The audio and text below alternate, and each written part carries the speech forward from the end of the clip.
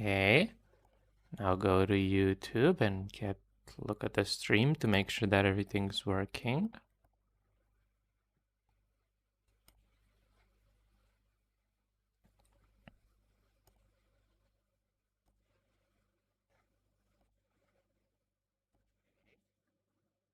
Okay.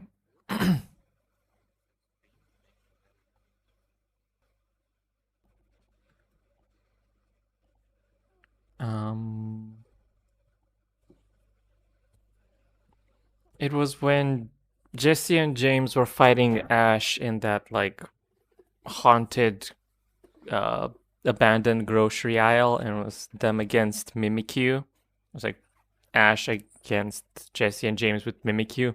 And then at the end of the fight they both get thrown into a grocery cart thingy, and then Jesse J's, I'm not groceries.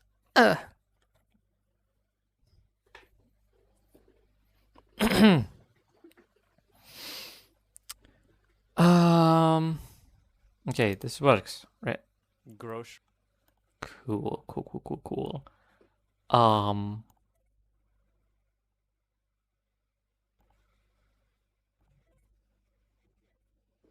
Is this too loud for anybody else?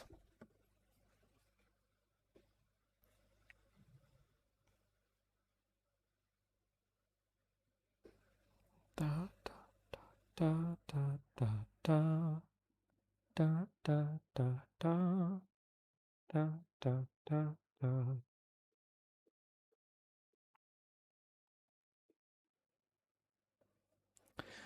Well, okay.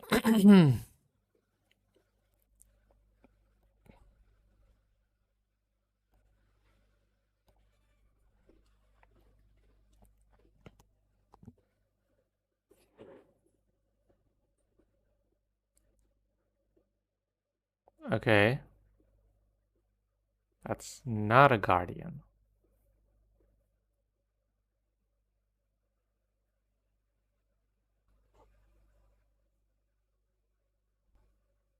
Loser.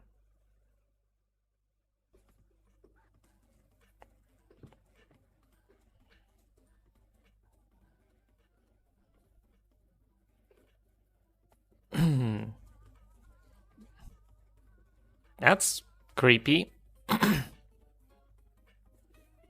Oh.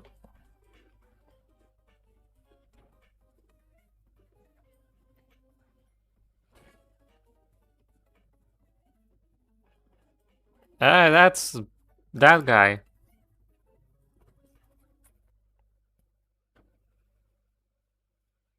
That was also Car Cat. Your name is... Sorry, you're going to need a minute. Okay, you gave yourself a minute to freak out because of the monster, the thing with all the legs and teeth, the one you barely got away from. Minute's up, though. Should I be trying to do the same narrator from Homestuck? I didn't expect this to also have a narrator, but I guess it would. This feels like it's that same style, right? I think it's the same thing. Okay, I'm gonna do Andrew Hussey again. Minute's up, though. You take a deep breath, let the uncertainty slip away into the toothy, arm-waggling darkness, and focus on what you know. Your name is Joey Clare. You live just outside the town of Hauntwich. You are, in no particular order, a puzzle solver, a semi-orphan, a dancer of multiple schools, an aspiring veterinarian, and a big sister. Speaking of, that monster, the one that barely missed eating you alive, only you're not thinking about that right now, it might be headed back outside where your little brother is. You've got to warn him. November 1994, 12. The door to your possibly snake monster occupied hallway. You really need to let Jude know that monster might be coming after him. Jude doesn't sound like a male name to me, but okay.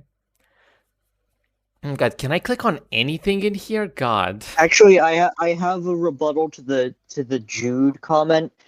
This This takes place in like the 90s, and also he's definitely a reference to the Beatles song, Hey Jude.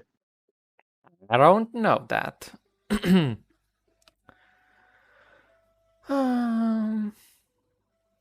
Okay. These posters, they resonate so powerfully with the very core of your being. The animals, the magic, the power. They whisper to you in your dreams, secrets of a better world on the other side of the stars. Is this what this fucking gives you? Okay. It's the 11th of November. Today started off just like any other day, with another sunrise, and the sound of songbirds going hog wild out there in these trees. But their songs have all but stopped, and now there's something else going hog wild out there. You don't know what it is, but it ain't birds, and it sure as heck ain't hogs. You've already marked today's date as part of your daily routine. If anyone claims that you didn't exist on the date of November 10th, 1994, you can shove that big red X right in their face and prove them wrong. Oh, wait, hold on. Is this like official merch or something? It's easy to make your very own cake or something like that. You were really excited to get this for your birthday last year, but you ran out of baking supplies pretty quick. You could use regular sugar and flour or whatever, but it's not like you have those things just sitting around. Who does, honestly? People with moms, you guess? Okay. You're a lot of the baking stuff. You're not too busted up about it, though. You're pretty tough. Your babysitter gave you this for your birthday. Joey, she said. This wizard's the best. He lives in this little wizardy orb, just swimming in spells and glitter. He will protect you. Look, he's doing it right now. Your babysitter loves wizards, obviously. She's pretty great. That's not Rose. Mom won this award at around the same age as you for being best at ballet. It's pretty. Along with ballet, you also study tap dancing. You haven't decided which you prefer. Ballet is fun, but tap's also fun, in a different kind of way. You have considered blending the two, wearing one tap shoe and one ballet shoe at the same time, but decided to fully master both and earn the respect of your teachers before unveiling your boundary-shattering ballap style to the world. You added the tap dance abilitech to your technique. Yep, those are two words that refer to those concepts. You learned them literally just now. These'll help if there's anything you need to shake up or shake off, or if you're just in the mood to shake it.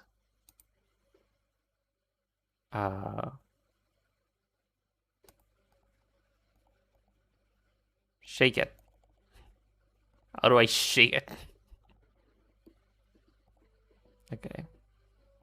Can I... What?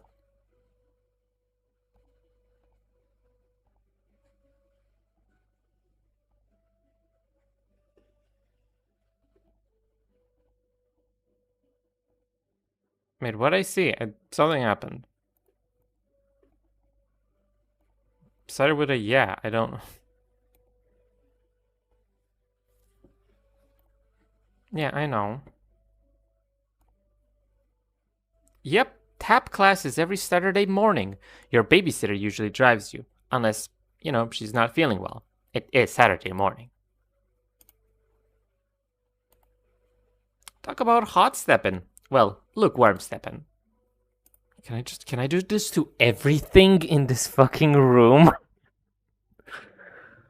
Oh my... Dude, my completionist brain can't do this. What?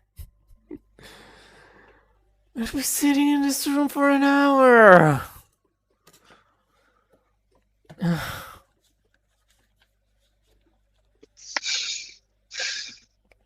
my god. This is the true adaptation of Homestuck to video game. You gotta read 1 billion words a minute. You do a few steps from Twirlin', Marilyn, your thus far unfinished showcase of wizard-themed dancing.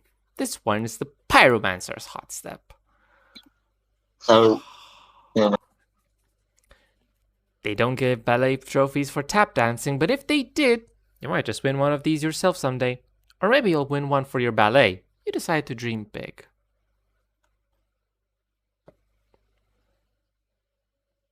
Hey, that's Omnom. Unless it's not, I don't know. They should be pretty safe on the shelf, which is the point of shelves, you suppose. They're a very appreciative audience, as always. Surprisingly, no one fell off the shelf this time.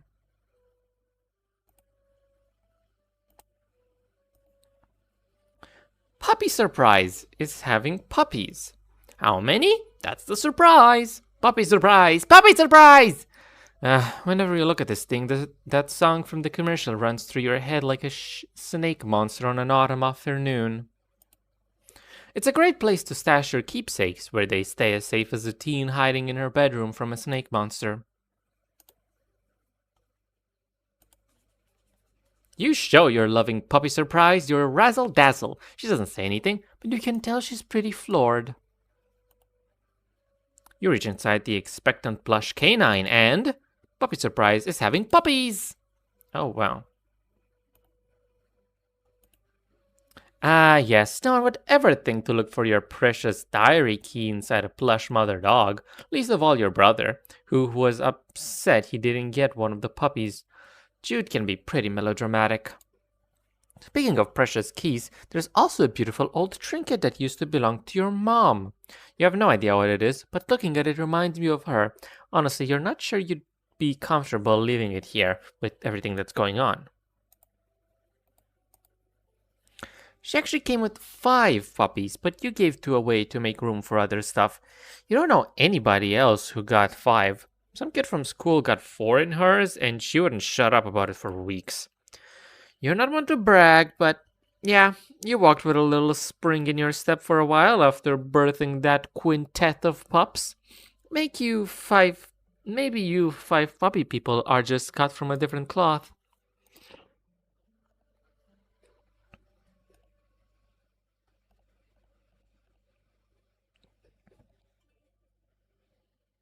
You collect the diary key from its plush hiding womb. While you're at it, you think maybe you should keep this beautiful heirloom of your mom's close. Just a feeling, a deep, inexplicable, impossible to ignore feeling. You try to remember if Clarissa ever got in any jams like this. You have so much in common. Annoying little brother, computer in your room, second story bedroom. As much as you hate to admit it, Clarissa's life deviates from yours on a number of vertices. Her parents were around, she had a cool friend who was a boy but not her boyfriend, no monster in the yard, etc.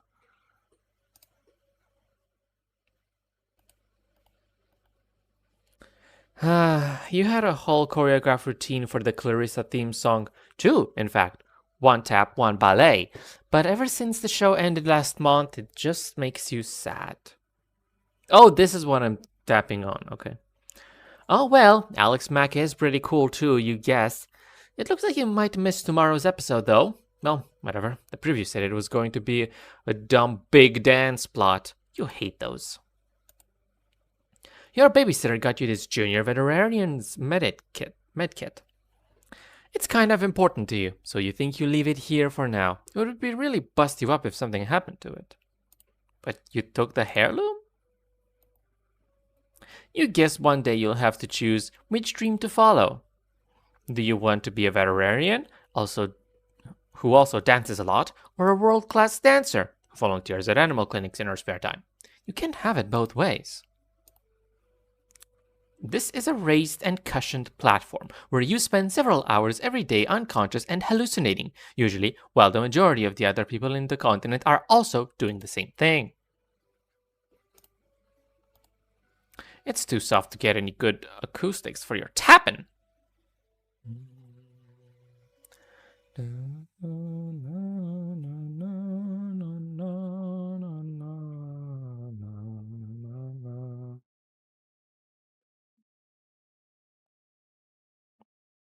This is where you keep your clothes. You consider your fashion statement to be fun and comfortable and try to model yourself on Clarissa. Ah, Clarissa, she really does explain quite a few things, except of course precisely where she gets her clothes and how she manages to look so great all the time. You could try on some new clothes, but what's a style montage without at least one party offering compulsory reaction shots? What the fuck? Without at least one party offering compulsory reaction shots for each outfit. What's going to give you an affirming head nod when you finally nail it? There are important things to consider before you carelessly plunge headlong into a style montage. Also, my god, there's more to this room. I thought the wall just continued. When you're not actively or imminently hot stepping, your tap shoes are hanging up by the door. You know this because that's where you got them from a little while ago, and also because this is where your own personal habit. One day you hope to be a veterinarian. True. That does look pretty good. Actually, Joey's model kind of reminds me of the Homestuck pilot.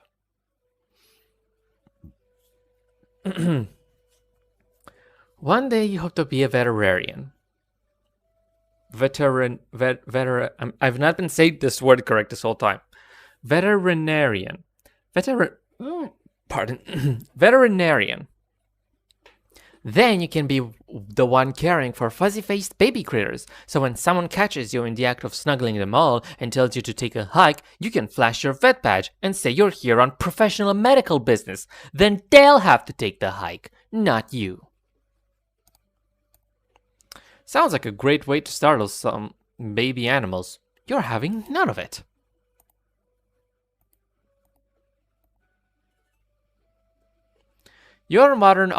Your modem always makes a mighty racket logging you on. Probably not worth riling up any hallway snakes to surf your sites right now. It's not like there's much to see. There's much new to see anyway. You're sure that Jude would have let you know if anyone in your web ring had updated their sites. Ooh. Your walkie-talkie, half off a set. Your brother has the other one. Could come in handy. It's a little light. Uh-oh.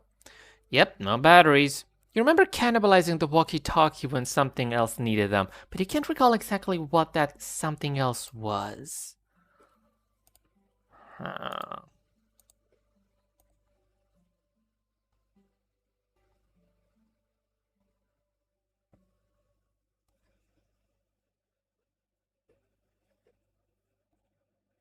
Gotta be fucking kidding me. Your calendar is a peek at what's coming up soon, while your diary is a glimpse into the landscape of your past. In between, there's the eternal now of Joey Clare extraordinaire. Heck yeah, baby.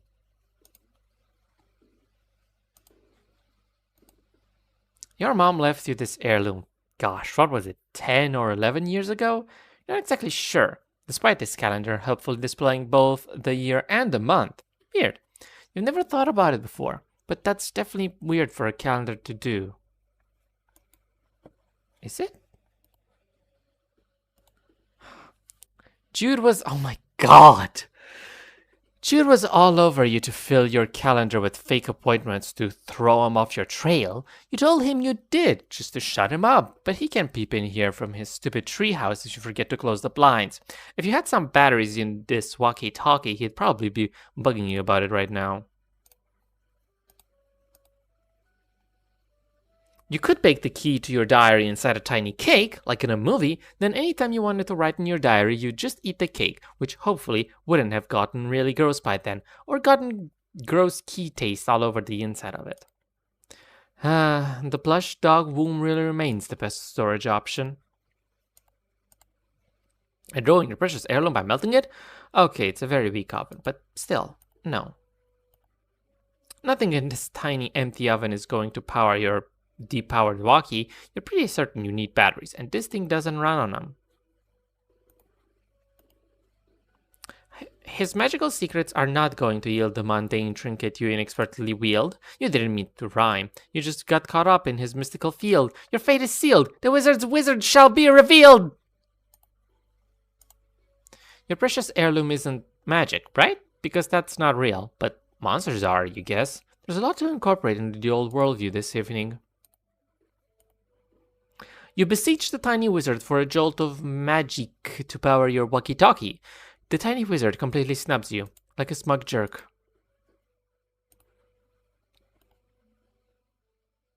Your mom didn't keep a diary, as far as you know, but heirlooms like this statue mean you still have an idea of what she was like. For example, this award shows that she was both the great dancer and a winner, and also pretty, and loved you. These were both treasures given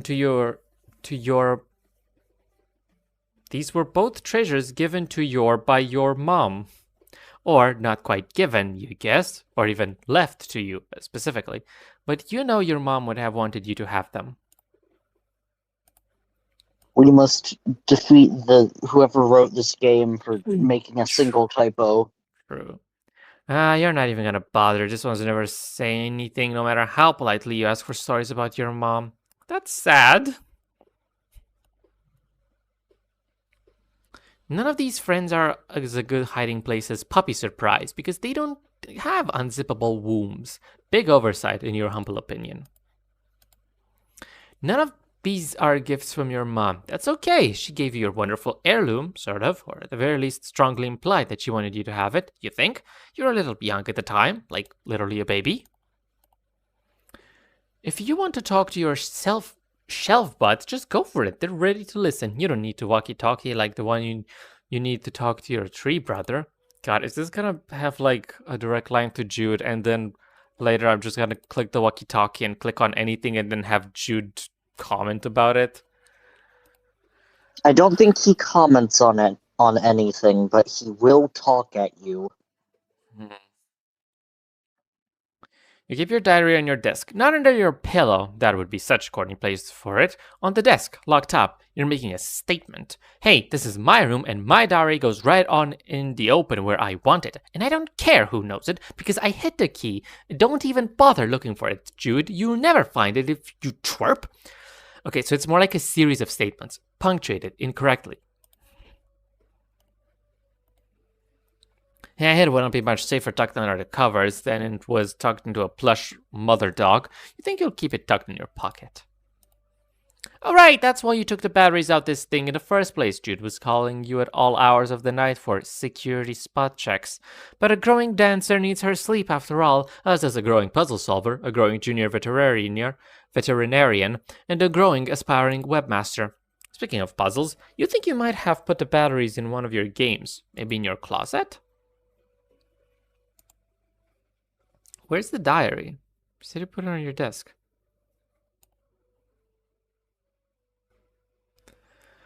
Okay, well. We're not done yet.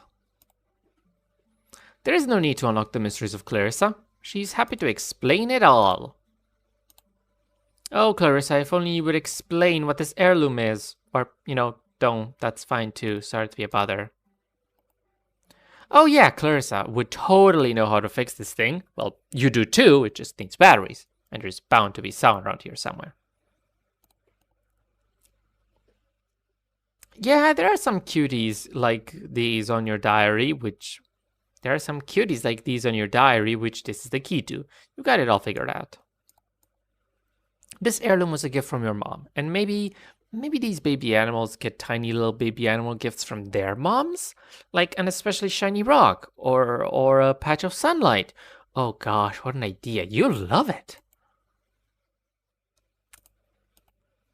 And the moms and babies love each other. Roger, over. Breaker, oh, 1-9er. It's very cute. Come back. 10-4. I have no idea what the fuck I just read. This is Sir Baby Paws Water, your beloved Manthro chap. You tend to his fussy whims and needs when you trouble to imagine what they might be. What a daring dream to combine the finest qualities of the animal kingdom with the nobility of human animals. humanimals. Wait, you mean humanity? Anyway, Sir Bappy Posswater will have to tend to his own fussy whims and needs for a while. You've got a lot of crap on your plate right now. Sir Pawsatter keeps his own counsel. His secrets are his own affairs, and he cares little for yours. He can be kind of a snide little puffed-up hoopin' when you get right down to it. Sometimes you like to sit there and relax after a hard afternoon's practice. It's easier to relax when you're kind of worn out, otherwise your brain is going a mile a minute, and you have to distract yourself with puzzles to check your sights, or something like that before you start thinking about stuff that makes you sad. Sir Bappy Posswater is underwhelmed by your beloved keepsake. Well, whatever, he's never been an easy fellow to impress. He practices his composure for hours every night in front of his placidity glass, sold separately. It's just not in the spirit of the quasi-Victorian barnyard aesthetic of the Manthro chaps. Also, the walkie needs batteries. Ah!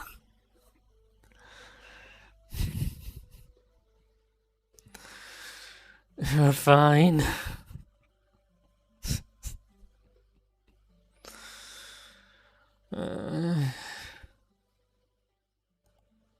The games probably have the batteries. Okay.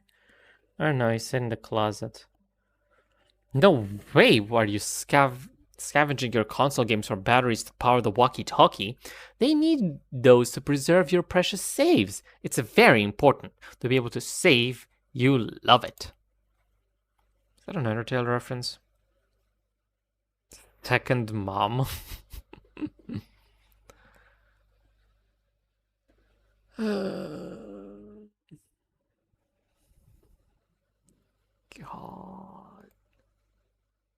Beanbags are making a big comeback lately. It beats sitting on the floor, and that's all you can really ask of a beanbag. Sometimes you like to sit there and relax after a hard afternoon's practice. It's easier to relax when you're kind of worn out, otherwise your brain is going a mile a minute. Okay.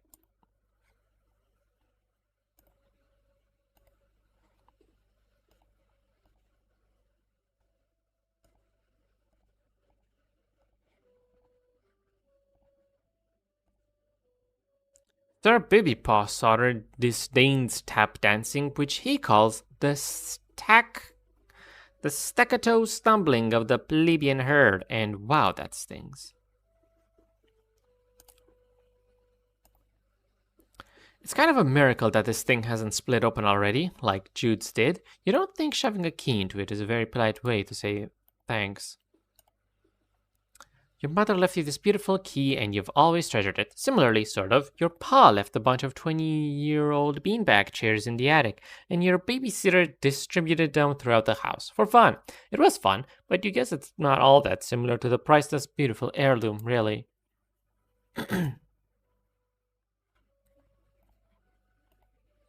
You root around in the beanbag. There are no batteries in the beanbag. You are blown away. Okay, let's look at this. What the fuck are these things?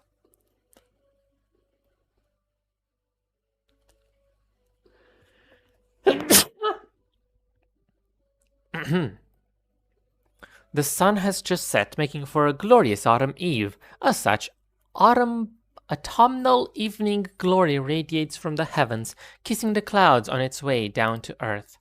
Stupid clouds, all untouchable and ephemeral and stuff. It'd be nice if those monsters were as weirded out by that weird skull fountain as you are. Unfortunately, that thing is probably monster chic. Poor puppy. If that icky sneaky thing hurt her, well, you'd use your budding veterinary skills to patch her up and make it all better. But you'd also be very angry. Right now, she doesn't seem to want to come. You don't blame her.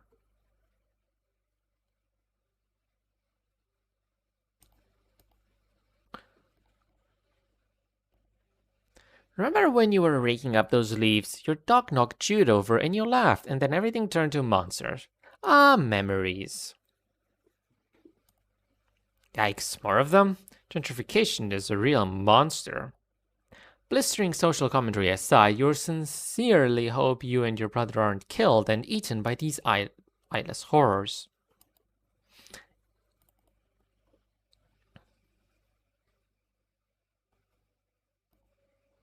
Looks like Jude scurried up to his treehouse to get away from that thing, unsurprisingly. He acts like it's like his mission control room up there, as if a goofy kid legitimately has any secret business of that sort. Outrageous. You're not allowed up there, he says, to which you reply you'd rather step on a rake than set foot in his rickety little nerd hut. You school him so often you really should be pulling in a teacher's salary. You briefly muse on the metaphorical significance of the flashing light. What could it represent? The past? The future? America? It's your stupid brother. You need to get in touch with him.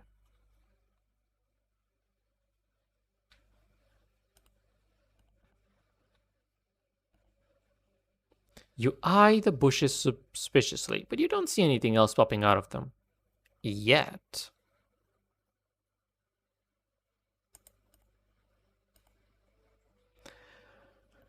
Okay, at least they don't have to interact with those, right? The sill is a little too narrow for you to dance on it. Otherwise, you'd do it in a heartbeat, obviously. You know that windows aren't locked with actual keys, generally. They just have a little mechanism on that prevents someone from pushing them open from the outside. But you jab the key at the window anyway, because you play by your own rules. Your precious heirloom that your precious mother left her precious daughter, you just throw that out the precious window? No way. Well, it just needs some batteries. No need to smash the window open and just scream your talkies out in the pitiless night. Yet. Jenga. God, I feel like I'm gonna dread every single time I see something that's interactable. A prodigious collection of titles for your console's hungry cartridge-shaped mouth. All the best ones are here. Well, all the ones you happen to own are here. You could spend all day listing them. There's Bubsy. Mentioning Bubsy made you feel a little queasy, so you think you'll stop there. You might go lie down for a bit, actually. Bubsy. I forgot what Bubsy is. What could possibly go wrong? Nope. Voiced by Rob Paulson. You think back to when you were little and you used to stick the end of the controller cord in your pocket and pretend you were controlling yourself. Courageous Joey off on an exciting adventure fighting monsters, solving puzzles. You don't need to control it anymore, but you wouldn't mind having a little of that old courage back. Did I do this? Yeah. You dare? You dare to call upon the raw and ancient magics of the game, Genie? Have you lost your mind? Okay, enough fooling around. You don't actually have one of these whimsically named cheat devices, but sometimes you like to pretend you do, and that it's actually a big scary genie who's all mad about his circumstances. You love your video game console. You're a computer games enthusiast at heart, but you can't help but enjoy that tactile sensation of a controller in your hand as you fight evil and save animals and etc. Lots of etceteras. It tends to make your game freeze. Alas, the only downside of cartridge-based gaming. You jab your diary key at the console, whimsically hoping this combo might save the game of your very life, but it doesn't, it just scratches the plastic a bit. This heirloom thingamajig has sometimes made you feel like, well, like you might be someone special? Like you might have an adventure one day, or something like someone cool from one of your games. Just got this feeling to it, you know? I guess all kids probably feel this way sometimes, and maybe there's nothing too special about you, but then again, monsters? Okay, so maybe there will be something special about your death. No, only the original Japanese console had a microphone controller, or at least that's what you've read on the internet while you were looking for info about Second Mom. Okay, I think that's the closet that has the keys, so let me see how interacting with this thing goes. This is the key to your diary, not the key to your clothes closet. You don't lock your clothes closet. Your aesthetic, if not your diary, is an open book. It's beautiful, but you couldn't risk putting it on a chain to wear as a necklace or anything in case you got it lost. You lead a pretty rough and tumble life. Well, you have today anyway. No batteries in there, just clothes and, well, it's really just clothes. Maybe try the other places? Sorry, but that's the key to your diary, and your diary is not your computer. But what if it could be online? A living journal of sorts? A daring dream, but surely impossible. This thing's not compatible with your middle-of-the-line computer. It's just way too old. You can't just plug this thing into that thing without using some absurd cable that would be a nightmare to locate, assuming it even exists. Maybe in some other universe, computers can interface with vocal devices and make you sound like a suave robot. But around here, you make do with what you got.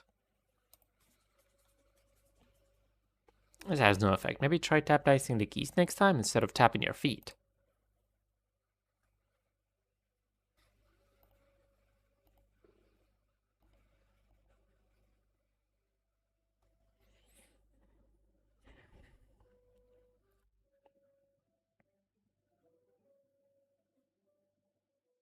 Oh, that's more than enough of that. Nope, no more of that tonight. You could dance on your video games, and of course you have, but tap dancing tends to rattle the old console so much that it freezes on occasion. It's not a great tap dance accessory. Clink! It clinks right off the surface. This key was made to unlock your diary, not your TV. Your TV is not something that needs to be unlocked. You think you've got this concept down, but just in case, you're willing to repeat it to yourself. So should you forget and try to use the diary key on your TV again.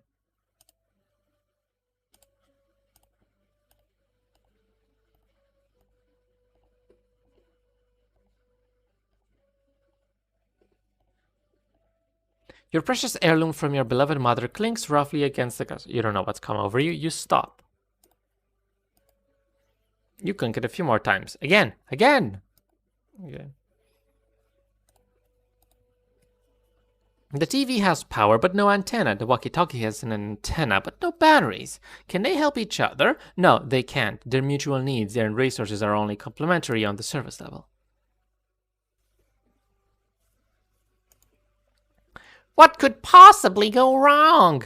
That's what Bubsy would say if he were here. He'd never stop saying it. You'd hear it in your head, forever, echoing like screams echo across still water.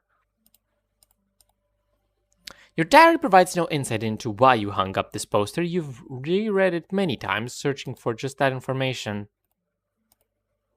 Your tap dancing idol, of course, after your mom, but Ginger's a close second. She's just amazing.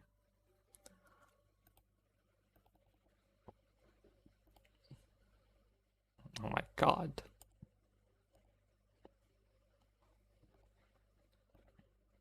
Am I gonna be able to control different characters? God. Walking? Talking? Who cares about that jazz when there's dancing to do? You got kinda caught up in your Ginger Rogers bit, and that's fine, but maybe keep in mind that you really need to get in touch with your brother. Ginger Rogers, gosh, he's really something. The greatest tap dancer who ever clattered gracefully across the screen, probably? No, wait, definitely. And still kicking. Oh my god, are these all different posters? Oh my god, I thought it was just one collection of posters like the animals. Ugh. This game is only available in Japan, but there's this kid at school who says his uncle works at games company, and he gets to play all sorts of secret games before they even come out here. He runs off at the mouth like he has all this insider information and sources inside the game companies, but honestly, you think he's just desperate for attention. You tend to ignore him and focus on more pleasant things like the super cool poster. Second Mom rules! Lots of games have you save by writing in a diary, but in Second Mom you apparently save by calling your dad. What a whimsical idea. Imagine, a father whose phone number you know, who picks up when you call. This game apparently has really cool music.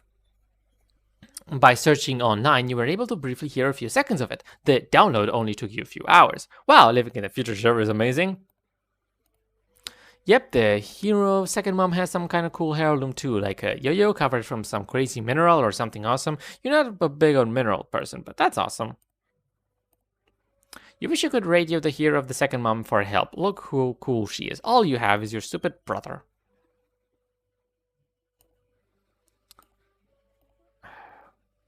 No one can dance to the Bubsy theme, not even Bubsy. He just trashes around like a jerk and then smirks at you like he just totally blew your mind. Sometimes you hate living in the 90s. Thanks the world, my final message. Goodbye. The contrast between your most treasured possession and your latest treasured possession is pretty striking, by which you mean playing a Bubsy game is like being struck. No thanks, you can stay quiet for once. You love Block Hustle, the game of descending columns that disappear as lines are filled, but you could only find a poster of the American box art.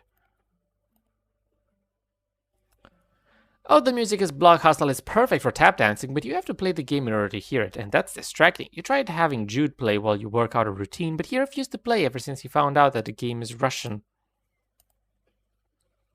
Block Hustle has no secrets that they are willing to share with you. They keep their own counsel. A highly colored L-shaped object. No, it couldn't be. It's not. You're just goofing around. No response from Detective Block Hustle Private Eye. Maybe something is blocking the signal.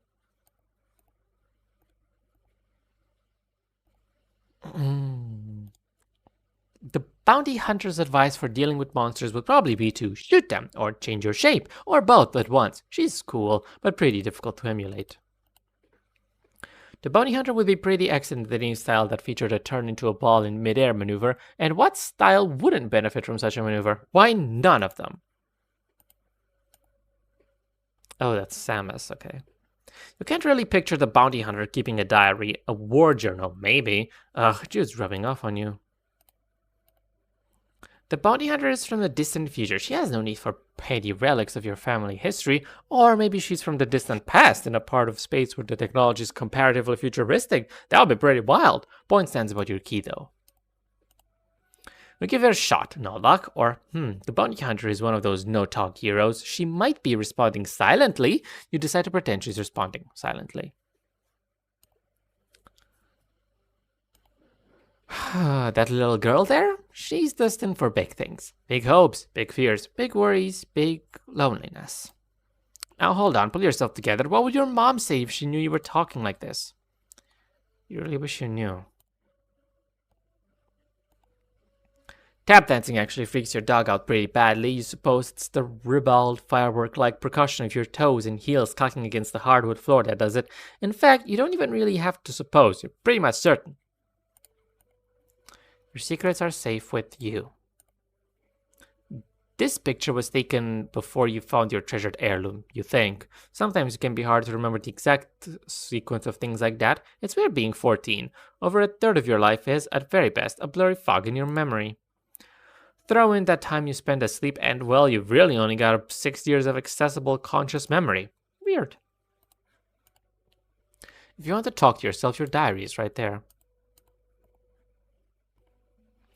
Since she's gone, you've seen less and less of Pa over the years. Guess he had greener pastures to move on to. Or bluer beauties. Your mom was a great dancer. Tap, swing, ballroom, ball row, even wild, experimental stuff like contact improvisation. Ballet was her passion, though, and she was transcendent. Your mom was a great dancer. Whoops. You should write more about how you feel about your mom and your mom being gone and all that stuff, but it's not easy. Your precious treasured heirloom belongs to your mom. Originally, you got it from her jewelry box, the one in the hallway. She wasn't around to give it to you in person, so you just, you took it. But that's what she would have wanted, of course. You're very, very sure of it.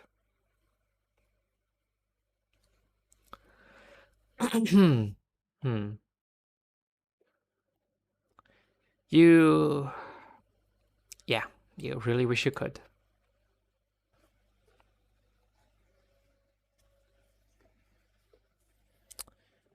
Odd. Usually don't have much to record in here on account of the humdrum life you lead, but you think today will be a different story. Maybe you should take a moment to record your note now, just in case this is your last chance to set down your final words before your tragic demise at the hands of a horrible sneaky thing. It's locked. If you wish to gain access to your long buried or recently buried secrets, you'll have to use your diary key.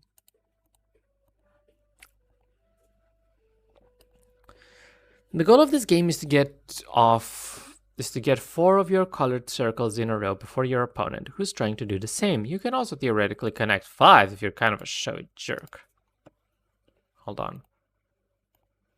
You couldn't tap dance your diary open, although if you wanted, you might be able to tap dance it off the desk, if you wanted to. You don't want to, though. You're going to go ahead and head that line of reasoning off the past. That's not the way to open your diary. It was just an idle thought. You need your diary key to open your diary. Period. Doesn't fit. It was worth a shot, you guess. Well, not really. A diary is kind of like a walkie-talkie that lets you talk to the past of yourself, or at least it lets past you talk to present you and make you very embarrassed that present you was ever past you. You try to move past this. You meant past this.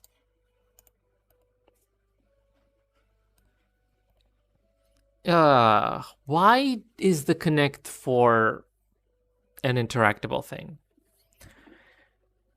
They don't need your help to fall. You just pull the tab on the side, so okay, they need your help, but not dancing.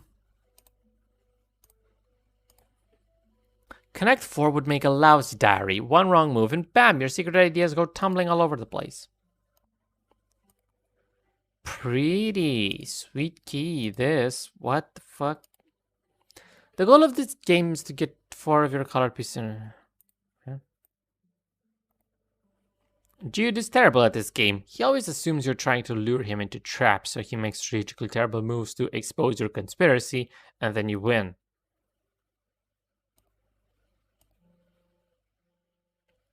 You really like this poster, but you can't really say why. It's pretty, and you like the expression of the ballerina's face. You wonder if that is what it's like when adults go to museums to look for actual art. You hope so. You give it a good hard stare. You're appreciating the heck out of this art. It would be difficult, if not impossible, for anyone to appreciate it more.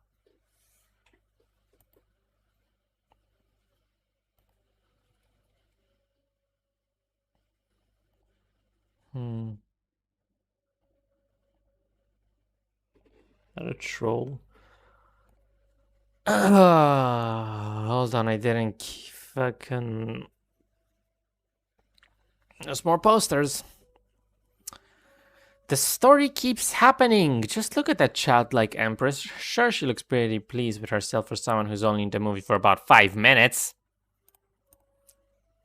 This kid could care less about your diary.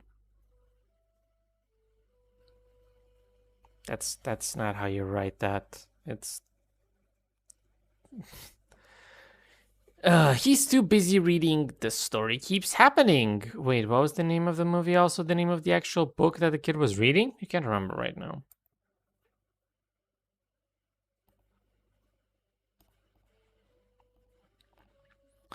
Huh, actually, yeah, your heirloom kind of reminds you of that weird sneaky amulet thing from this movie. It's way older than the movie, though, by at least several years, as you can personally verify. Walkie-talkies, even currently inoperable ones, are more sci-fi conspiracy, whereas this movie was more high fantasy. Mixing them up could get a little messy. Magical animal companion heal rescues your favorite Japanimation. What? It's about the girl Shika who goes to school sometimes and has a regular life, boring, but whenever a magical animal has been hurt, Shika becomes Princess Shika and rides her dear companion to go heal them. That's the whole thing. It's great. No fighting, just healing. You love it.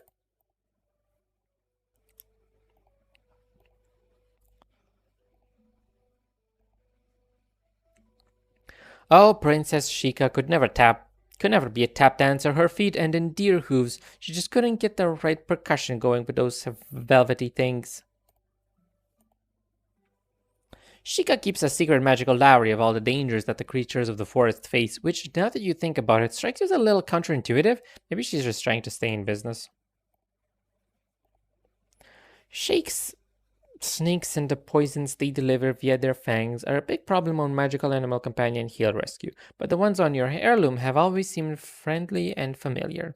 Kind of like they know secrets they're excited for you to soon find out. Wait, what? Where did that come from? Okay. Princess Shika doesn't need a dumb walkie-talkie to call her brother. She just whispers his name to the wind and he appears, and away they go. It's the deer. The deer is her brother. Acorn's shadow is surprisingly dark for a show about a group of horse friends. It canters down some troubling psychological roads. How can you keep a secret safe from your own shadow? This question is exposed over 17 seasons of Acorn's shadow, and it's usually the source of conflict in any given episode. Clipping their hoof is how horses count, except the titular Acorn's shadow, of course. It's too busy burning the land with galloping green flames to do horse rematch sticks. Acorn is always finding mysterious treasures, but unlike you, she usually finds out what they are within 22 minutes. You've been waiting for years. Acorn really doesn't need a walkie to talk to her shadow, especially when it's lurking all huge and malevolent like that, like he always does in every episode. Hot steppin'. You don't really perform the style of dance that makes this movie such a pulse-pounding barn burner of a smash hit, but you'd certainly like to, someday. No, that's not tap dance. Tap dance is great and fun, but it's like doing your taxes at church compared to what's going on to that poster. Oh no, your hot steppin' thoughts go in the other diary, the one you will never mention again outside of this particular thought. Huh. Your mom, would she be okay with this poster being up in your room? Why not? She danced with lots of ladies.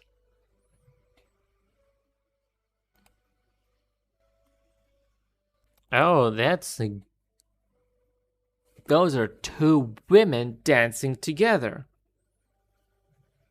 Okay, well now I'm assuming Claire is gay. If only the walkie-talkie were powered by raw, rhythmic sensuality, then, well, you guess you'd feel pretty strange using it to talk to your brother. Da, da, da. Block.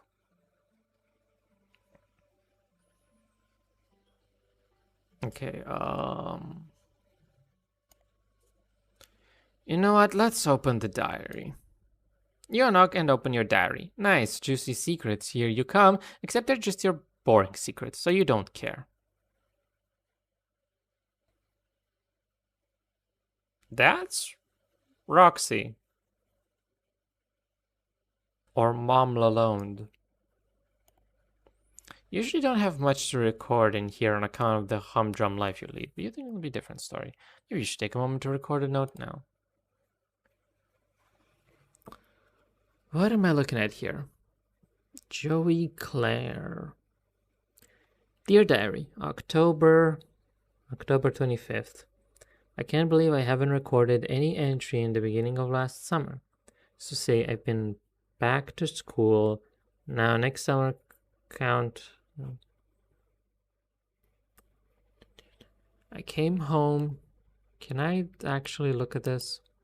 Came home to a drunk babysitter again today. Sure is some quality adult supervision we youngsters are getting around here. She means well enough, though. Okay, that's Roxy's mom. Rose's mom, actually. That's Rose's mom.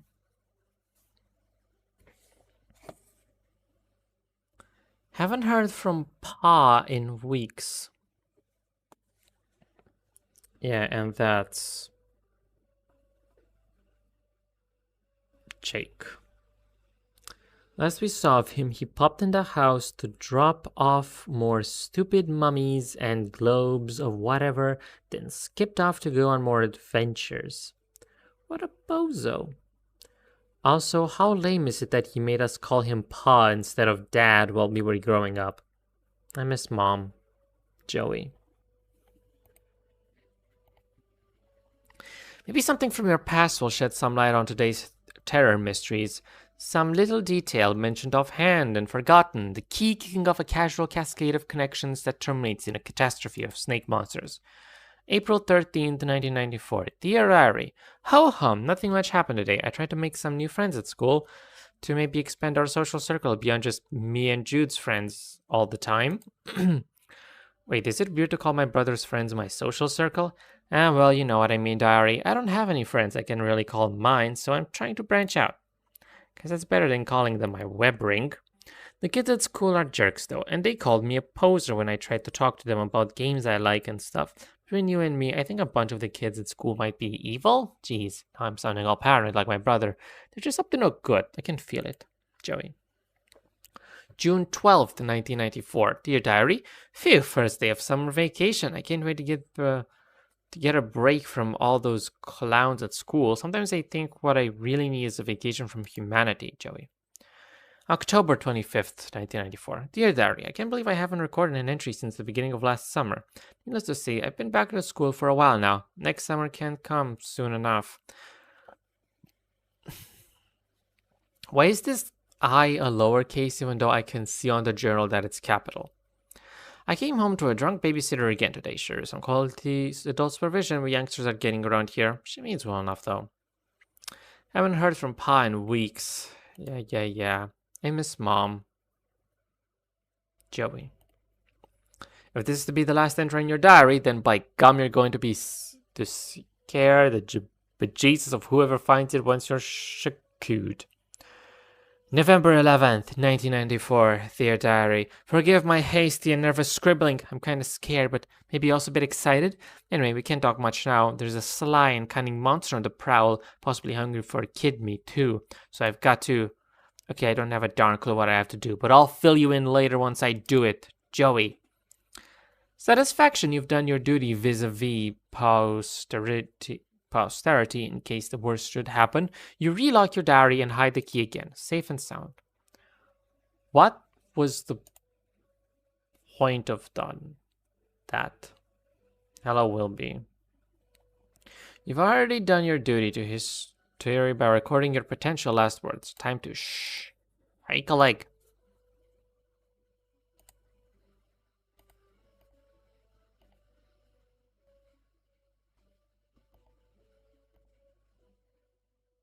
You're just at the plush canine, and Puppy Surprise is having puppies.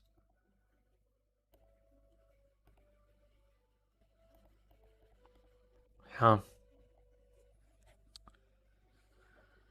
Okay.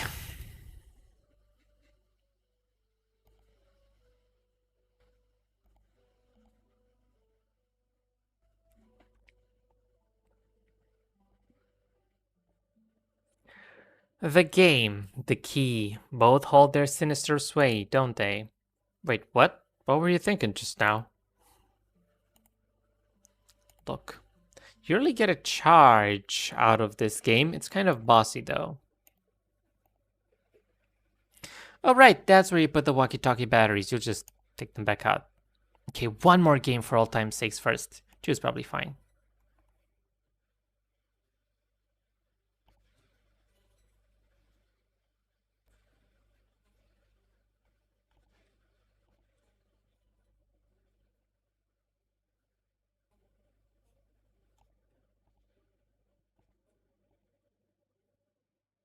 Oh, it looks like the green button isn't working. Well, nostalgia satisfied, might as well scavenge the batteries. Okay.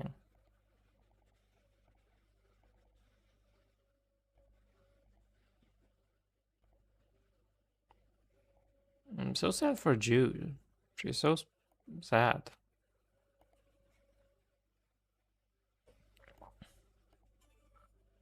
Success! The walkie-talkie works like a charm now, a charm with battery power. You feel pretty pleased with yourself. It would seem you just solved your first puzzle of many on what is...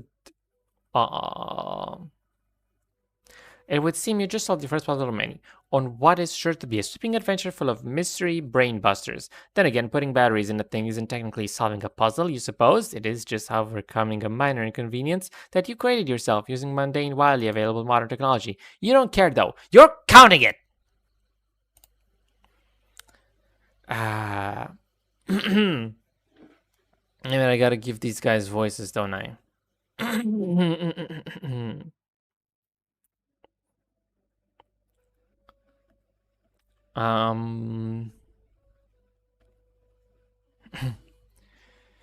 Jude, you there? Are you alright? Yes! That's horrible. Both of those are horrible.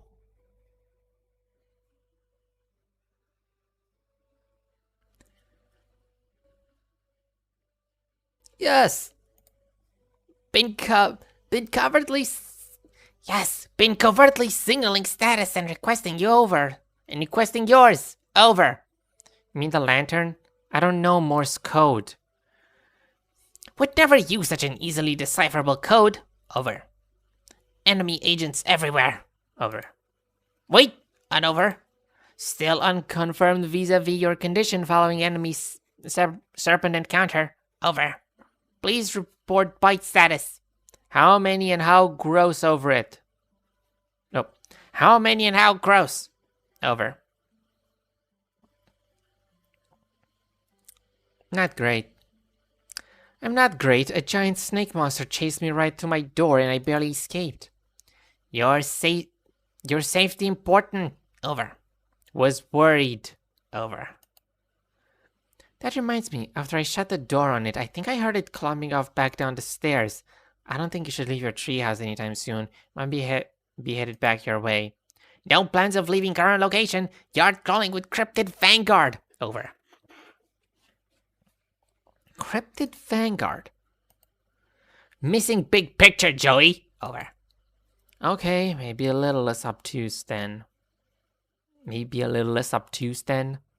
Purely defensive posture, tactically suicidal. Monsters like leeches distraction. Could have obscured additional agents on approach. Over. Do you mean like more monsters or? Can't discuss on unsecured channel. Can't be certain who's listening. But evidence points to Antares class conspiracy cascade. Over. What? Over. Relieved you're taking this seriously. Are you totally prepared to begin forward operations? No going back now, Joey. Over. I was making fun of you, dweeb. I'm not going anywhere. Trust crucial on the battlefield, Joey. Hoping presence of monsters has tipped equation away from typical skepticism. Over. Okay, that's fair. Okay, what do I need to know? Your current position not secure. Large yard facing windows. Location compromised to enemy. Situation rapidly deteriorating. Must abscond to attic, Joey. Over. The attic? Yes, the attic. Strong door. Well stocked with tactical material. Take left out of the bedroom. Go upstairs. Highest room in the house. Over. I know what the attic is, Jude. It was just a weird suggestion. What else is new? Inscrutable rambling from my treehouse lunatic brother. Don't understand. You sound confused. Trying to help. Over. Look, just shut up, okay? I'll sneak up there, lock the door, and you can... Call our babysitter. Too late to reach her at lab working day this long... Too late to reach her at lab working day long done. Over. Oh no, you're right. Agreed on both accounts. Babysitter Cable's Treffer could help tip scales. I don't know what I'm reading. Might also help convince you to get to safety. Dude, I'm going to go to the stupid attic. Okay, I'm sorry for being mean. Do you have your weapon over? What weapon? Do you mean by old weapon? What for? Serpents swarming everywhere. Over. You want me to fight them? With a flashlight? Don't blame you for being nervous with high concentration of serpent presence. Must be brave. Your brother believes in you and knows you can beat the serpents. Over. Stop saying serpents. Do you recall where weapon is? Over? You recall where weapon is? Over. Yeah, it's in the closet. Understood. All set then. Over. No, I mean the hall closet. Crap! Over. Yeah, well, I guess I'll have to take your word about all this. You are sure about all this, right? Absolutely, extremely certain. Over. Over and out, squirt.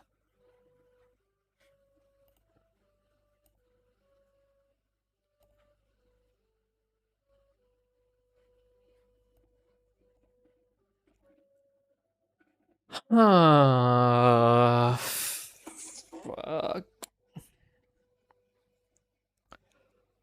Okay, Okay, well, I think I did everything in this room.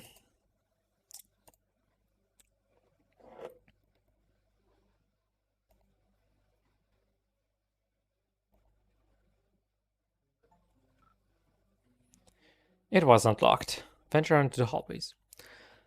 Looks like the coast is clear. For now.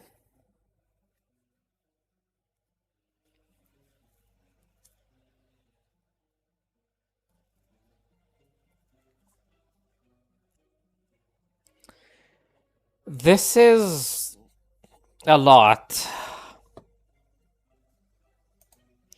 Better hurry over to the hall closet and retrieve your weapon before your crafty old serpent, you mean snake, can get the drop on you. This thing's always given you the creeps, but that didn't stop you from patching it up after Jude accidentally ripped it with an experimental foamless dart. So I should get my old weapon from the hall closet and head up to the attic, right? Affirmative. Also refrain from excess chatter. Over. Oh, right. Yeah, bye. Could alert monsters. Over. Yeah, I got it. I'm going. Bye. Can't be too careful in an espionage game, Joey. Silence golden. Over. Jude, shut up. Remember one time on training missions couldn't keep my trap shut? Ooh boy, really landed us in a pickle. Over. You never had any training. I'm turning off the walkie. Bye. Over.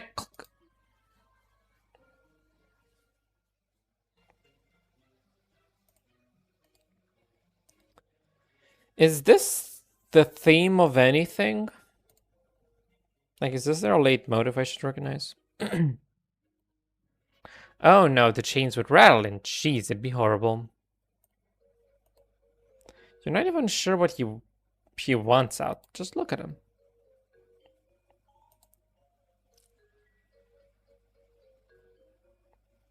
I mean, is that like Carcat's ancestor, whatever his name was?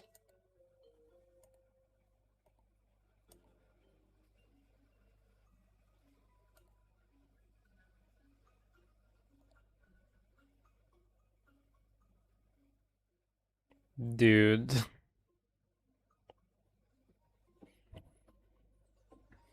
Mm.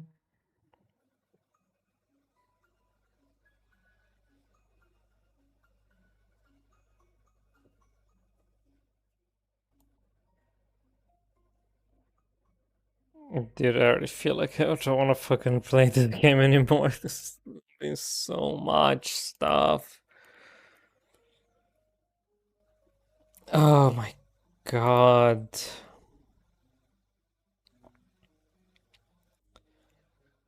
Okay. Oh.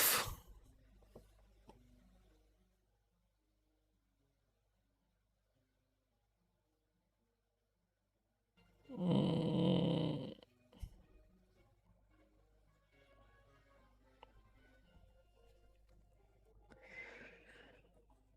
Oh.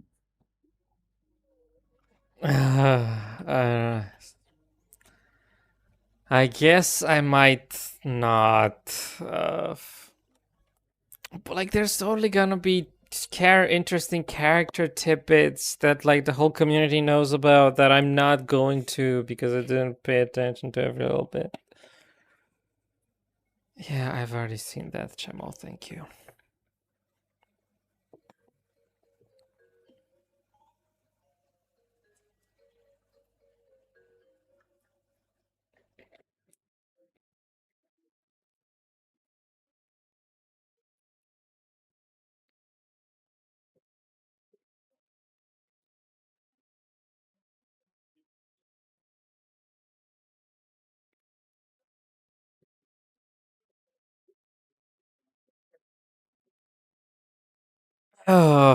I'm going to try and do that.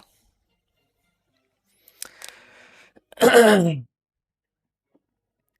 door to your room, heavily personalized, of course. Is my voice even coming in through how loud this fucking song is on the stream?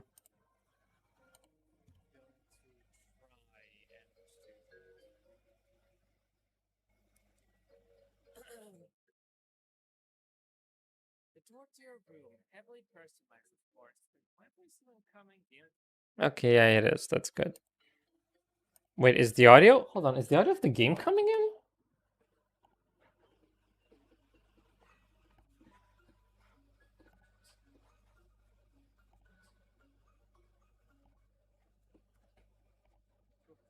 How loud this fucking song is. You need to talk yourself with that. It's not.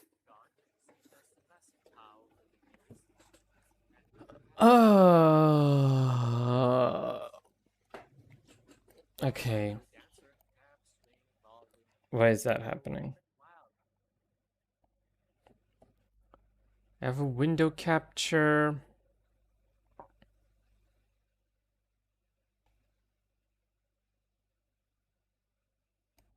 Do I need to add another source that's like application audio capture? Why would these have to be different?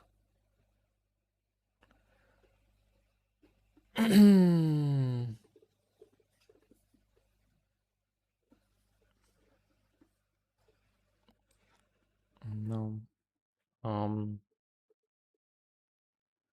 Okay.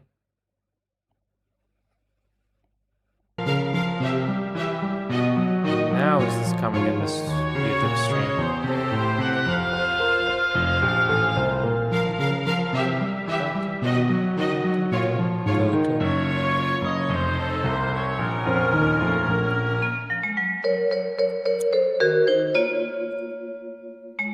Nope. I think it's coming in.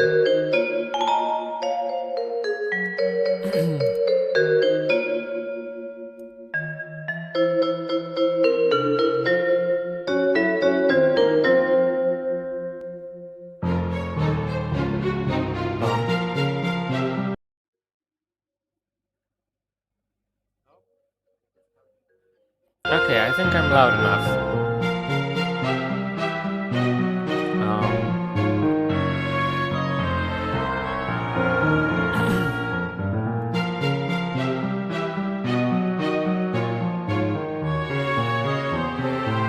Looks like turning up my mic to 500% did fix it.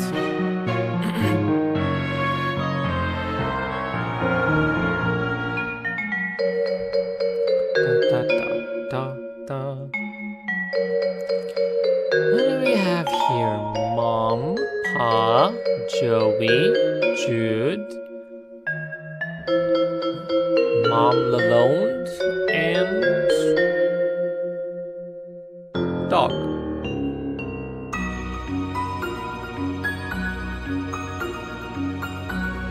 I'd probably just call her Roxy, but it's not Roxy.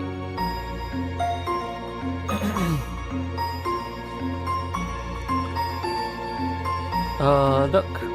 The door to your room, heavily personalized of course. Jude thinks he's the only one who can nerd up this door, but you showed him who can, and in fact will play at that game.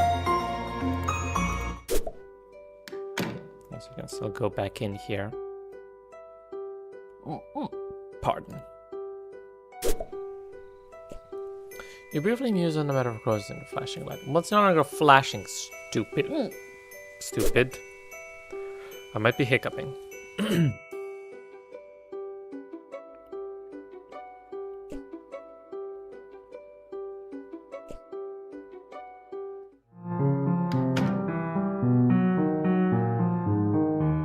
mean, okay, a lot of this stuff just isn't interactable also. What is that? It's a globe-like sculpture with an arrow that conveniently alerts you to the location of the ceiling. Ah, so that's where it is. Thank you, globe-like sculpture. Give it a tap. Ah, look at it go. Oh, that was stimulating. Your percussion footwork seems to set off its internal gyro, or whatever. Maybe it's a tap dance detector. The potential esteem for this relic rises significantly.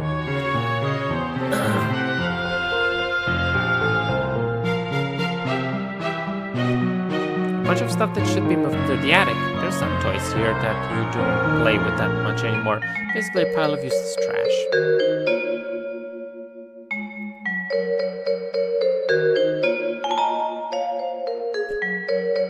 On the rare occasion he is home, Puck can be heard bumping around up there while tending to his hoard of stupid antique trash. Or places artifacts, you mean?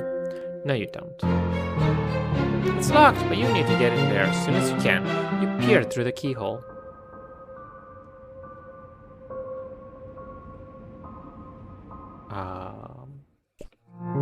Weird, what the heck was that thing? And how long has it been in there? Hey, the attic door's locked. Cripes, forgot about that. Tactical blunder on my part. Over. It's fine, no big deal. Just left the safety on my room. Just left the safety of my room to be eaten by monsters in the hallway. You know, because my dorky brother sent me to the safety of the wrong side of the locked door. Is it not fine? Over. Jude? Panic not necessary. Extreme danger possible, however. Should acquire weapon at all haste. Will relay key whereabouts upon weapon retrieval. Over. Ugh, fine. So it is fine. Over. Bye. Over and out. Da-da. A bunch of stuff that should be moved on the attic. Here's some toys. Just a loose pile. Your tap dance can probably blast it to pieces. Slinky. You're loath to touch it and disturb whatever astronomically improbable equilibrium is at play. You just let it be. Your percussive pitter-patter might jostle it loose. Also, you'd be a real risk of breaking your damn neck tap dancing off the stairs like that. As you approach the spiraling coils of the slinky with your heirloom in hand, the metal gets a little warm and it begins to vibrate slightly. Just as quickly as it started, it stops. You don't think it has anything to do with opening the attic door, but it certainly was weird. What?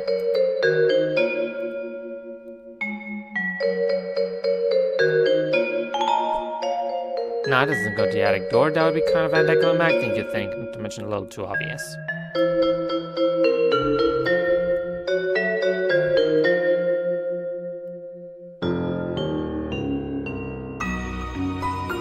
You got this toy caterpillar so you could learn how to cure caterpillar disease, but it turns out plush caterpillars don't get sick.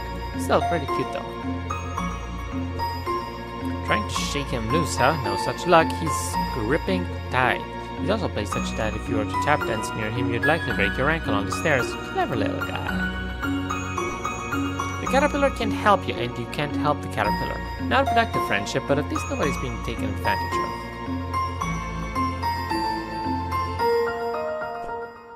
The hallway seems spookier from this side. Frankly, you feel a little spookier yourself, just basking in its spooky aura. It's your mother's jewelry box, a priceless heirloom of immeasurable sentimental value. Also, there appears to be some of your brother's empty cans of Pringles. Is that legal? You could just do that?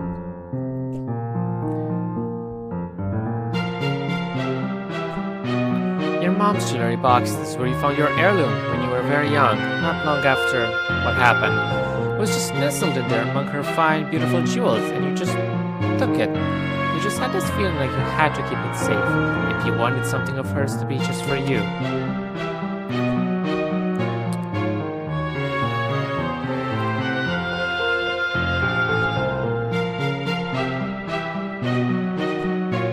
No, you might just have your mom's jewelry box off the table.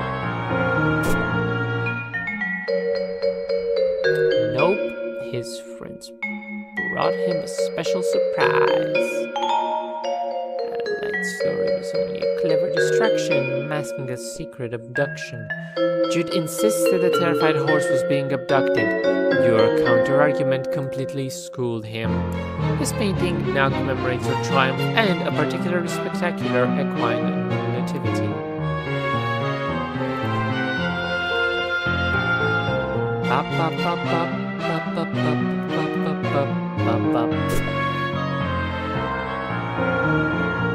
Okay, well, there's not that much stuff in here, I guess, that's interactable with. But for some reason, everything in this damn place is so incredibly cluttered.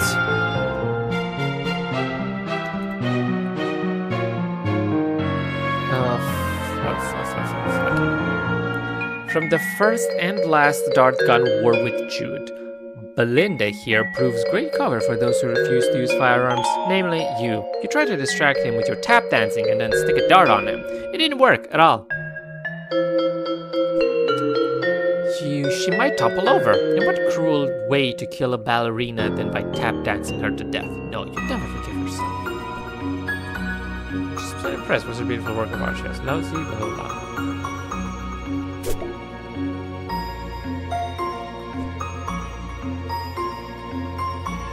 This lady was just hanging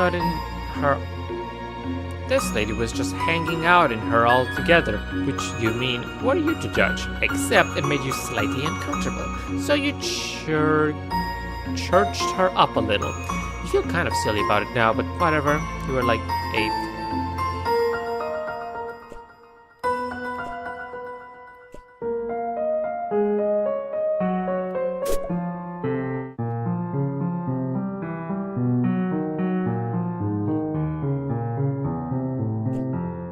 Gun can shoot a stream of water up to 50 feet away! Too bad you don't use guns.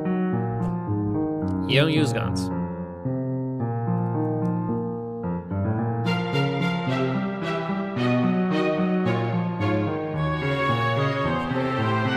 You're light bright. Hours of fun with the number of hours and the degree of fun dependent on the power of your imagination, which in your case means many hours and a lot of fun. Your heavy, rapid tap stomps would send those little pegs scattering across the floor, and even under your still tapping feet. You might just slip and roll across them, down the hall, to the edge of the stairs, and tumble down them, breaking every single bone in your body. Every single bone. That's just no way you can take that risk. Light.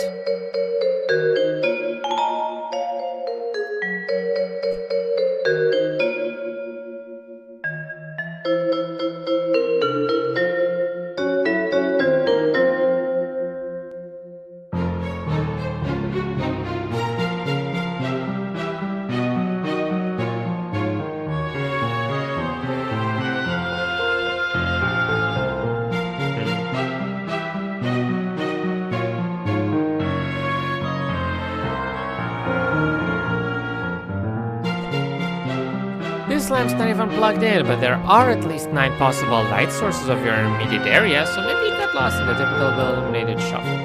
Why did you make this interactable then?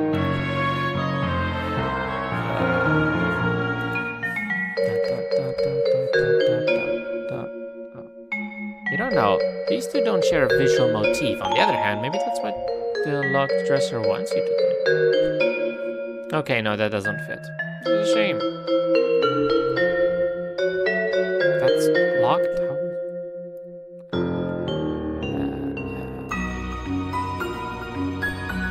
It's the hallway closet. If memory serves, there's a box full of some old belongings of yours in there. I wonder if it has what you're looking for. You think back when this closet door was shut. You had a reasonably good guess about what was inside, but now your guess is even more reasonable.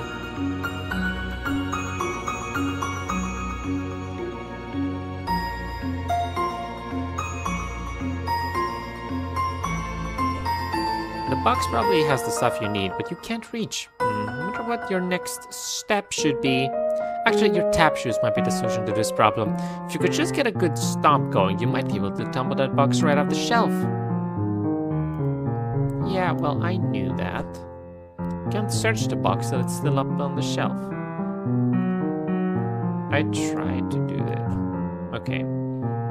No, your precious heirloom doesn't seem to want to go in the ratty cardboard box that you forgot was in the closet. You can tell because you don't put it there.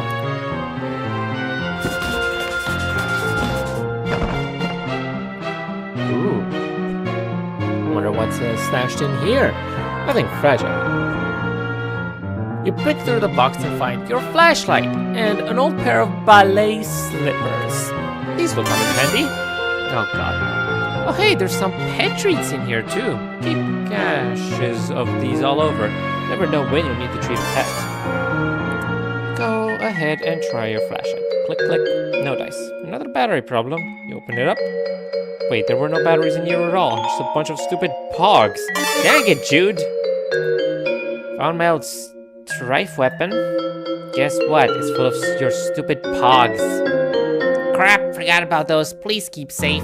Over. Okay, but I'm not going to take especially good care of them. Please protect... Please protect Mulder at all costs. Over. Even Mulder, this Scully Pog is obviously where it's at. Terms acceptable. Keep them safe. She's yours. Over. Still need to get your attic. Over.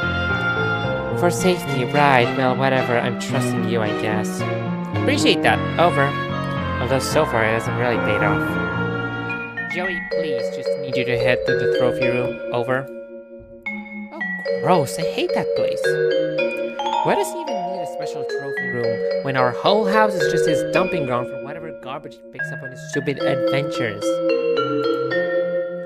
You'll find key to attic there. Mysterious whims on absent father are not relevant. Fine. Over and out. So, head to the trophy room. Affirmative. Over. Got it. Over and out.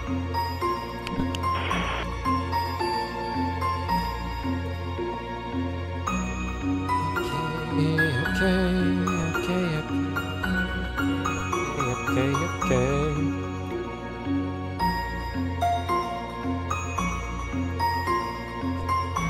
Thank goodness you had an extra pair of hidden away in here. You are actually thanking goodness right this minute. You're going to need to add some D-cell batteries if you want this flashlight to serve your purpose of an emergency POG storage container and very poorly designed paperweight.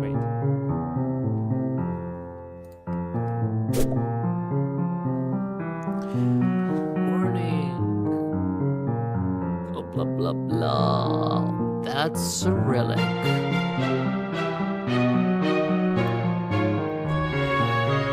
This is the door to your neurotic door cover brother's maximum security bedroom. He keeps it locked up tight because of all the silly conspiracy work he does in here. Sincerely doubt you'll be entering this room anytime soon. But really, why would you even want to? It's full of nerds, stink, and goober crud. Not to mention, this is where his pet usually lurks. You love all animals, but just the same, that's one you'd rather let Jude deal with. He always keeps it locked, even if you did manage to get in, he probably has traps set up for trying to get gum out of your hair again. Plus, the bee is pet to deal with. No thanks. Okay, the trophy room, you say?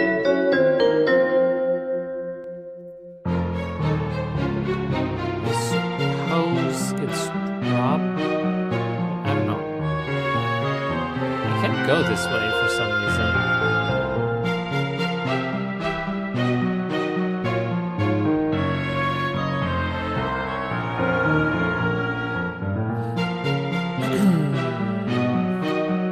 And then here is this.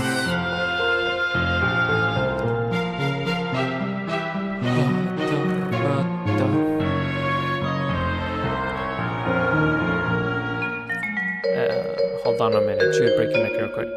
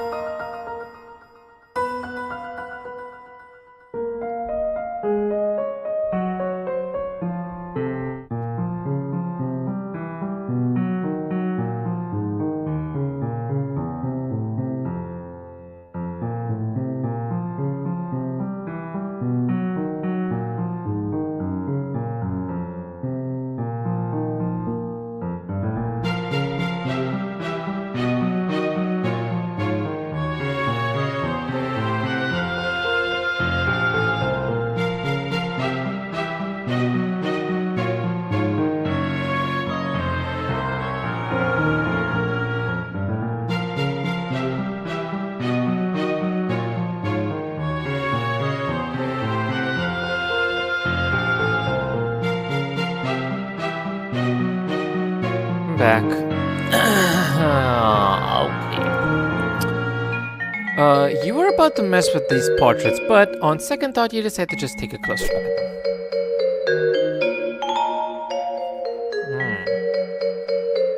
Whoops.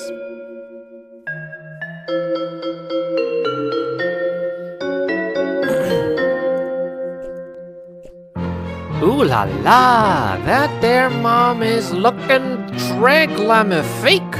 When you grow up, you hope this is what mirrors will look like. You and your very good dog. Aw, hold on, is that... I already forgot their name again. Was it Jasper's? It wasn't. Was it... It was,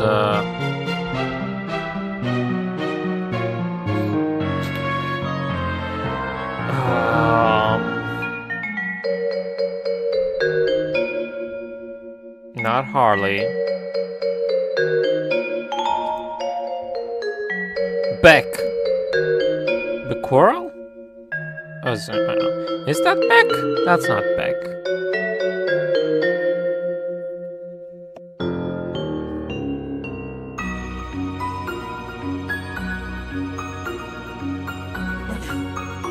It's probably not Beck.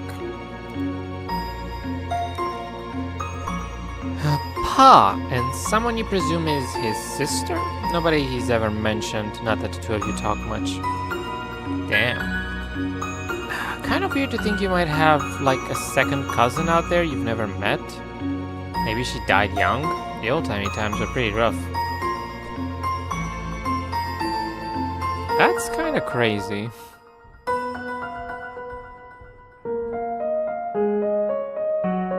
Jane.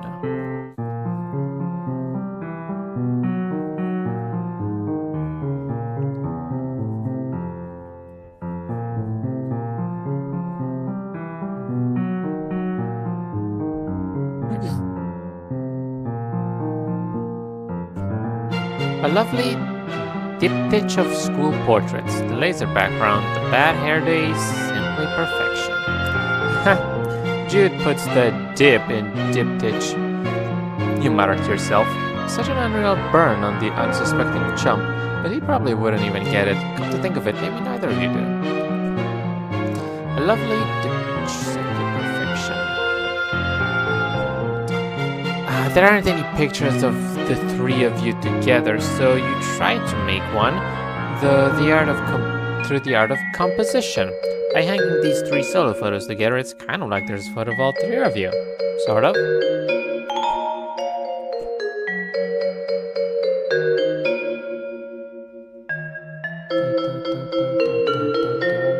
To Jake, my biggest fan. A. Claire.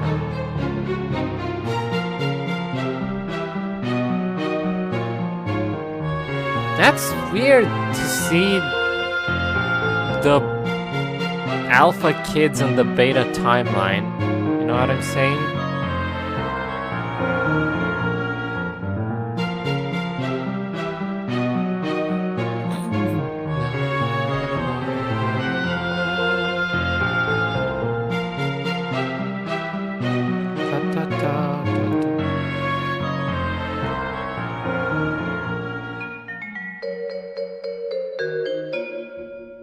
Okay, turn down the game a bit on the stream. Although maybe I should just...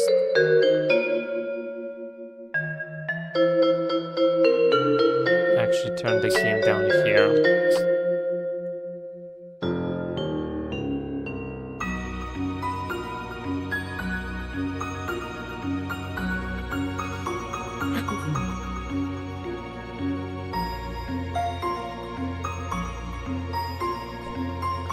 You and Jude have a lot of fun memories with your babysitter.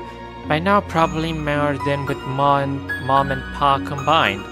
You'd always thought of her as the kind of cool and fun older kid you wanted to be, until you got old enough to realize she's a pretty sucky role model. You wonder what her family's like, but it's probably not your place to ask.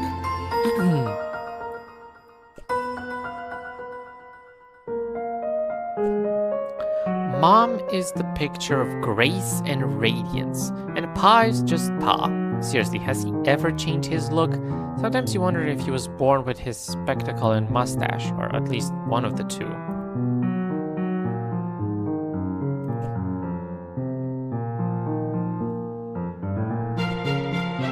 Pa used to be great with animals. You wonder what happened? Maybe a betrayal? No, impossible. Look how good that dog is. That dog never betrayed anybody in his entire life. You would stake your entire reputation on it. The whole thing. Ugh, you can't even look at this. You can't even look at this picture. You deplore cruelty to animals. One of the many ways you and your father never saw eye to eye. One of the other ways was how he never actually looked at you much, let alone at your eyes.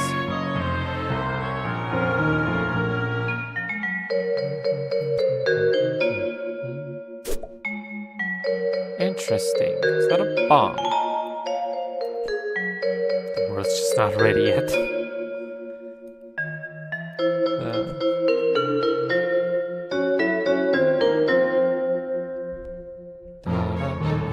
Oh yeah, these things.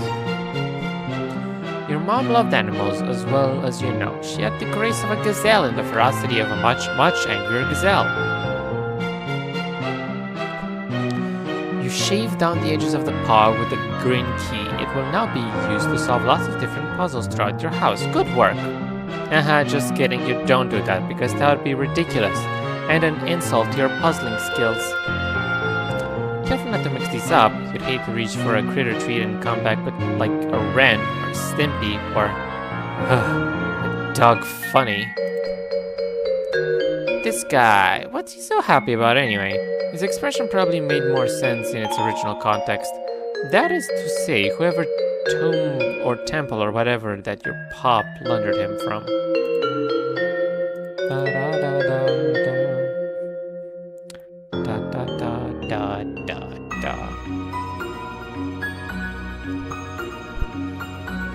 Pretty sure that's how that works.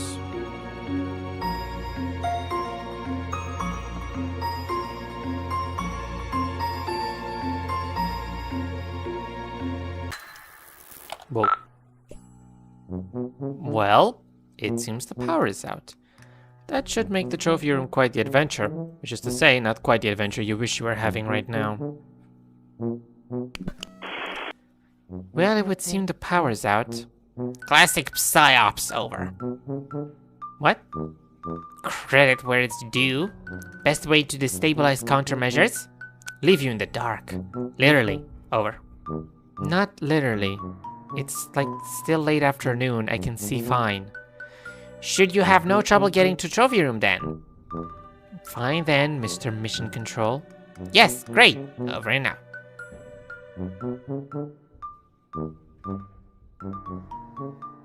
Whoa.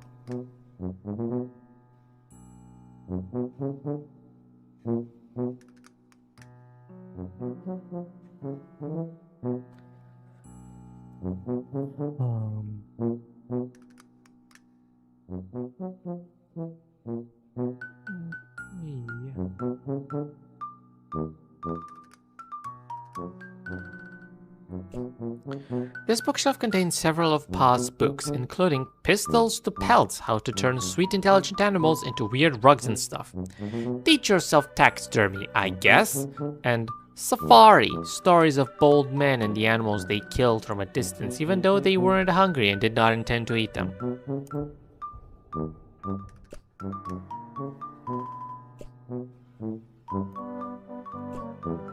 This whole thing is way too cluttered to be a good hiding place.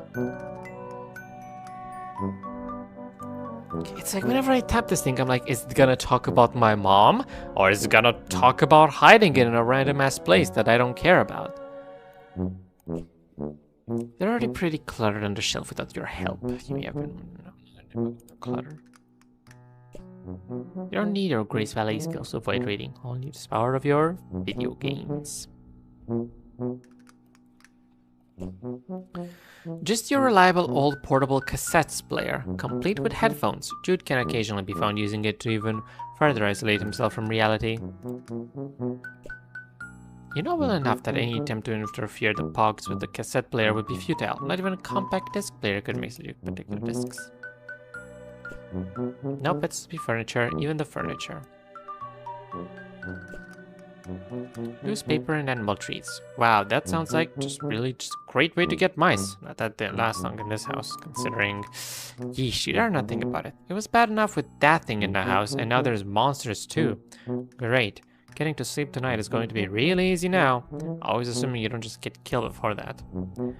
Think positive, Joey. See puzzles, find solutions, and try to avoid creating perfect little furnished nests for rats to move into. Yeah, that was kind of interesting, but like there was no way that I would have known to do that if I didn't just try everything on that.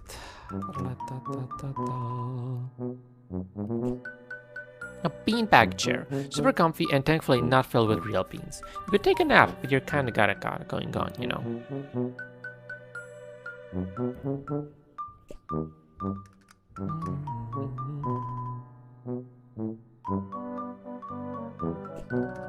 Dead batteries, of course, seems to be a running theme.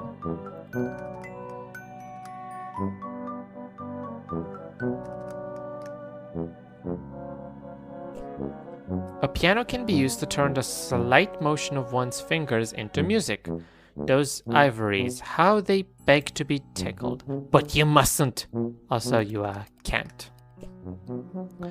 Oh, that would be just the thing, wouldn't it? Some kind of eerie, lonely sonata to really set the tone for the adventure ahead. Something in a minor key, maybe? It's a shame that you would probably provoke a bunch of monsters to eat you. Also, you can't really play the piano. You can't tell if the noise you hear are from the monsters or the wind. It's either some particularly whooshy monsters or some really groany wind. The virgin of our home sounds like a bad idea. I think you will stay inside where your chances of meeting creatures are weird. And weirdos are still pretty good, honestly. It's a bear that your pa shot and turned into a trophy. Now all his friends who come in this room will think, oh, this guy shot a bear, okay. Except he doesn't really have any friends and he's never here, so it's just a nice, big, horrifying thing for you to deal with. One of your pa's recent victims, you love animals. He loves killing animals and turning them into ghoulish trophies, celebrating his victory over nature. Yeah, big man, as long as he has a big, stupid gun. The poor fella is so shoddily put together that if you fear your troubled tap routine might cause it to collapse into a loose jumble of remains.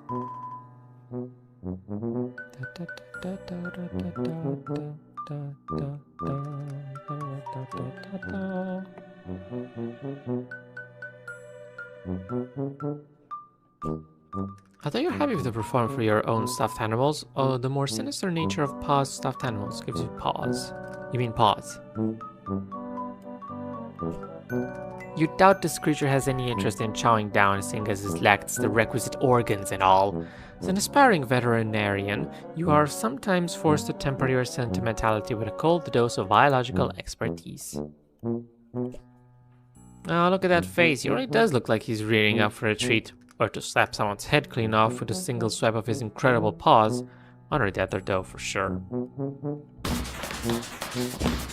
You make yourself as intimidating as possible. The bear is terrified. Oh, don't worry, there's no pause for alarm. You don't need to outrun the bear, you only need to outrun you. Wait, that joke doesn't really work when you're narrating to yourself. Or, wait, what are you talking about? You dropped this line of thought forever. Hey, a bear!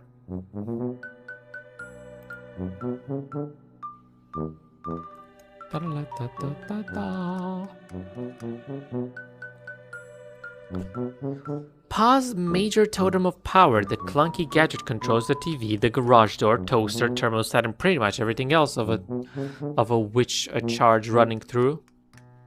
It's pretty hefty. You pop on the behemoth and score! You pocket E-cell batteries right into the old Cilia Dex. So you do have a Cilia Dex. These batteries are so huge they don't even begin to fit. Like fitting a round peg into a round hole that's a bit smaller than the peg. You need some D-cell batteries. Precious Heirloom doesn't run on batteries, though it does seem to have a strange energy to it, doesn't it? Kind of a delicate spiraling power, like a seashell warmed by the sun or a snake coiling on a hot rock. Can I, like, do this? You don't run on batteries, you run on razzle dazzle! The frustrating thing about flat garbage is there's no point in stopping it. Oh, but you want these, in case you find a cute animal to feed them to. Plus, stomping on them would get crumbs everywhere, depending on your present location. The previous sentence may have been sarcasm. Gosh, location and conditional sincerity. This really is an adventure.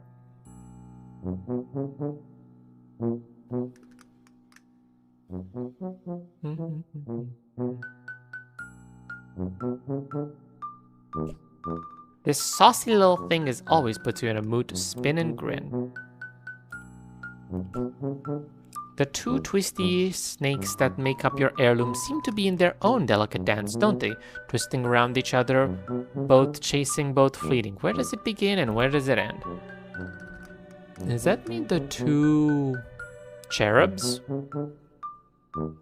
of Caliborn and Calliope? Your dog would make a great ballerina if only they didn't have 4 left feet. Thank you, you got the joke from a popsicle stick. When the pogs slam and clatter and scatter, do they not possess a grace all their own? Is their dance any less a defiance of the cruel tyrant gravity than is yours? No, they do not, and yes, it is. Twin pillars of power, just like your legs. Kick, kick, kick. Kick, kick, kick. Well, it's more leaps and bounds than kicks. So far. The world's just not ready yet. I do love this. Deadly, I assume if you are hearing me, then you're not looking at the screen. But yes, if you put the E-cell batteries with the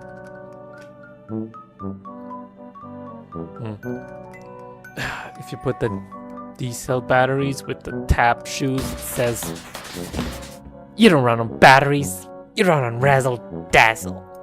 And that's great.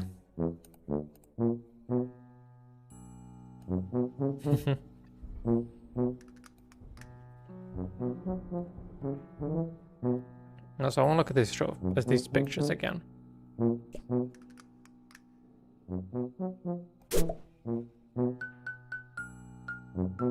It's really weird to see the alpha kids in the beta timeline.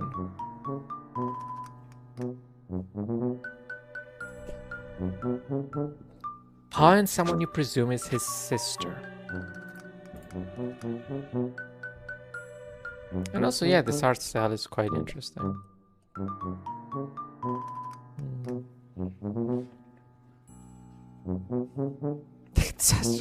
That's just fucking Roxy. What do you mean that's just Roxy?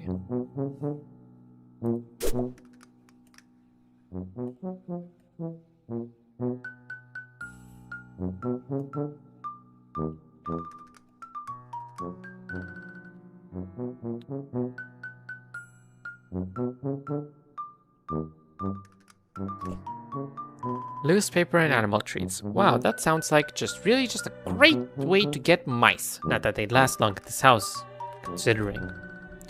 Yeesh, you'd rather not think about it. It was bad enough with that thing in the house, and now there's monsters too. Great. Getting to sleep tonight is going to be real easy now. I was assuming you don't just get killed before that. Think positive, Joey. See puzzles, find solutions, and try to avoid creating perfect little furnished nests for rats to move into.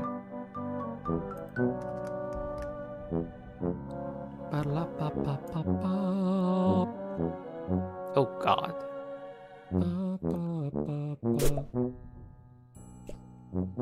This piece was too depressing, so you gave it a nice refinishing. If your pa has a problem with it, he's welcome to say so the next time he's actually around.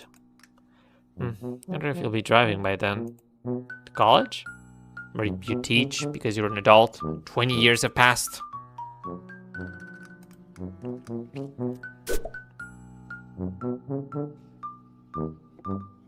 Jake kinda sucks.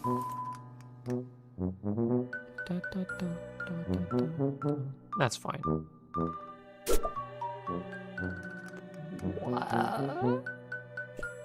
The ladies in the paintings are eerily beautiful, although maybe everyone would look like that in blue. The lamp! Goodness, you'd like to meet that lady who modeled for it someday.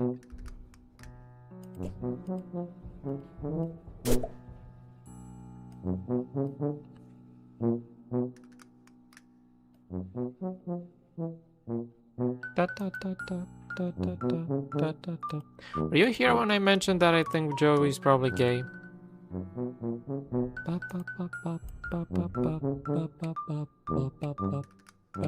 Another one.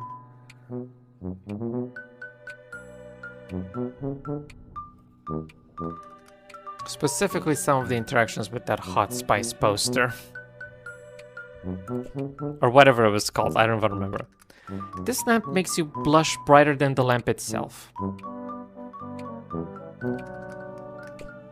You don't want to unsteady her, though it'd only be fair since she's definitely unsteadied you.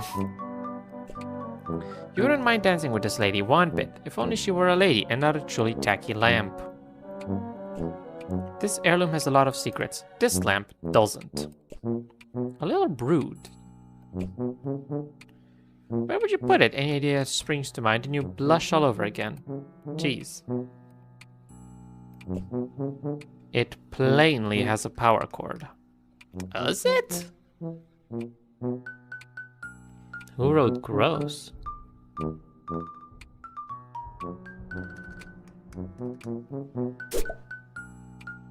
Huh. You've always enjoyed this painting, particularly because the lion looks so alive. Whoever painted it must have a very good imagination. Either that or they painted it very, very fast.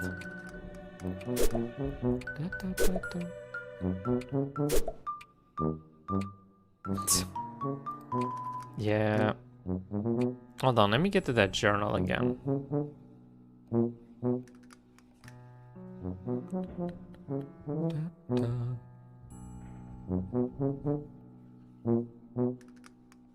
Also, maybe some other things have changed now that the lights are out.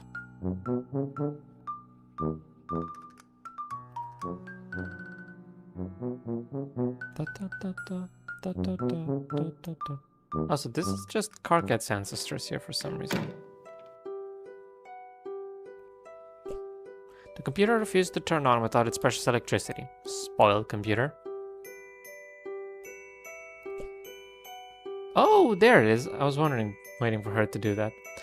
Ballet and computers spend enough time together with either and you'll experience a lot of clicking. In all seriousness, the sensation of clicking hips is no joke. And you're glad you'll been lucky enough to not experience it in your personal ballet journey.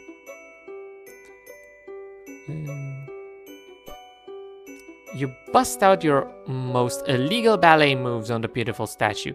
This shadow ballet against an unbeatable opponent is how raw your young steppers like yourself hone your sharp skills between your practices. Okay, none of that is real, but it's fun to pretend sometimes. The sill is a little too narrow for you to dance on it. Yeah, you can see some ballet influence happening there. It's, yeah, sort of ballet-like from a certain angle. No, that's not tap dance. Tap dance is great and fun, but it's like doing tax at church compared to what's going on in that poster. Anyway, I think I needed the journal key to get that interaction. It's like, oh no, you keep your thoughts on hot steppin' in your other journal, which you will never mention aside from this one interaction.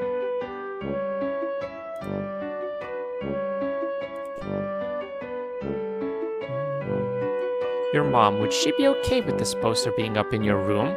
Eh, why not? She danced with lots of ladies.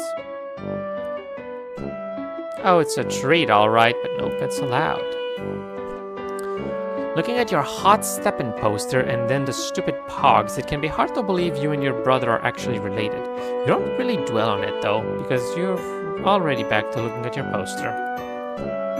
The situation is already pretty charged, wouldn't you say?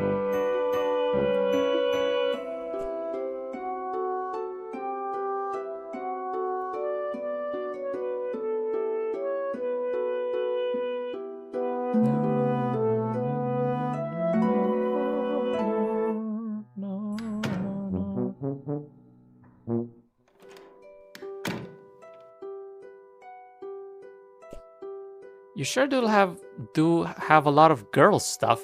I guess that's because being a girl rocks. You love it. You love to do ballet and make cakes and solve puzzles and study medicine and beat the bejesus out of monsters with your flashlight and sick kicks. You know, girl stuff. The bed is not a trampoline, or a stage, I mean. No response. You feel like ballet might be a little highbrow for this crowd.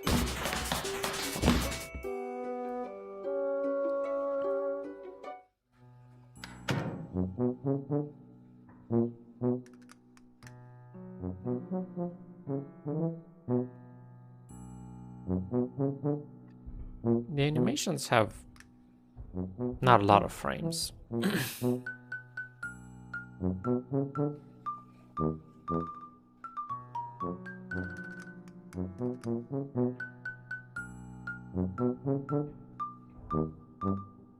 Oh, I just probably look out that window.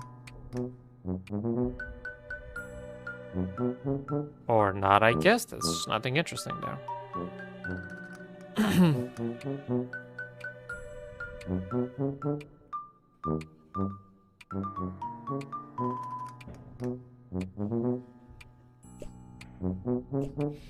Boy, your pa really gets inventive with his taxidermy, huh? What a ghoul.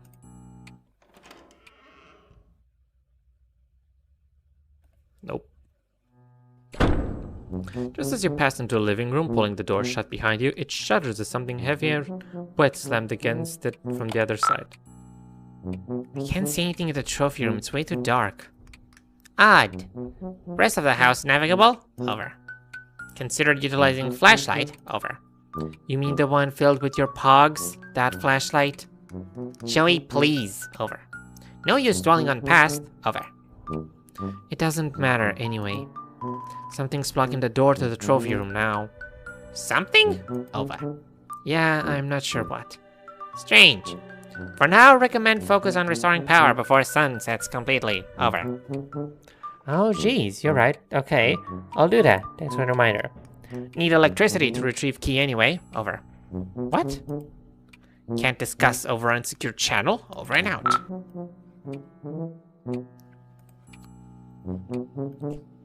The bear couldn't enjoy a treat, as its intestines are clearly a clock.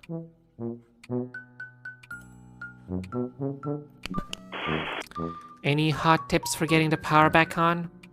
Power outages seem to grant invaders significant advantage. Over. That's not really a tip. That's more like just an explanation for why I'm trying to do it. Not sure what to tell you. Circuit breaker probably in basement. Over. See, that's what very helpful. Thanks. Doing my best. Over and out. Whoops.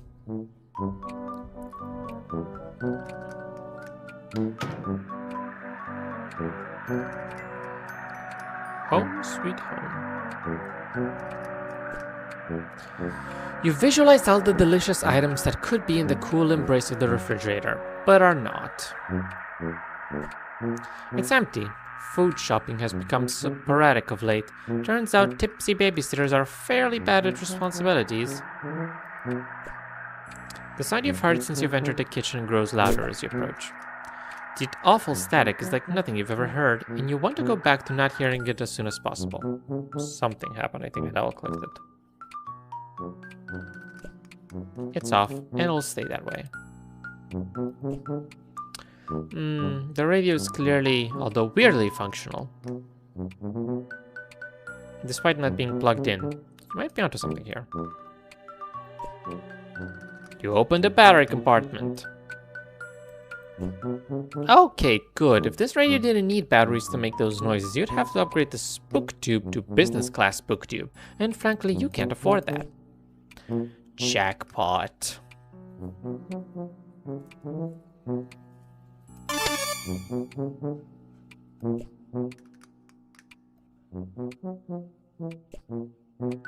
Your babysitter has just really atrocious taste. You're only 14 and even you can tell this is just really crummy.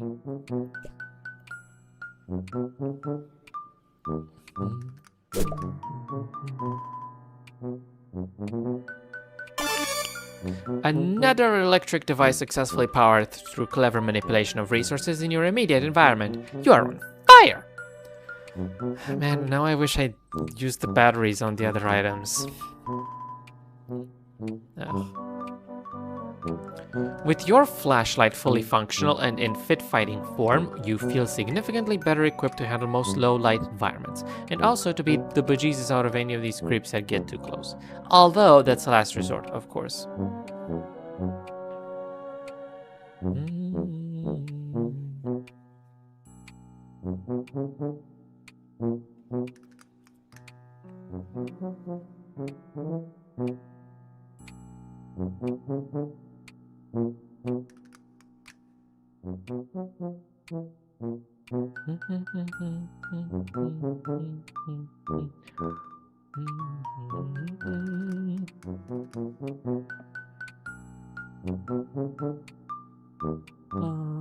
Okay, well, I got a flashlight. If you run down the battery, you have no idea where you'd get more. Better save it for when you really need it. Look, you're not saying you never have homemade cooked meals. Your babysitter is a pretty good chef, even. Of course, none of you really like taking out the trash either. It's just... Well, none of you like doing dishes. And the nice thing about takeout is you can just eat it right out of the boxes and then throw the boxes away. Of course, none of you really like taking out the trash either. Look, you're not saying you've never have... Yeah. The backyard used to be much more awesome before the monsters showed up. You really don't want to go out there right now. Tempting though it is to go rake more leaves. The struggle of a monster-bothered leaf pile enthusiast. You keep meaning to start a sign.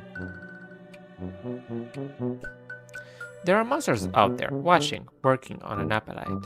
With all those monsters out there, you think you'll leave it shut. Also, you don't actually know how to open this window, short of breaking it.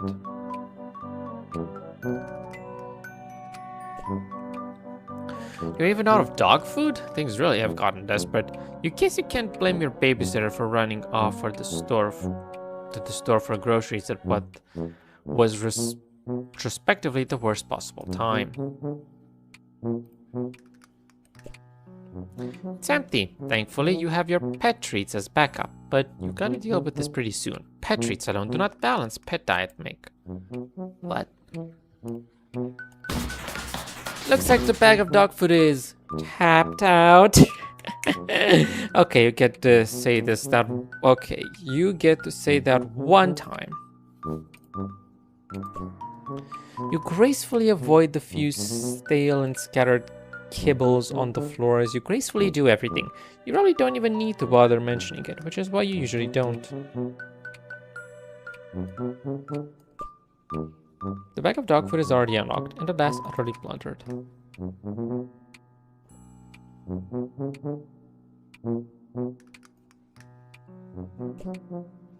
Take out treats for pets is a pretty cute idea, you gotta admit. If veterinarian ballerina tap dancer doesn't pay the bills, you've always got a boutique delivery pet treats to fall back on. It's $1 million idea. These boxes are pretty greasy, don't they? You wonder, if your mom were still around, would you eat less takeout food? Is wondering that sexism? You don't know the answer to that question, so you put your heirloom back in your pocket. Boy, solving the mystery of your heirloom is turning into a real cold case.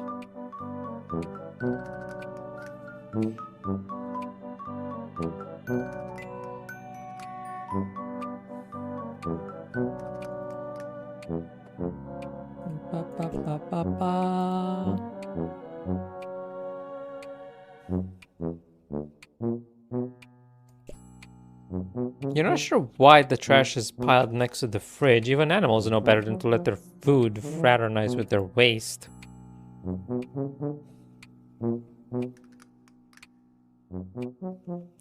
Yeah, who would do that? Looks at Mark Borgia.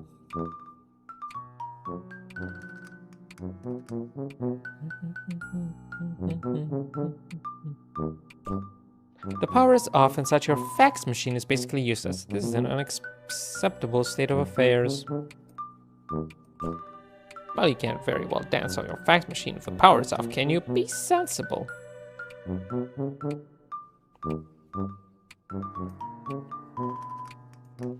Well, I guess that's everything. I mean, it's not everything, because there's like probably 10 more minutes worth of dialogue in there if I sit in there, but I guess I won't. It should probably be in a museum. That's an Indiana Jones reference. You tried the knob. It turns easily, but it won't budge. Something's blocking it. Something heavy. You guess you'll come back and deal with this after you get the power back on. Okay, I actually don't know what to do. How am I supposed to get in the basement?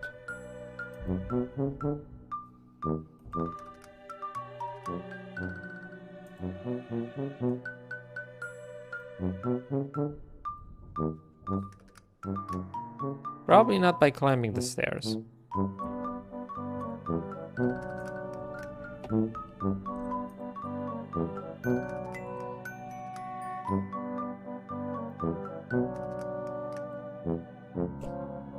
Your light bright. Dum dum dum dum.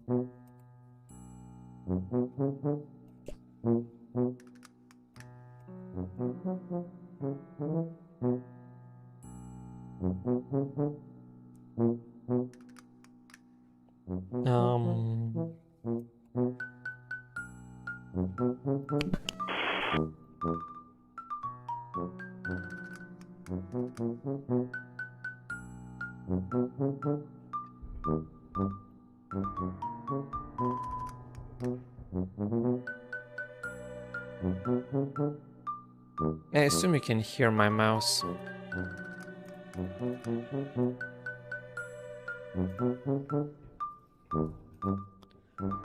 I mean, if I just didn't go in there before getting my flashlight, then I wouldn't have to do all that, right?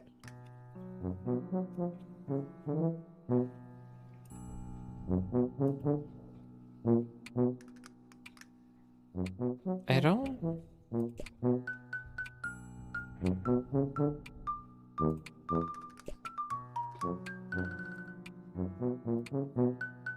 I don't know how I get to the basement.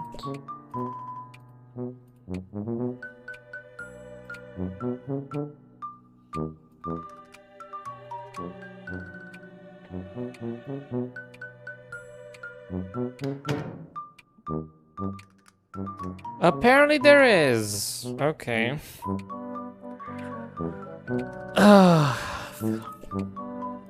I've collected this dog food a bunch, but nothing. She didn't even go there. So I kind of just assumed that you can't go to this section. Look, this mummy is currently blocking your access to the rest of the house. He has been ever since your pa left him here months ago. Yeah, not a lot of change of you being able to move Pharaoh Napoleon over here. That'd shake the mummy Napoleon guy right off his busy aesthetic, which would be one way to get past him, but it would make an awful mess. Oh, you've never danced with soldiers. They'll just steal your heart away and then leave you on a 3-year tour.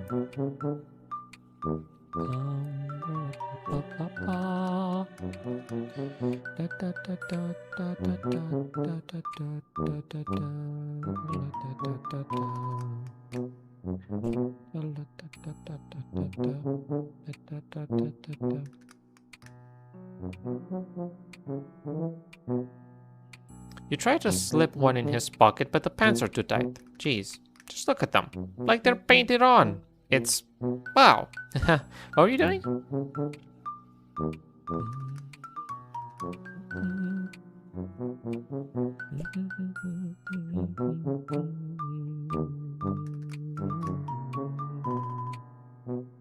Okay. Wow. It's way too dark in here to turn your flashlight off, of course. It's a machine designed to take your clothes and wash them. We call it a washing machine. It serves its purpose admirably. On the rare occasion a human being is willing to cooperate. All neat and folded. Just kidding, this is obviously dirty. Your pa brought this home as a souvenir. There's nobody inside it. It's kind of like a metaphor, you guess. You're not sure you want to start down the road of analyzing your life as if it were a work of fiction. Always check your pocket for priceless, irreplaceable heirloom before you do the laundry. The rhythmic rumbling does make a beat. You could make dance bars and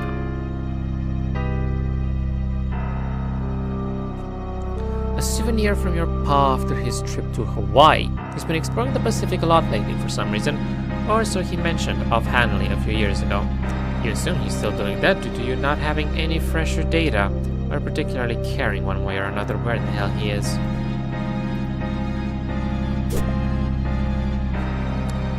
Pa loves his blue... Right! Blue ladies, Jake, right. Okay, got it. Pa loves his blue ladies portraits so much he keeps redundant backups scattered around because it's okay if you ignore something supposedly precious to you as long as you're paying attention to something kind of similar in another location, right? You decide not to pull on that psychological thread because you have important work to do, and who needs that crappy old blowhard anyway?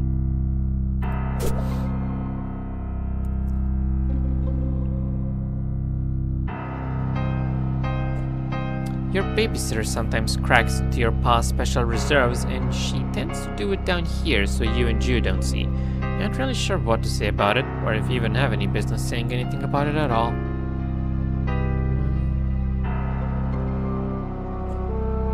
Forgotten skiing stuff. No basement is complete without it, in your extremely limited experience. With your pa's strange affinity towards the Betty Crocker brand ever apparent, this musty old junk mainly consists of all sorts of cooking implements, ranging from the familiar to the enigmatic. Really now, you can tell what a whisk is for, but some of this stuff looks downright unethical. It's also in your way. You can't reach the circuit breaker. Oh shit.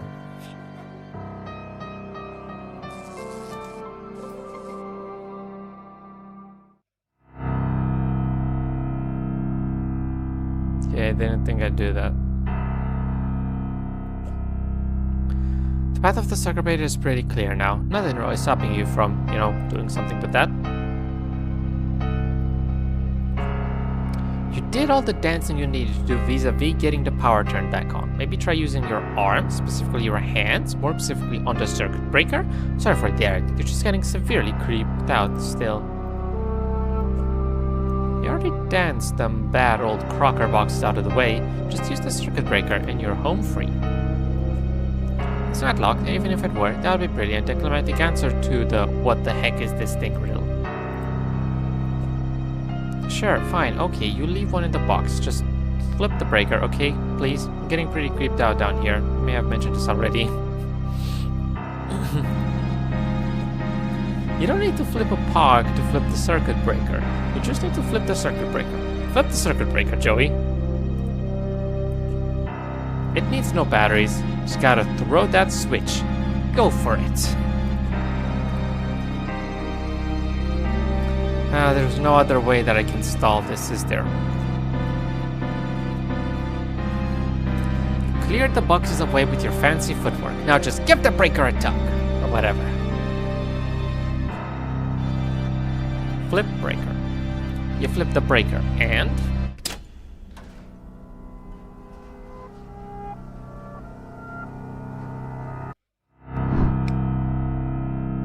That's fine.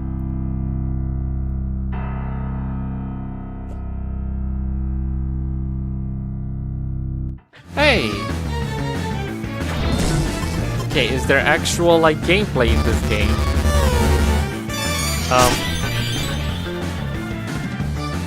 You've got no chance of beating that thing. You gotta get away. Step on it. Shuffling, scooting. The ruler is slapper. This is a bit of serpent.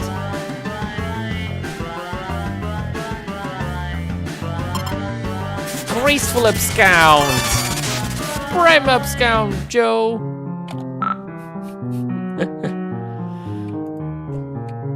Better not tempt fate. You just barely escaped that serpent. You mean snake. You mean monster. It's just a monster. Snakes don't have legs. It has a ton of legs. Way more than you even. You're more like a snake than it is. Okay, you've gone away from your original point of look, which is that you're not going back down there. Power back on.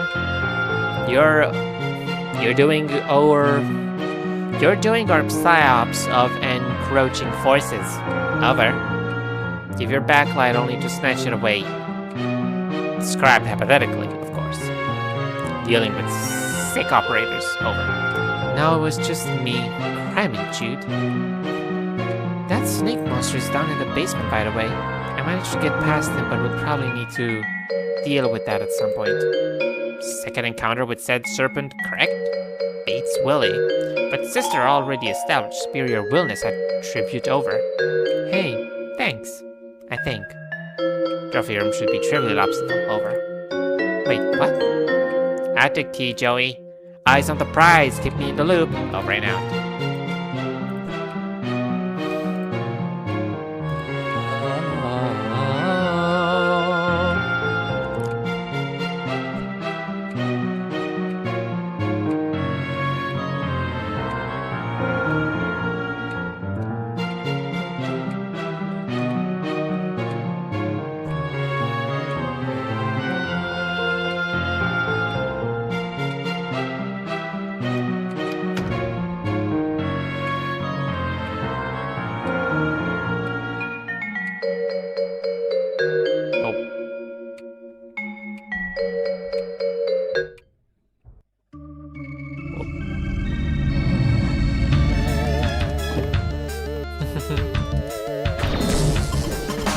Strife! Too precious to weaponize. Opening course. Electricized onto prizes. Oh, but you want these in case you find a cute animal to feed them to. Plus, I'm gonna. Yeah. Tapatizer. Match roars. Jaw ready for this? The flips, excuse me. Chew on tango. Jaw ready for this?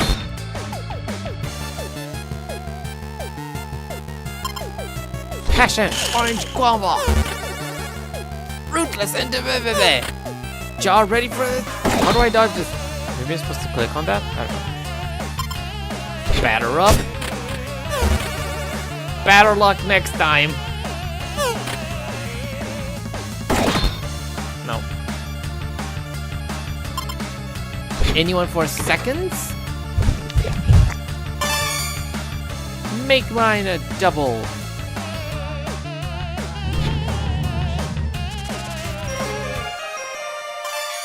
Treat to a pulp. Alright, monster-inflicted death scene averted.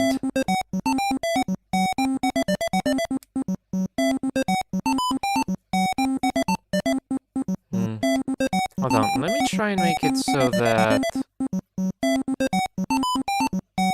all messages in VC chat ping me. Let me see if that helps. Monster-inflicted death scene averted. You're unbelievably stressed out right now. Congratulations! You've ascended to rank 2, attained the rank of tail-wagging Tyro. Max HP increased by 12, muscle increased by 7.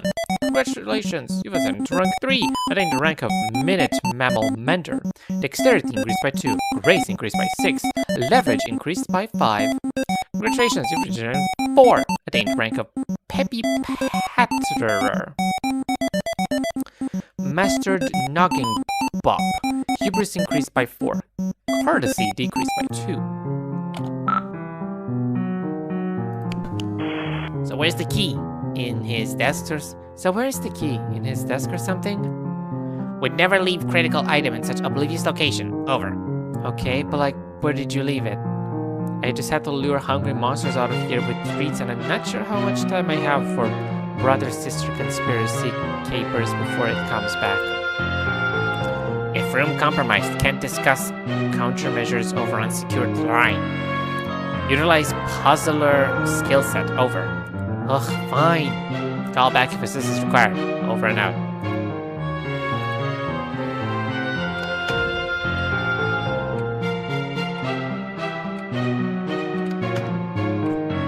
This fax machine can be used to send fax smiles of whatever you stick inside it to whoever also has a fax machine. It's very high tech. It's already humming away, drunk on its fresh infusion of restored power. Great work, Joey. You stick... It's going to be set in 1994. Period approved references. You stick some pogs inside the fax machine, dial a random number, and wait for the machine to finish sending the fax. There! Now someone has a black and white printout of your brother's crummy pogs. Thank goodness you can put that on your tombstone. Boop, beep, boop, boop, boop, beep, and there! You faxed the pet tree to a random person. You hope it was someone with a dog. Try as you might, you cannot use your heirloom to access the innards of this fax machine. I doubt there's anything important in there anyway. Probably just gears and shit. You type out a quick fax into a weird little dance to the horrible sound it makes when it sends. Wow, this is probably the weirdest thing you've done in recent memory. Congratulations. Though the fax machine, singular, has been restored to life by your flipping the circuit breaker, you have a feeling that you are in the twilight years of the fax machine in general. This premonition pervades your entire being, tingling your movements with poignancy and the smell of old toner.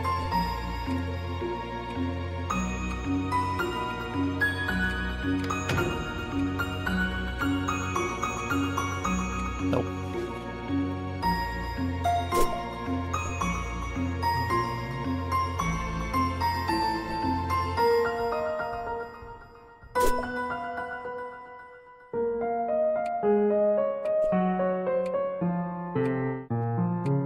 The computer's back on, though.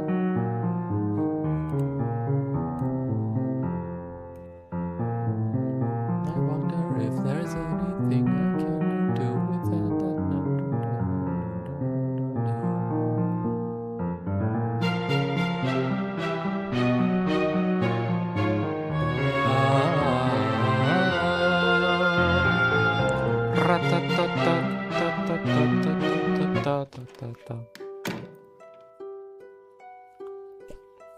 Ballet and computers spend enough time with either and you'll experience a lot of clicking.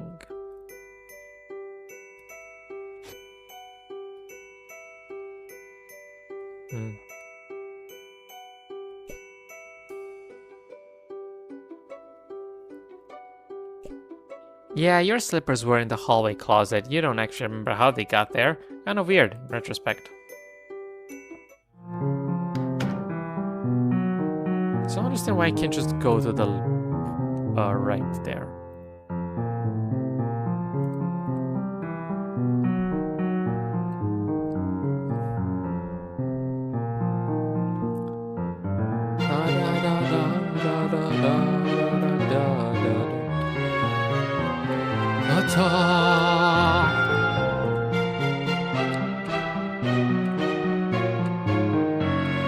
Nope.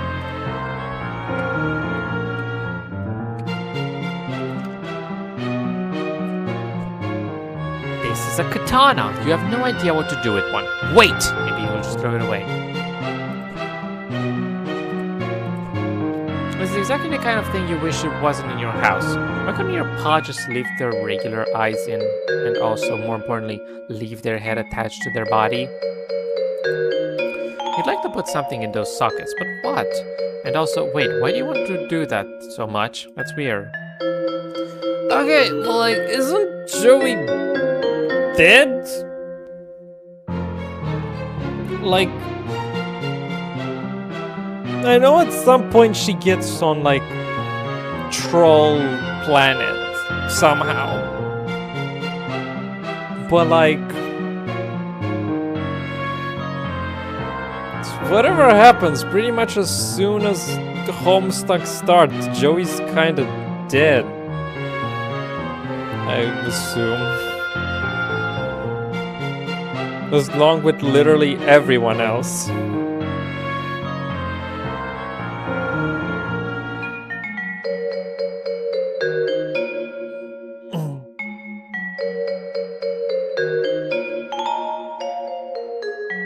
Like, that's again kind of a thing I'm thinking about. Like, literally everyone else besides the players just die. In an apocalypse.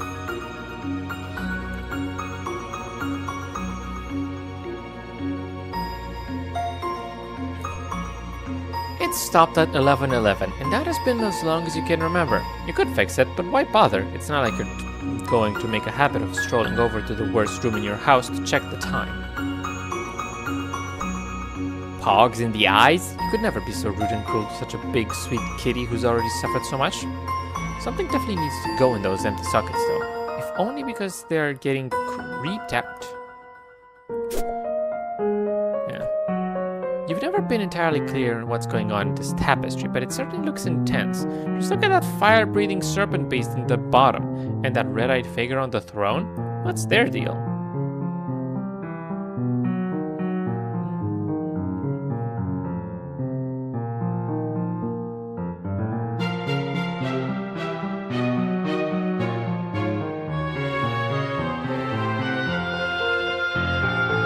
Yeah, I guess I don't really know what I'm looking at.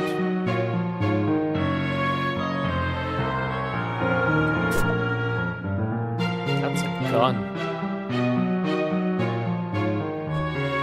Seems like someone sliced this big fella's hand off. Luckily, he's a lefty, at least posthumously. It's a little out of season. This fella's already lost his right arm. You start stepping at him, he'll likely rattle to bits. You don't stand a chance of lifting this burnished brute. Maybe they could lift you, but between the hand on the floor and the handful of sword, you think you'll pass on this path.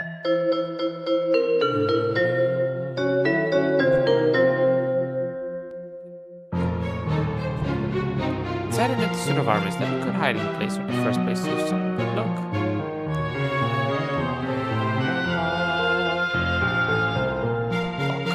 Oh my god, is that Earth? What the fuck?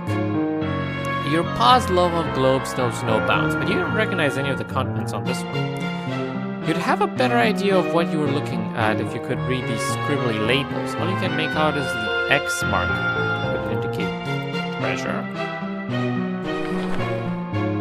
Spin the globe and watch the white beams rake across the surface of the globe.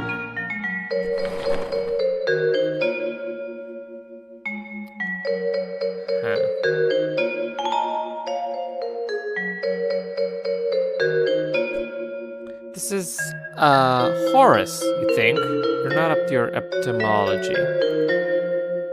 Or something. Egyptology, that would be much make sense. Horus doesn't look like he's in the mood for tap dancing. Ah, the grace of a bird and a god. That's you. Nope, these seem to be from different pantheons.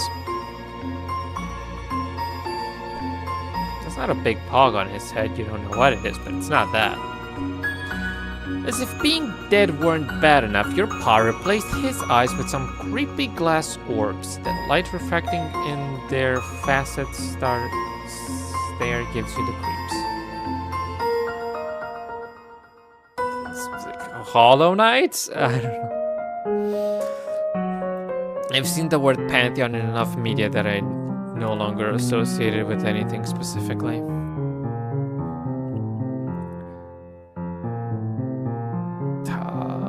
As if being dead. But are you crazy, or is there some light reflecting off his antlers too? Indeed bears closer examination. There is something odd about the antlers. You can't quite put a finger on it. Or can you? Maybe in a literal sense. You got some really old ashes in here, and a couple of nearly distinguished hunks of charred wood.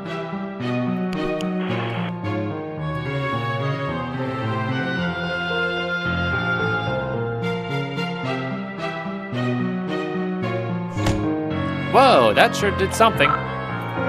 Jude, I can't make heads or tails of this thing. What thing? Over. I turned on a laser, but that's it? Nothing else is happening. Thought you were a puzzle master. Was wrong, it seems. Over. Hold on. Over. Believe this calls for burns. McGruffer Grime Dog experience trouble? Unbelievable. Over. Wait. Disregard previous burn. Superior burn formulated. Ace Ventura Pet Detective. Please respond if ice required. Over. Okay, that's a pretty good burn. That was solid. You nailed me. Forgive if boundary overstepped. Have been informed mildly contentious banter cornerstone of squad camaraderie. Over. Yep, it's fine. Anyway, how am I supposed to solve this thing? This clearly a puzzle thing that cries out to be solved. Use marbles. Over. I'm thinking as hard as I can. You know I like puzzles. I wouldn't be asking for an emergency. Actual marbles. Over. What are you talking about? Trivial, really. Over. What marbles? I don't have any marbles. You don't? None nearby? Over. No! Oops. Over. Oh, fuck.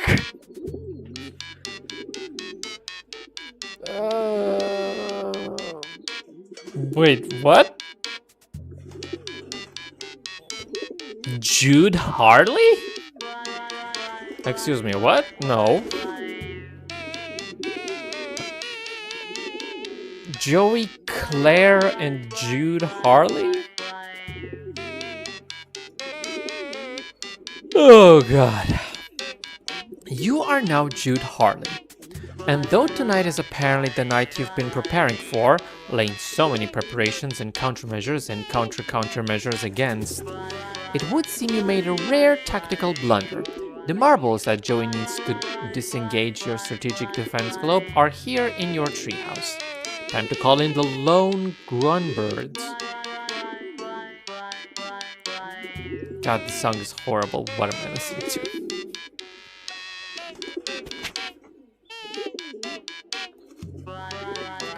Tactical error. Consolidate all marbles here in the treehouse to prevent a attic key from falling into wrong hands. Over. Additionally, forgot about doing that. Over. No cause for concern. Putting top agent on it. Over. Wait, who? Did you get in touch with one of your friends or? Oh god. You mean one of your pigeons, don't you? Over now.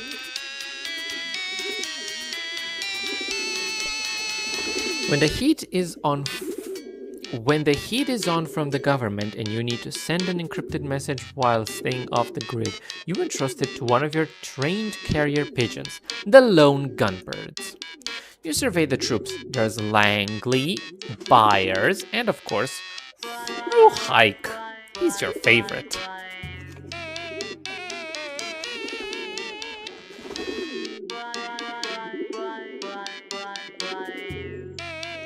Huh.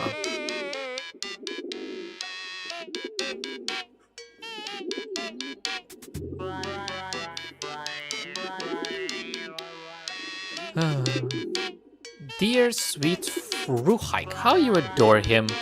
You cherish the wind he flaps. Claire's their mom's last name, I cannot hate him.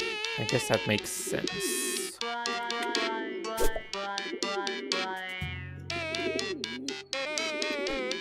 You've already committed this crucial intelligence to memory, but a truly great field commander keeps even better records.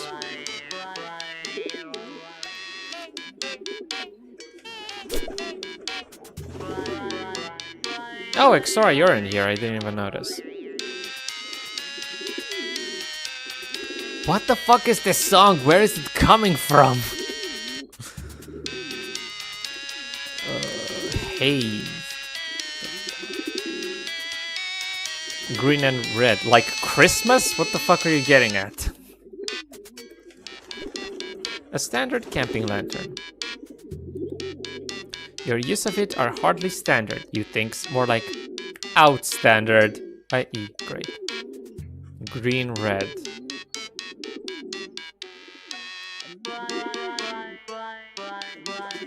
Is that a Jake English thing? Oh yeah. Fuck, did I call him Jake English again? Lord English.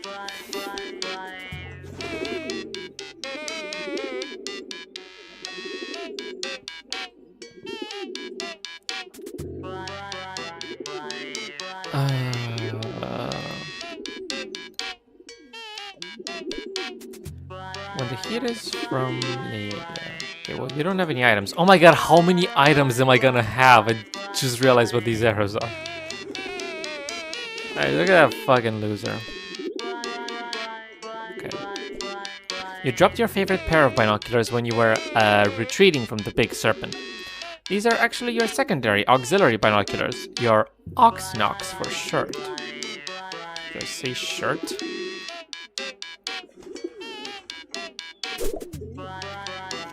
Well, found near hill. Burning evidence? 1945? 12 US Congress members suspected of guild cult activity. Unnatural fog? Your careful records of the activity of your mysterious figures you often see prowling around in the woods. Joey didn't buy it, but the sudden influx of monsters may have changed her stance. Activity, November 11th.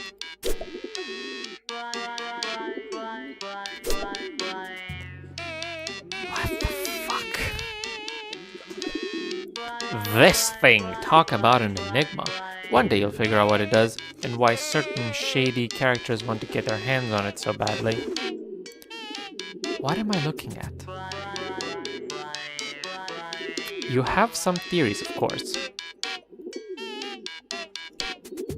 Your copious notes of some disreputable activities carried out by members of what you can only describe as some sort of cult. You've been surreptitiously gathering intelligence on them for a good while. You've detailed some of the stuff of your sites, but the really juicy stuff has to stay off the grid, a term you have just coined yourself, just now.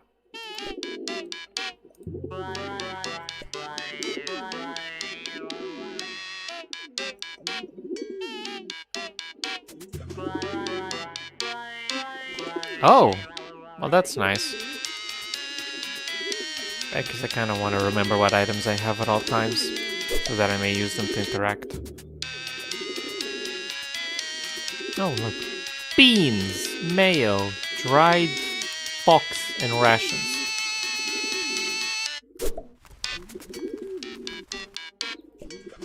Look at these monsters. No eyes, no weapons, only the most rudimentary of squad-based tactical maneuvers.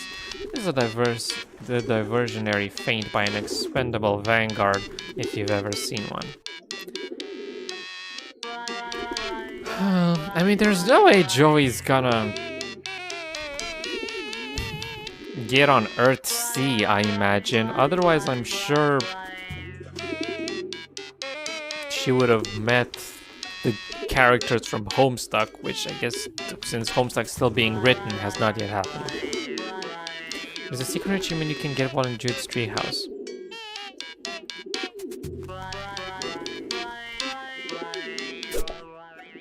What was that? There she blows. Harley Manor. Well, maybe only half Harley Manor, since Joey disowned the name in favor of your mother's.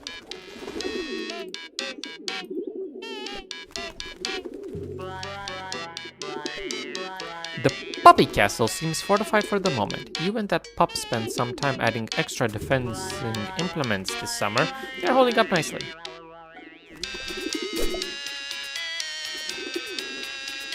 There's nothing really I can do here. You're probably the only kid in school that owns one of these babies. What if those kids get stranded in the middle of the ocean? Then joke's on them until they starve and die. Mom Roxy's their... Yeah, I noticed.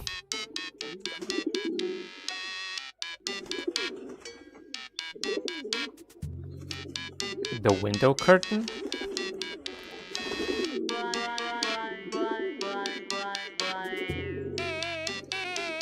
Yeah, I know.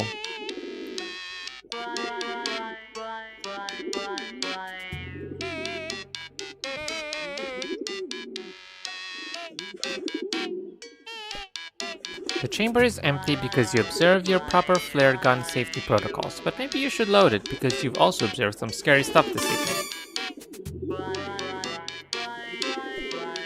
Didn't make a terrible ammo, except for the very long distance shots, but the best they could hope to do is agitate the enemy, distract them at a critical moment.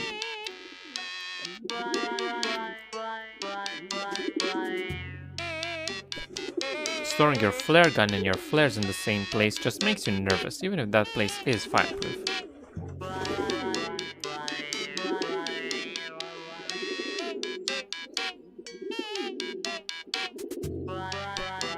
You don't need to use your binoculars to see that this flare gun is unloaded, because that would be an incredibly dangerous way to check the loaded/unloaded status of a firearm.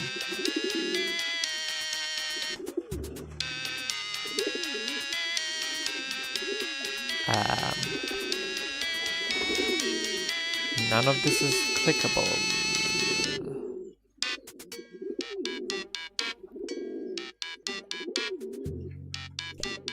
Only a few of these are actually liquids, and unfortunately those are also the ones whose content you don't precisely exactly 100% remember with total certainty. You're not saying some of them are urine, but you're not saying none of them are urine. You'll stick with flares for now, although if you could figure out how to weaponize a Venus flytrap, you would pretty much be unstoppable.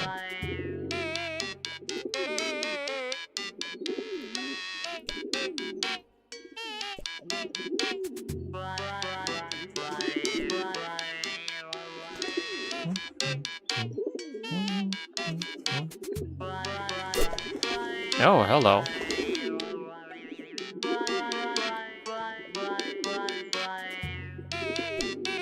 Look at that nice empty pouch. You sure could put some stuff in that pouch.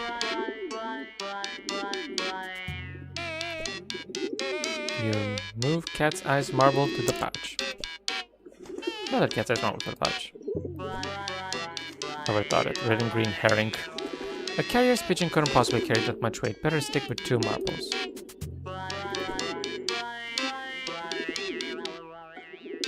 You do a quick visual inspection and confirm that the pouch contains 2 cat-sized marbles.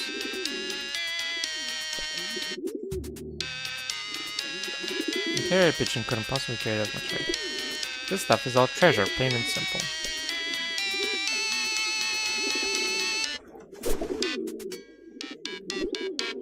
And keep smashing geodes in case they're secretly alien eggs. And if one is, well, you've already got the hammer in your hands, won't you?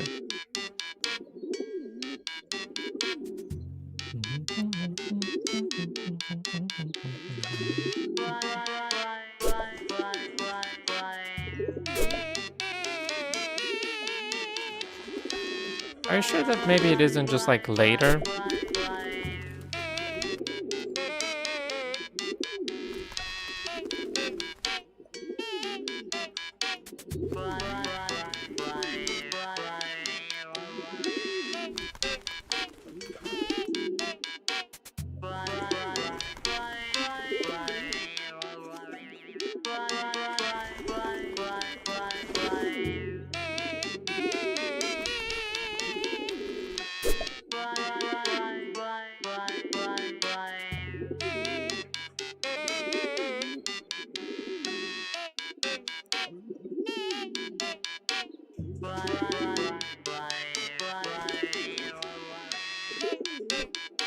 Your tactical escape hatch that allows ingress and egress from your amazing treehouse.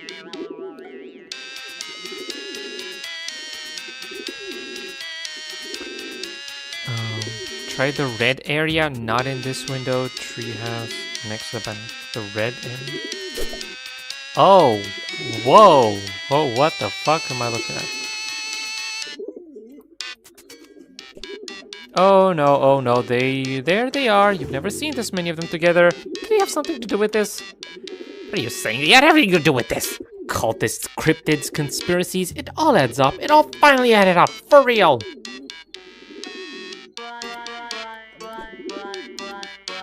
That's creepy. What the fuck?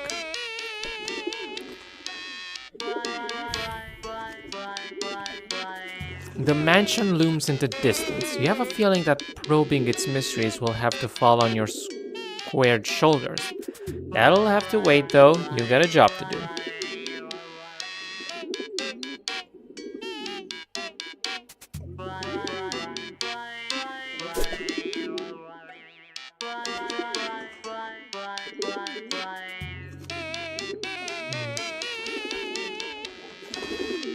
Alright. The perfect place to store your flares. Well, some of them. It's also where you keep your beeper, but you really don't want to get into that right now. You retrieve the cache of flares you were keeping in your metal chest. Combined with your flare gun, they are a tactical treasure. Lit flare with security vigilantes out of the pigeons. Pigeon at the very peak of his courage. Flares go two places, your fireproof flare chest or your fire gun. No middle ground, no surrender. The security system, wow, so perfect. Really simple, yet elegant. You're thinking maybe your flare storage puzzle of broken padlock could use a little upgrade.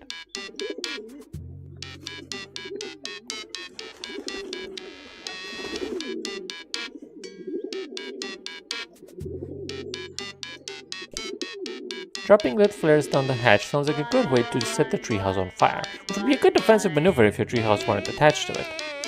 Egress! Look, if it were just your can on the line, you'd be out that hatch, down the ladder, and blasting monsters in seconds.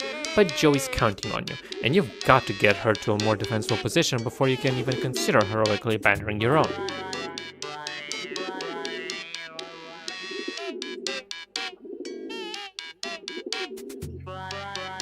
Yeah, I know.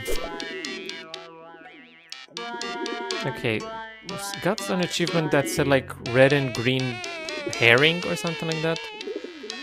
I thought that red and green was what I was supposed to do, so I was like, I'm just gonna use I'm gonna give Claire the cat's eyes because she wants those. Wait, were those the right marble colors? On second thought, doesn't feel right. Didn't you have a secret diagram prominently displayed somewhere to help you out with your exact problem?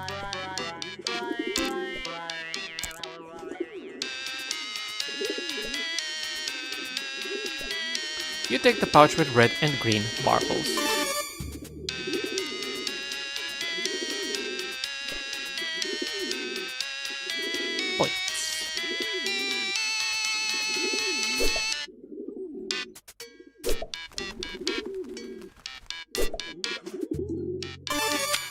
Hooray! Breath held, hand steady, you carefully load the flares into the flare gun. There's no going back now. The genie is out of the bottle.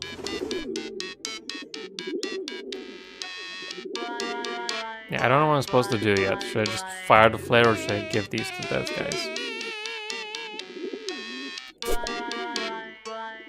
Oh. No, it's absolutely crucial that you not give away your position while Joey's still in danger. You need to help her. Also, that would be kind of unsatisfying way to give away your position. At least shoot them with the flare gun. Cultists! You clutch the pouch in your fist, trembling with rage, and awful. It makes that awful sound marbles make when they rub together. It's the worst. You could stop clutching immediately. You should. You should get these to Joey.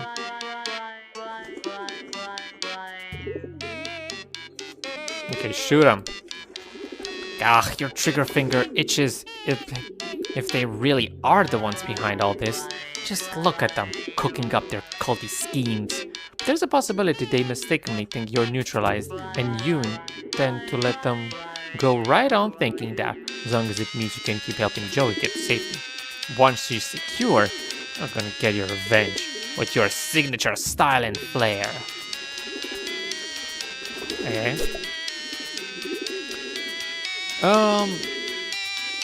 Guess that's it? Burn down the house. What the fuck? Huh?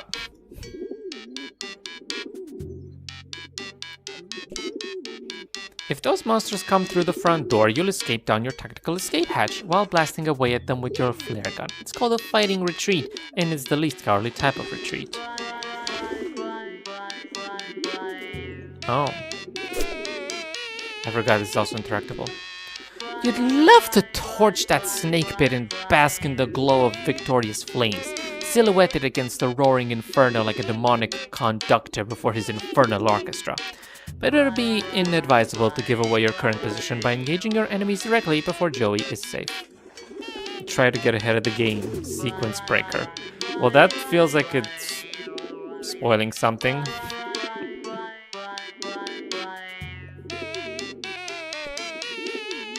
As you grip the signal flare, you suddenly realize that it's possibly they've been watching you from their mansion all along. For who knows how long that is even. If they have no so much as a telescope, they've got a direct line of sight through this window to all your research or their activity on the opposite wall. Oh geez, your commitment to your conspiracy crafting and suspicious activity monitoring may have teamed up to override your paranoia. You may have blown it big time. Oh wait, never mind, that's the other wall. Wrong mansion, Jude, old boy. Joey's at your house, which is more of a manner, really. Give that bag to the pigeon. He'll know what to do, as long as you aim at him in the right house. Grapes. As long as I aim him to the right house.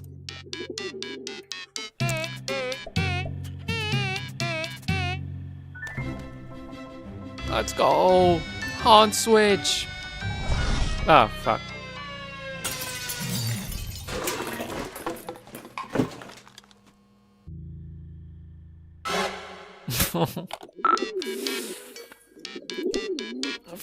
Hike, beautiful, sweet, precious, dear, darling, and ultimately fragile Hike. You were too good for this rotten, dark nightmare of a world. May the wings of chance dream bear thee to thy rest on the white, sandy shores of paradise. Hike.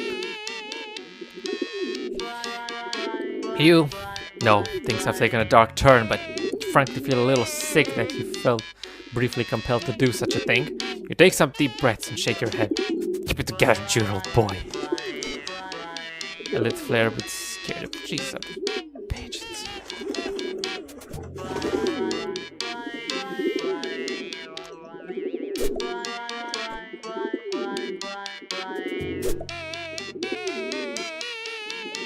Sorry for hold up. Unbelievable tragic disaster. Over. Did you lose something else? Must soldier on, making second attempt now. Over. Alright. Are you sure you're over? Over and out through hike. Dude, the marbles are there. Just tell her to go and get them. What? You're not just gonna keep throwing the pigeons out, man. Dude, the marble is in there, are they not?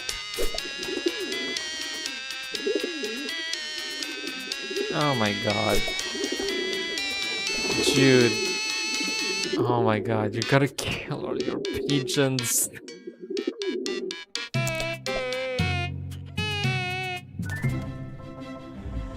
That's not a confident look.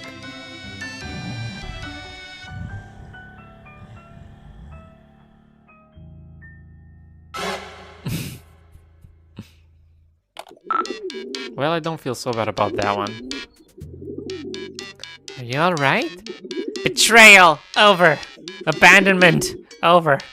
The lowest, vilest cowardice! Over. Well... Can't even communicate true degree of outrage. Over. Likely to jeopardize mission if emotion not suppressed. Over. Incoming! Over and out. Your hands are definitely not shaking as you pluck 2 more marbles from their safe, cozy compartments in the drawer and drop them into the depths of the pouches waiting. Leathery maw.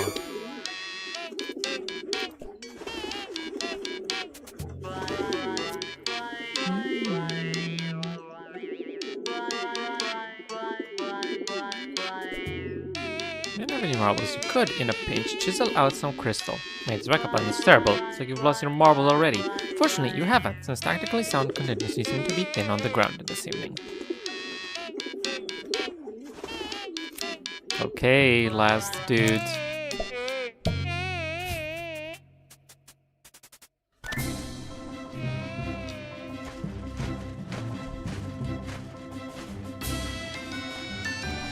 Oh my god, he did it!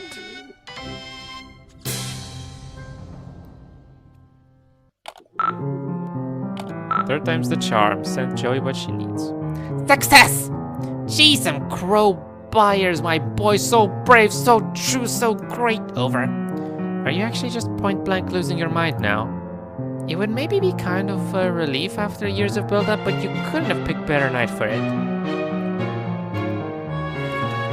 Buyers, champion of champions, waiting for you in kitchen. Over. Why? Over? Oh, buyers has marbles required to acquire key. Over.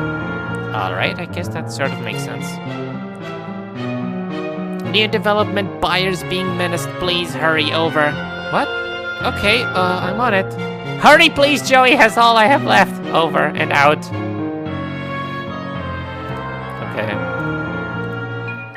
Dot dot dot dot dot dot dot. Get ready for more strife.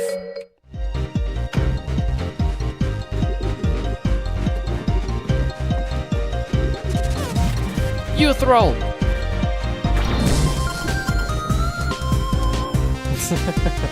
Strife.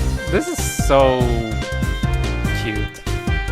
Try to get its attention, make some noise or some light or something, or that pigeon is done for. Charge!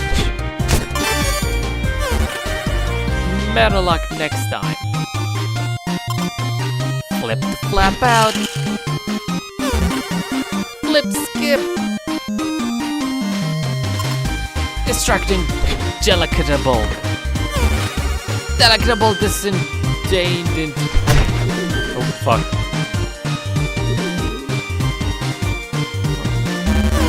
Too precious to weaponize. Dance like nobody's watching. Success? Pardon me, boy.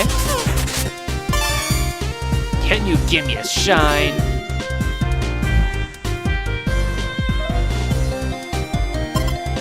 Opening night.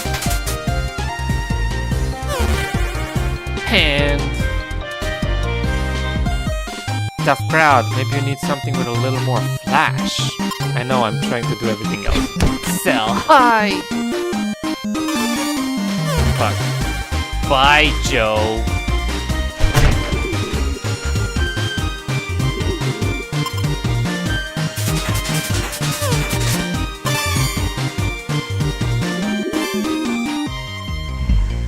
That's very cute. Playing for keeps. Damn it.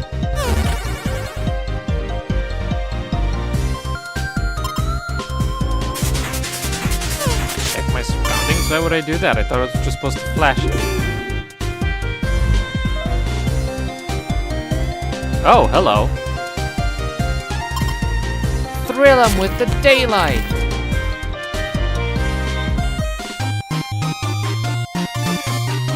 Got magic spice mix. Okay. Spice to meet you.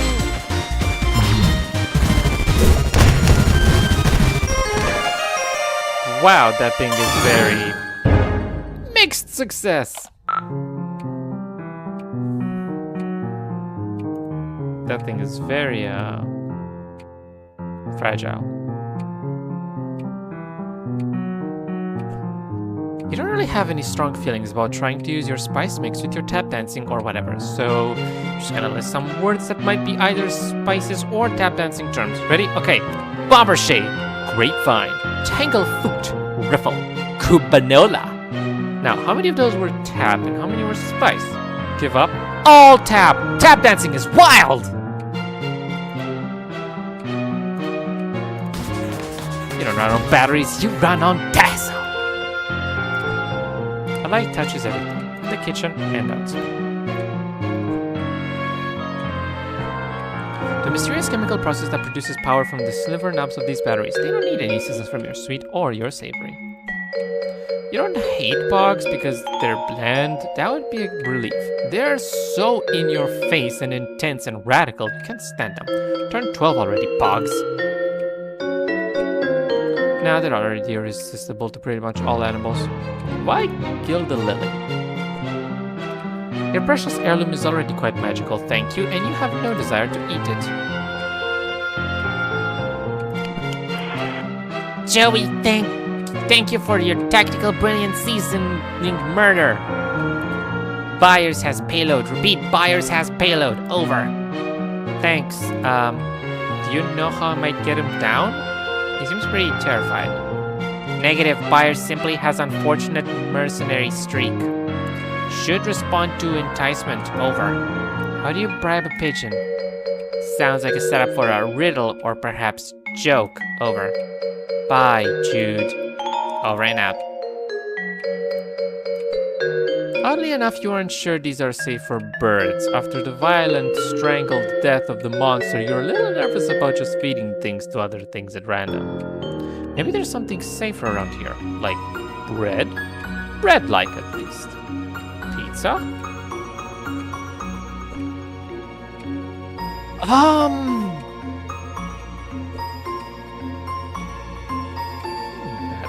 Dog sensitive sniffer would get overwhelmed at a flavors.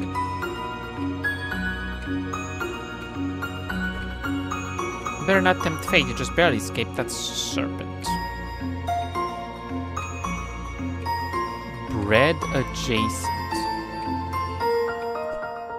You're about to fax a picture of spice to some random person, but you worry it might be hard to collect spices again afterwards, so you reconsider. Phew, you very nearly did something kind of ridiculous and time-wasting.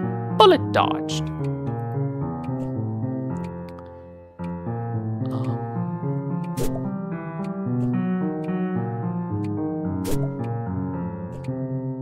Your sweet loyal dog loves that flap. Jude used to like it too when he was younger. He still likes it.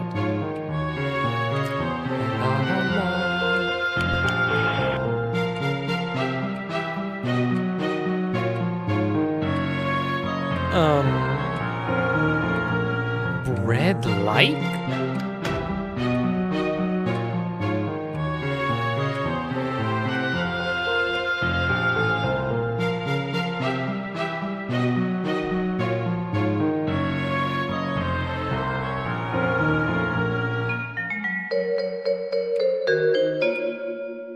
I'm gonna keep trying shit on the pigeon until he gives me hints.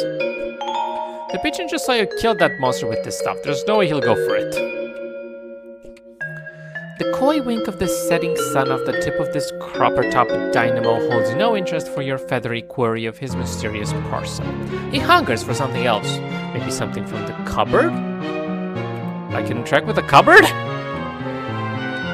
Damn it.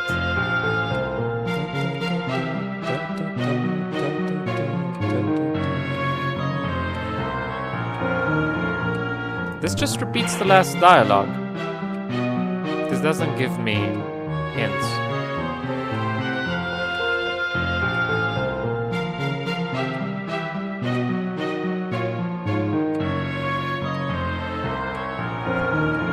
The hint function is currently... Things only get more difficult for you from here on. Just try a little harder. You're certainly capable of addressing the task at hand. Or have you forgotten what it is? Oops. From my perspective, it doesn't make a great deal of difference whenever you pass through your immediate difficulties breezingly or through tremorous, tedious effort. As such, my motivation for assisting you directly is currently non-existent. I'm afraid that you've used up all the time I allotted for helping you. Just keep throwing yourself at the task at hand, and I'm sure you'll solve it eventually, even if it is through brute force, rather than through application of a finely tuned intellect, such as mine.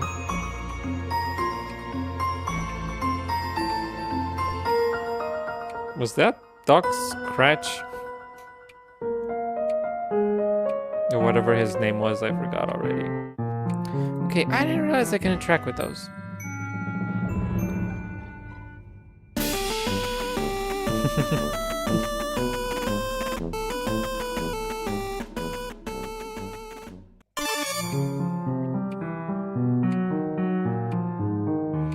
All you can rate from this meager cabinet is the staliest, tiniest, worst cracker.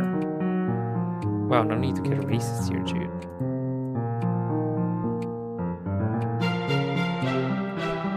You could stomp all over this cracker or, you know, offer it to that hungry-looking cutie on the fridge. Up to you, really. If you're looking for a partner, you could possibly do a lot worse than that little doofus on the fridge. He seems particularly interested in that stale cracker you picked up for whatever reason. See, so like with this fucking... Oh. Your soft, sad coo from the pigeon on top of the fridge. Surely you're not going to abandon him. What if the monster wakes back up? Besides, doesn't he have something you need? Okay, I was thinking that like Can I interact with everything with this cracker now? I guess not, which is good. I was gonna go all the way back to my room.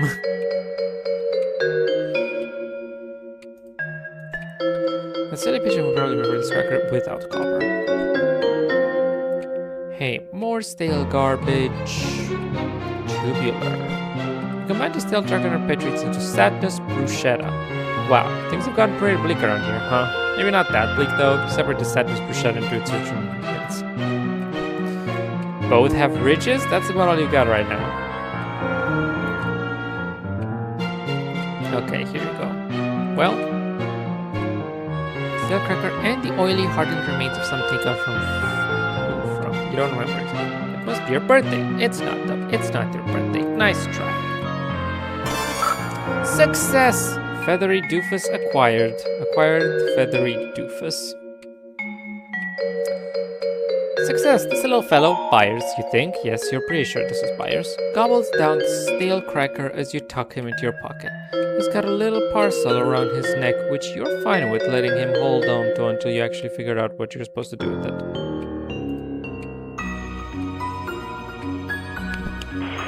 Okay, got the marbles. You want me to send the pigeon back? No! Over! Okay. Sorry, didn't mean to shout. Just worried. Please protect Byers. His chance of surviving return trip very remote. Over. Okay, yeah, good point. Seems pretty dicey out there. Affirmative. Over. Let's just use the marbles or whatever, then. I'll let you know how it goes then. Affirmative. Good luck, sis. Over and out. Now I can use Byers on fucking anything, can't I? You put one of Byers' feathers gently in the fax slot and punch a random number. Somebody out there just got a fax full of beautiful bird feather, so no one can even ever say Joey Claire didn't leave her mark on the world.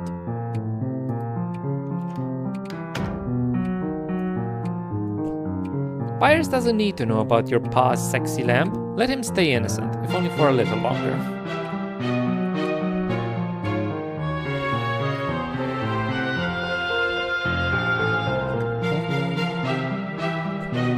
Byers apparently somewhat intimidated by the extremely dead taxidermy animal before you. From your perspective, their heads seem equally hollow. How could you? Pigeons are kind of somewhat smart-ish. Meh. Not really. Yeah, Deadly must not be here because she hasn't mentioned this bird at all. Byers is surprisingly unperturbed by your attempt to feed him to a stone snake. He gives you a look as if to say, "Who do you think you're fooling with this sad little performance? Don't you have something more important to be doing?"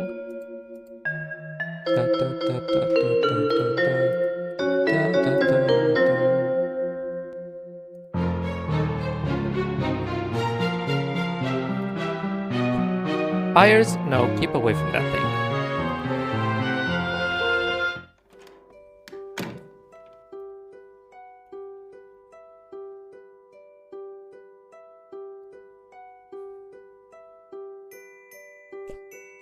Byers needs to stay away from your favorite poster.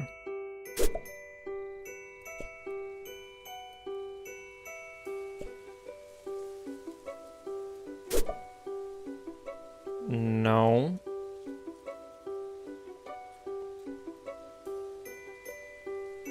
Also, the achievement called Bias of Feathery Doofus.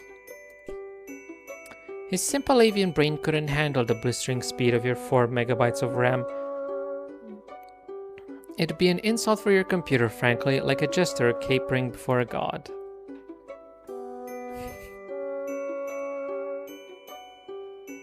Oh my god, you are Byers.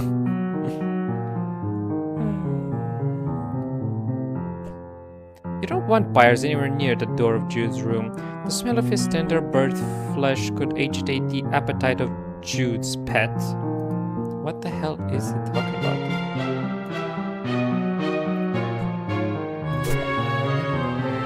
I guess fucking Roxy here.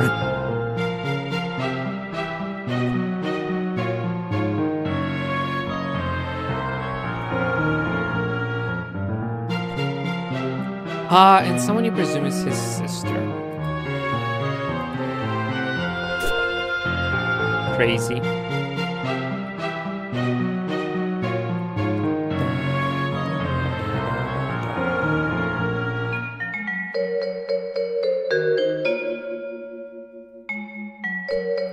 Hey, what's he doing?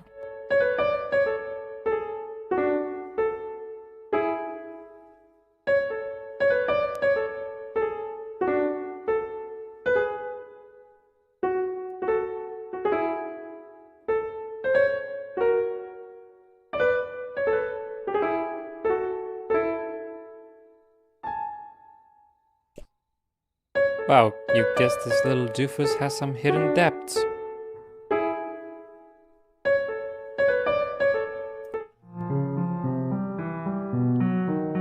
Burgeoning talent? Carried a tune. Burgeoning talent.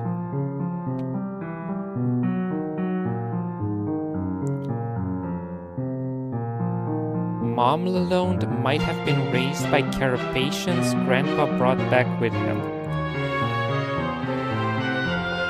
How?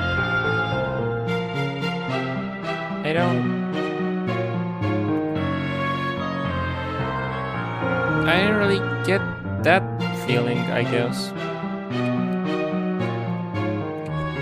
You hate to lean on this pun, but this lamp is already pretty spicy. Where's it even going? Right.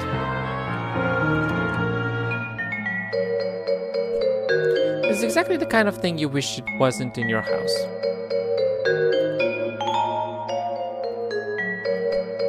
You just don't think about using bars like this in the solution to whatever problem this simple above is. He barely made it from the treehouse to the kitchen. He's not exactly a topographical savant. You carefully remove the marbles pouch from around his neck and, believe it or not, shove the marbles into the empty eye sockets. You discard the pouch. What an evening it's been. Still have Byers. As you move closer to the big cat head, Byers starts to freak out. He's wiggling around all crazy, and it's all you can do to keep him in your gentle but firm clutches.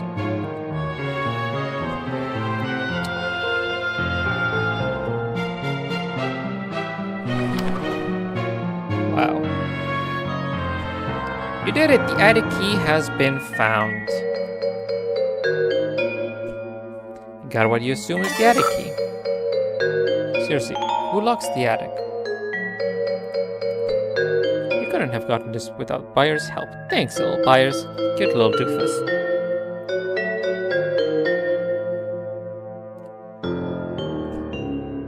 He's probably going to try to eat them, right? That's what he'll do because he's a simple-minded thing.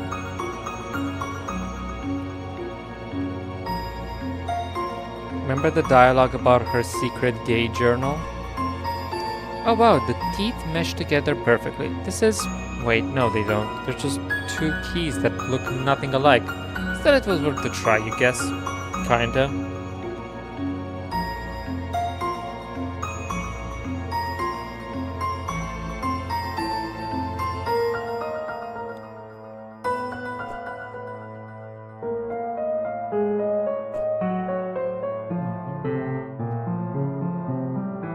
Do you remember that dialogue? Got the key, heading back up the attic now. Careful, may not be that simple. Over. What do you mean? None of this has been simple. It's been downright convoluted. Convoluted. Nostalgic hostile elements, grouping serpents massing. Over. Oh jeez. We'll try to back you up if possible. Remain alert, sis. Over. Always am, bro. Over and out. I guess you probably do since you said that you read all of the dialogue or something. Whoop. More strife.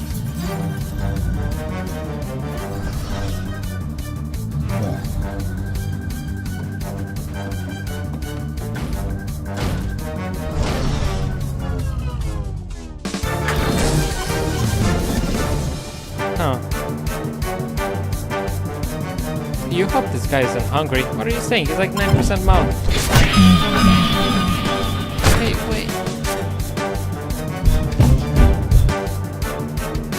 Get up, dude. Joey's currently knocked out and has nothing to say about this brute squad. Maybe someone else can help. Oh, wow. Joey took a brutal hit. She's down for the count.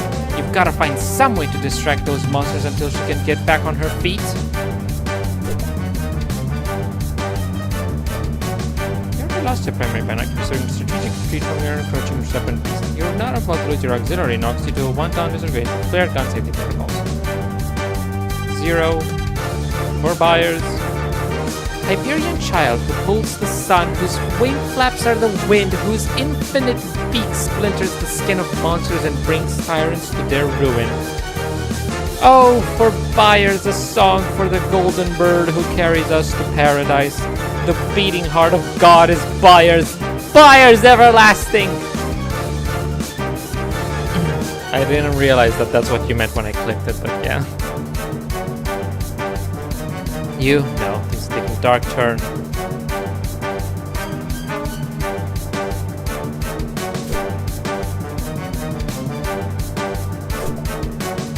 Okay then.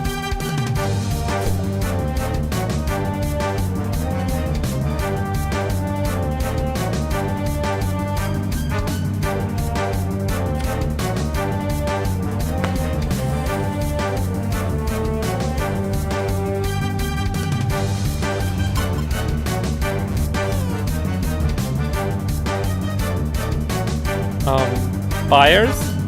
I think you tossed in there, you're never getting back. Looks like a flare. Did you just strike the monsters? Oh, Jude, you hero!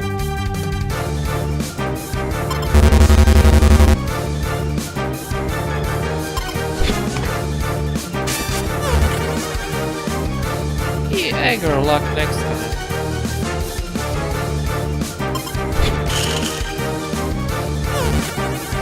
That was just awful. Putting on the Ritz. No vacancy. Divertisement. Don't mention it. What? There's no getting past this behemoth right now. Focus on the relatively smaller ones. What the hell can I do? Curving favor. Girl, quit all this currying around.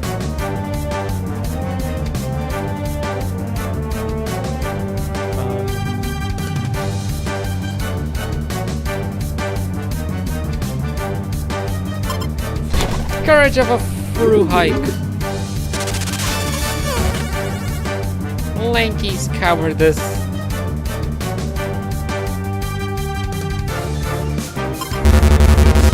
Probably pretty important still.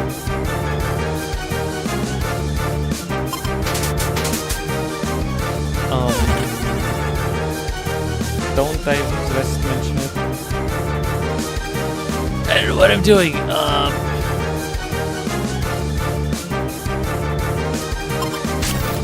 Excuse me? What the? How did that work? Oh, no excuses! Muster the counterattack. Oh. Call it a comeback.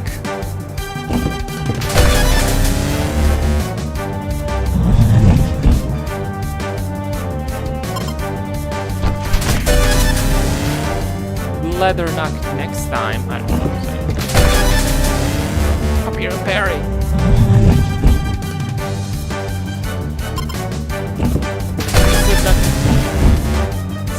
Oh, this guy. Hey, help.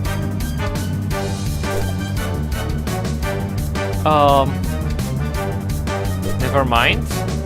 Oh no, I do need this. Hold on.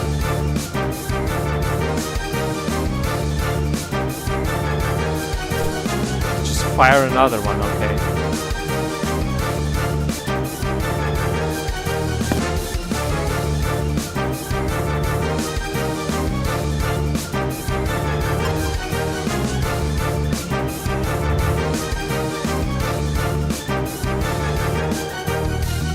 Okay, why do I have, like, upgrade now?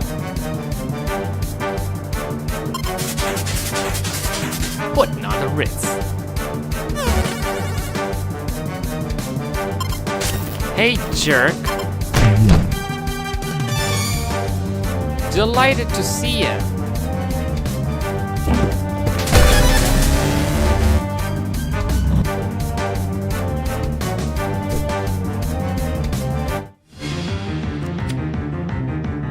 Oh god, fucking bitch!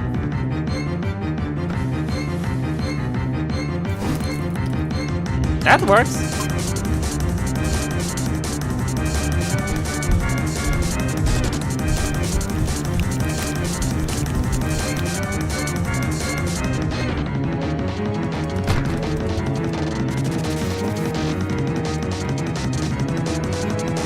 Blair, yes. Style, questionable.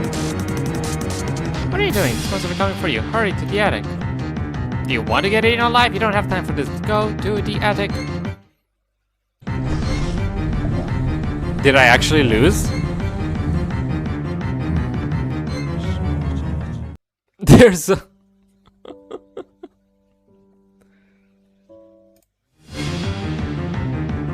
yeah, I didn't know that was a thing, huh?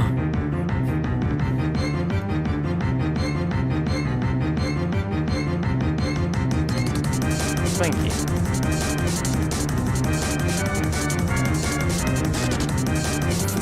Sorry!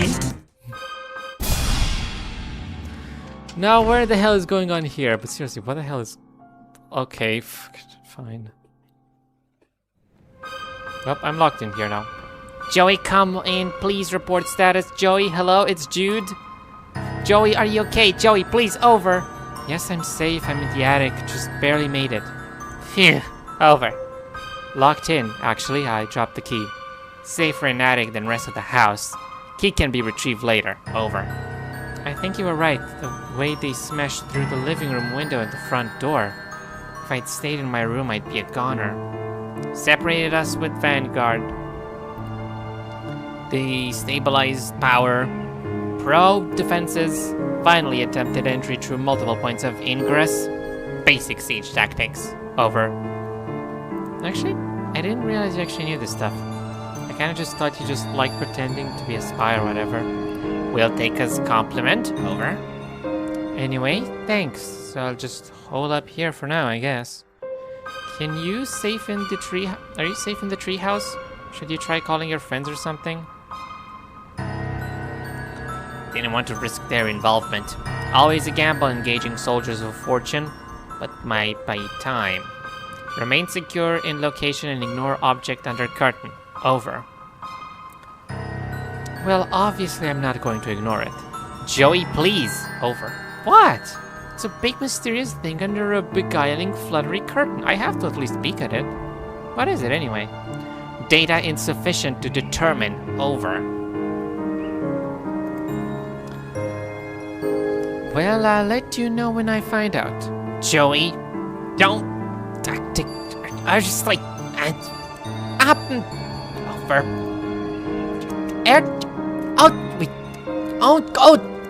It's bad. Over. Jude, can you repeat that? Lots of static. Joey, hand up. Please, you... Please, do... Antonia... Hot... Bag. Did you say... Portal?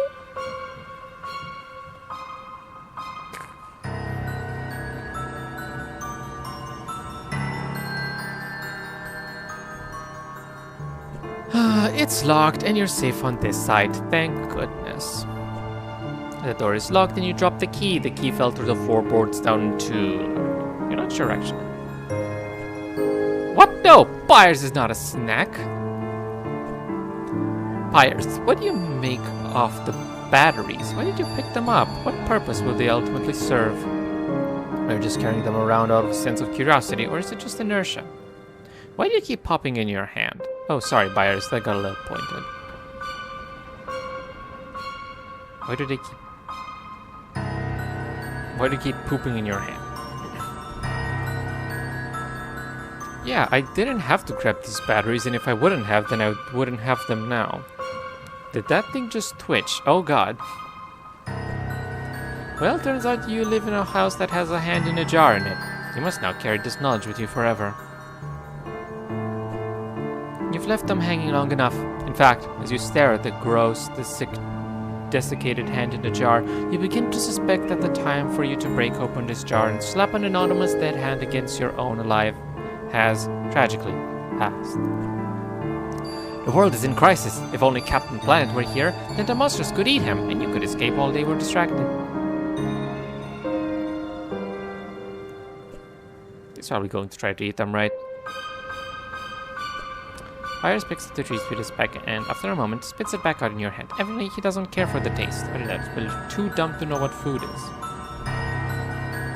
Byers is a cutie, but you're not quite sure you want to entrust your shiny treasured memory of your dearly departed mother to an animal with a fascination for shiny objects and a proclivity for flying out of reach.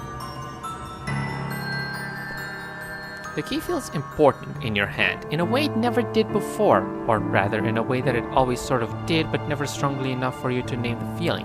You know down to your bones that it matters. It's sort of the opposite of how you feel about this jar full of hand. You aren't really seeing, like, a mouth. It's not a toy and it doesn't need batteries. You don't know what the technical classification for a hand in a jar is, but you've left to guess it seems like a try? Byers looks at you and at the hand, and he puts his little wing on your hand as if to say, Joey, you do not have to try to use beyond literally everything in your house. Nice try, Byers. Let's see what else is in here.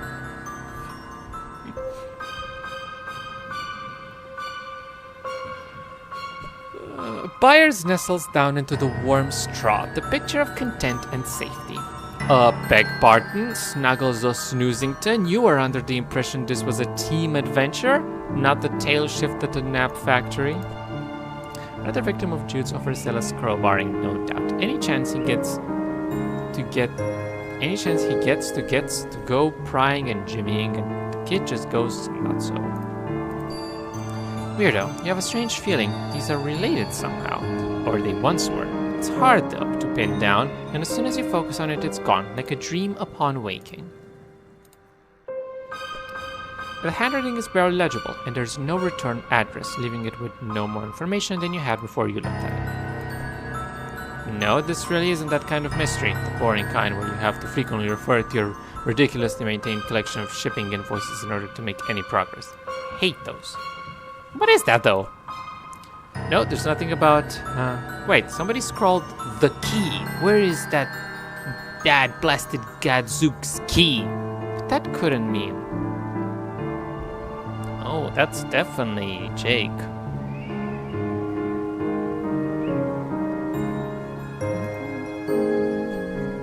The shipping invoice. Joey, it's not. You can't eat it. Although you really should eat something, apparently. Oh, I haven't tap danced at anything in a while.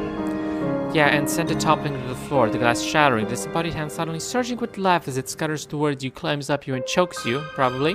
No thanks. Not to mention the Grace Barton, but he'd probably be great at following your lead. That straw's too soft. You'll never get a good rat-a-tat-tap going on that surface. Straw has too much give. It's crumpled enough without you stomping all over it. But cat-like Grace, you totally ignored the shipping invoice. He seems astonished that this shipment apparently did not utilize the unmatchable power of the aviation firm, which is a little rich considering it took 3 pigeons to send 2 marbles about 30 feet. How do you know that? Look, since he got his first best shotgun, this one fell out of favor and now primarily functions as a home to a thick layer of attic dust. Meanwhile, its favored brother is living out a shotgun stadium in the hands of your paw. Lock and load. There's no chance you are going to pick up this gun, and you certainly aren't going to lock and load anytime soon. It just isn't going to happen. Byers is too sweet to carry such a crude and merciless weapon. So many heirlooms, although your paw isn't actually dead.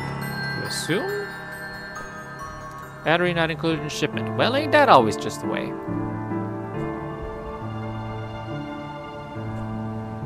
No, nobody ships pogs anywhere. They just appear out of nowhere like dust or cockroaches. Nothing on this info is about pet treats, as far as you can tell. You mean because it's pretty faded. Did you really feel confident they didn't say ship the enormous crate to this jerk's attic, and also how about those pet treats, eh? And why doesn't this guy raise his dang kids? Sparrow sees it perched, and certainly as it's loaded, that seems not a great idea. You gracefully avoid having ever bought into your pa's stupid gun fervor. I do appreciate that it doesn't allow me to use this item on everything.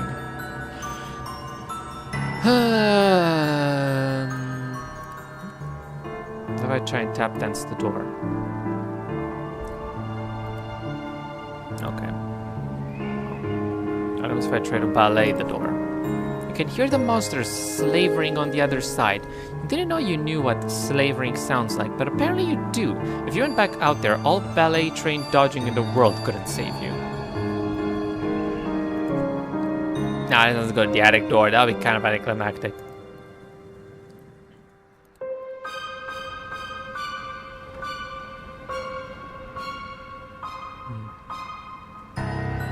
Another victim of Jews' overzealous crowbarring. Whip. You don't use guns. These are definitely loaded, though. Your pa doesn't leave unloaded guns lying around. Or hanging precariously in decaying nests, either. Jeez, it's right over your room. More of his guns. These are antiques and will probably fetch a tidy sum at auction. But you think the only real perk of their antiquity is it probably means it's been ages since they were used to murder anything furry and precious. Sweet, precious buyers shouldn't be anywhere near these things. When you think about how many kind of animals that probably lasted. What is his problem? Your pa, not buyers. He doesn't have problem, as far as you can tell.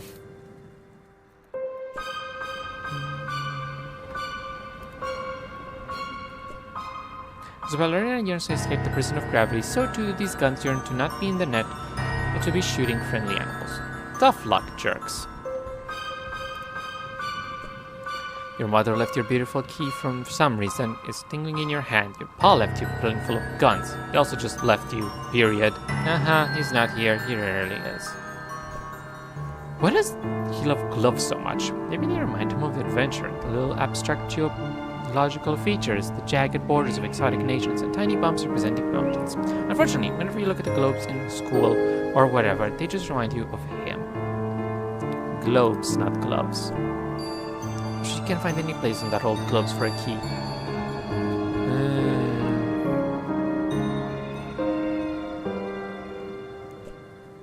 Byers rustles in and out amongst the wreckage of the broken worlds. It is disconcertingly adorable. Oh, we scatter all over the place. Weird. Most of these don't even have a Russia on them, or a France, or any of the other ballet places.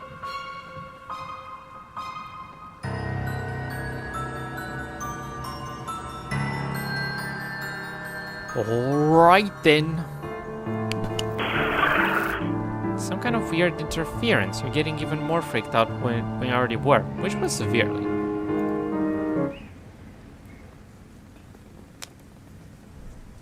Byers. The pigeon slips under the drape. After a moment, you hear the terrifying sound of pigeon snores. You reach under and retrieve him.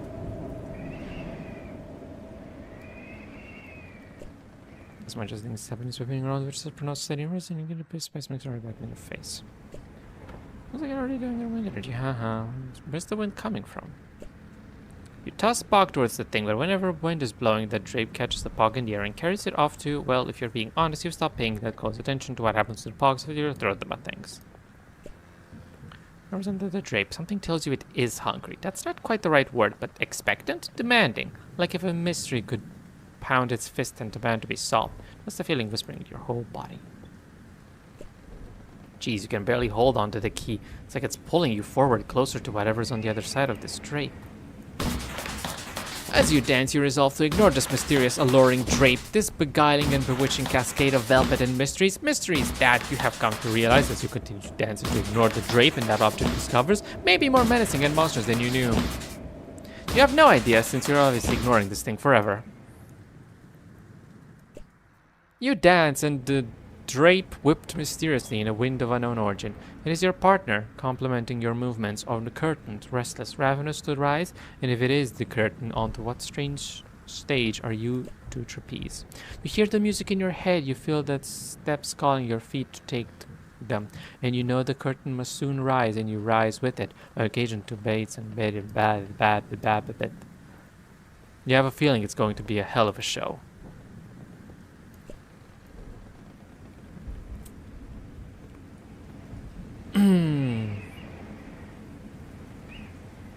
Look. You can't avoid noticing the drape rustling around, although you really wish you could. Better see what's under there now, though, before it gets to drop on you. Remove. Kinda hoping this ends Act 1, because this game is very dense. Oh. Oh, yeah, that's definitely the cherubs.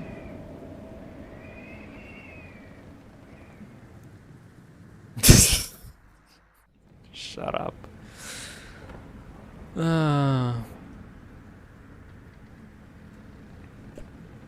You have no idea what this is. You don't know where it came from or how long it's been here. Did Jude know about this? Is that when she sent you to the attic? No, that doesn't make any sense. Did your pa know? It looks kind of different from the stuff he usually dumps off here. Feels different in your mind, at least. Wait, what? You're having trouble thinking clearly. Trouble keeping your train of thought. How long have you been standing here? That's a little creepy. I don't know about you. Hold buyers in front of the impressive piece of machinery. He's plainly mystified.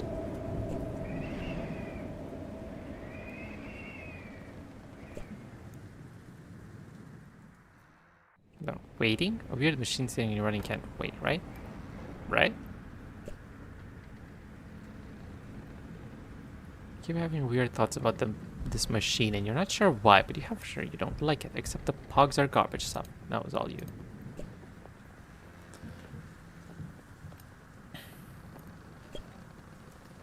Jeez, how... Wow, yes, okay, yeah, you want to do that. Just, yeah, the keyhole. Do it. Do you feel like you have to?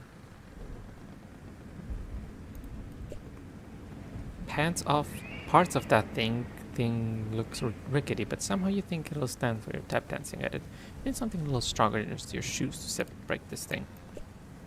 Weird, why do you feel like you already know this thing will make music? Maybe it's like a really complicated organ and maybe you saw it in a book somewhere.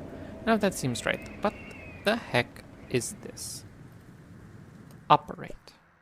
You don't know how to operate this thing except, of course, to put a key in it and turn it.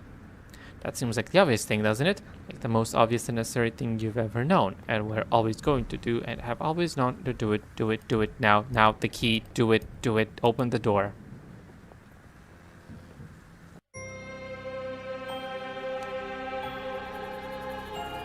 Oh,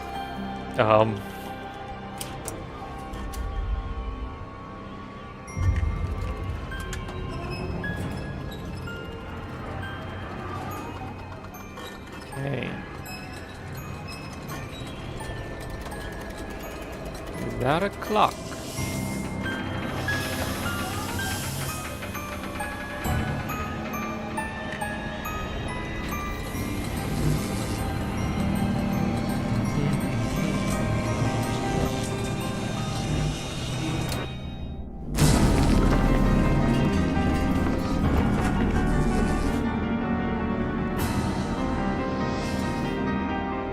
You did tell her to go there, didn't you? That's what it means, huh?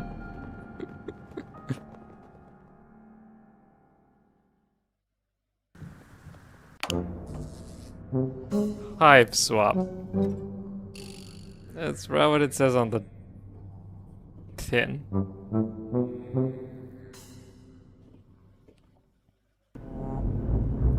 Okay, I kind of really hoped that would have ended the act.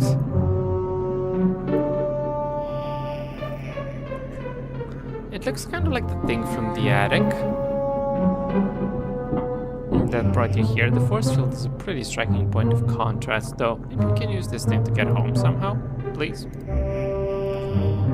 Some kind of weird electronic bug. It seems to be trying to communicate. Maybe I should pick it up for a closer look. Check your hands.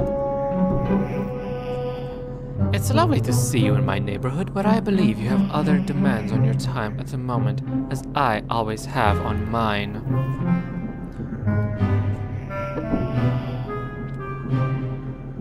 Okay.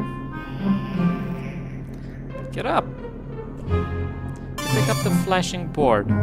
Words blink on the screen in an unfamiliar alphabet. For some reason, you can understand it anyway. Hello? Someone there? Is this a chat room? If a moderator is present, I require some assistance, please. Tetrak! There was a huge explosion! Are you harmed? Thanks for asking, although I didn't see any explosion. Well, maybe I did, sorta. The roof of your hive is totally jacked! If you say so. Wait, you can see my roof? Who are you? What do you mean my hive? Oh, this is Joey. Shit. My bad. That makes a lot more sense. You can see my roof? What do you mean my hive? Oh no. I'm so sorry, I forgot the code again. I'm really trying, I swear.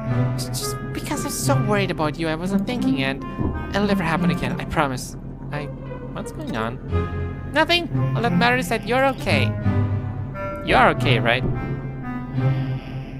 Who are you? I'm Xephiros. Oh no. That was a test, wasn't it? Oh, I know I just said it would never happen again, and I meant that starting from now. No exceptions to the code. I'm absolutely not.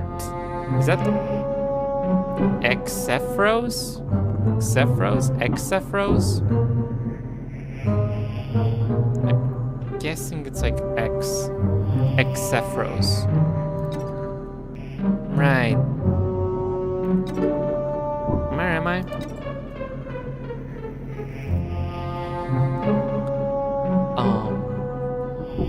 Okay, yeah, I know this one for sure. You're in your basement, right? I mean, you're not there. You're somewhere else. Wink. Oops, did I say the wrong thing? Where do you want me to tell you are? Sorry. Why are you apologizing? It never hurts to be sorry. So, Xephiros, I'm getting that I'm in a basement somewhere, but you think we shouldn't say that? Yeah, that's exactly right. You got it right. Didn't I? You say so. I don't suppose you know what the deal is with the huge machine with the snakes on it, or like the one in my attic? Except that one in my attic wasn't so space age and it didn't have a weird force field bubble. Attic? You know, down the hall, up the stairs. The highest room in the house. Oh, duh, more code. Sorry. Yeah, the secret weapon. I'm sorry about that. Tetrachdomnek. Secret weapon? Tetrachdomnek? Sorry, I knew I was keep messing up. Doing my best. What is Tetrachdomnek? Your name? I mean, not your name. My name isn't Tetrachdomnek. Of course not. Never know who might be reading. Oh, jeez, what was your code name again? My name is Joey. Right, I knew that. God. That was all my fault. I'm sorry, I had no idea things would go so wrong.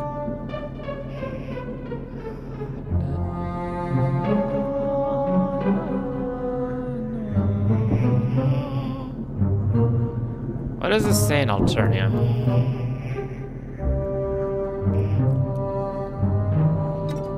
Wait, what? I was going to ask you first, but then I thought maybe I was a quiz and that if I had to stop to ask you, I would fail. So I just put the battery in the weapon like you said. What? What are you talking about? I thought you left that weird paper on this Kratos instructions. Weird paper? Not weird, great! The plan is great, Joey. The heiress will never expect it. I mean, I'm still not sure I get what it is exactly, but still. Just proud to be entrusted with such an important duty. Hey, let me get back to you. Xephros, can be his real name, right? Mentioned something about a weird paper on the floor. He was being pretty weird himself, but you get the sense it might be kind of important.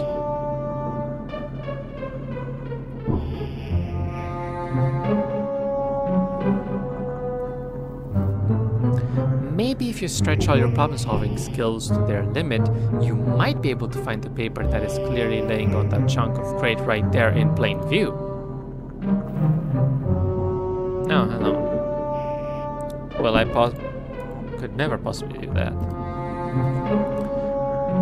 Byers regards the shimmering portal with the same dazed cluelessness with which he regards everything else in existence. He's endearly democratic in his stupidity. Hold on, if I go to Steam and I look at the achievements,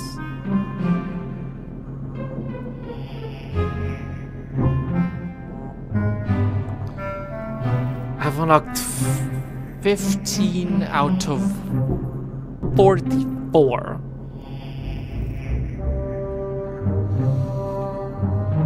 Oh my gosh.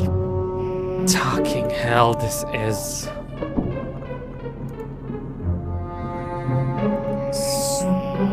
so long.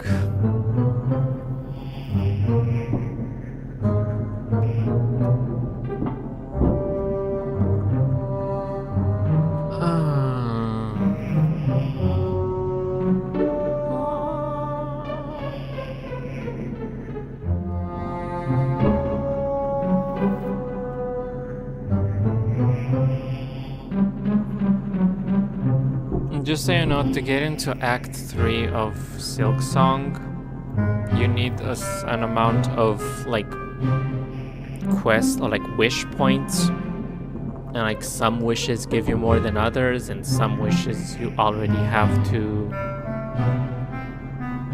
complete in order to continue, like, you know, Chakra's quest or Sharma's White Word quest.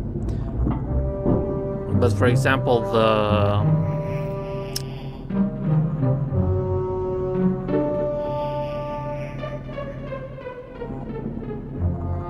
the courier's quests, each one of them gives you half a point or something like that.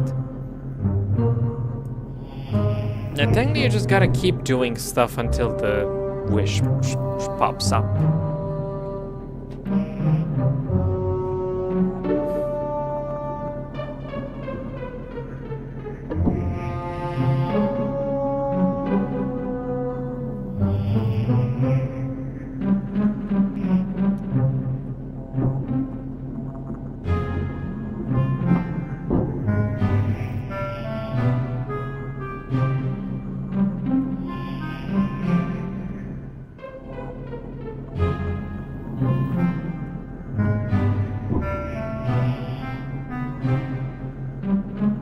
Made it to page 4,000. Kind of don't remember a bunch of different trolls at once, but I'm sure they'll grow on me with time.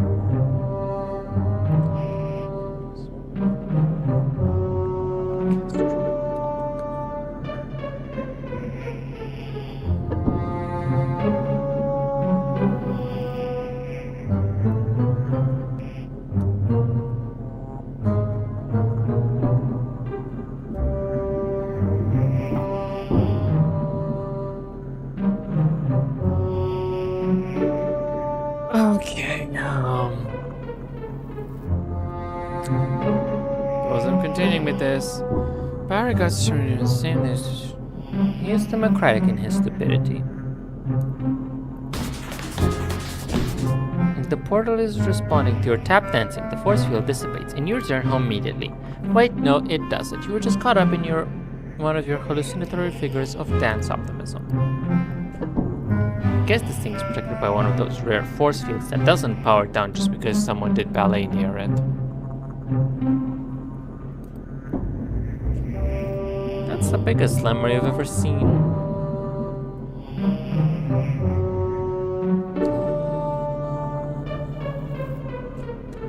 busted up robot? It seems like something pretty intense went down here just before you arrived.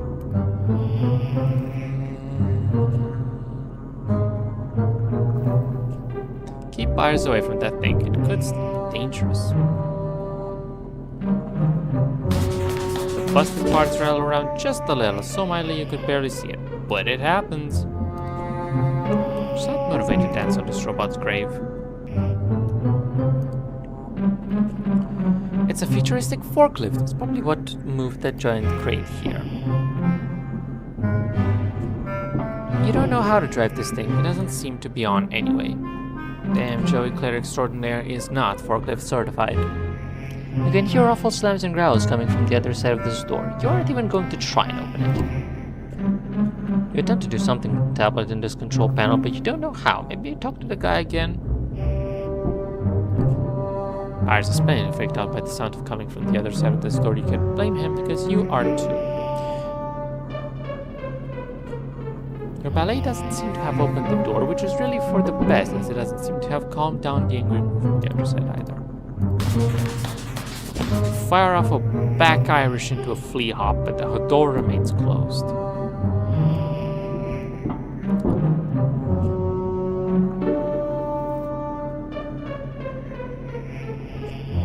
You have no idea how to open this thing. You don't even see a handle. If you had to guess, it looks like it's automatic. But the power seems to be off in here, you think. It's kind of hard to tell.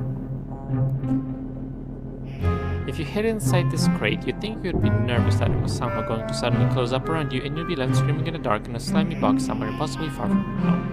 So you don't think you'd be hiding in the crate just now. Okay, thing is that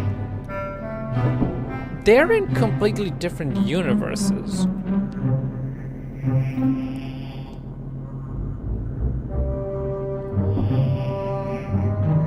Right? Like, the trolls, like Alternia, comes from the totally different universe from Earth A. Or is that even Earth A? Yeah, it's Earth A, I think.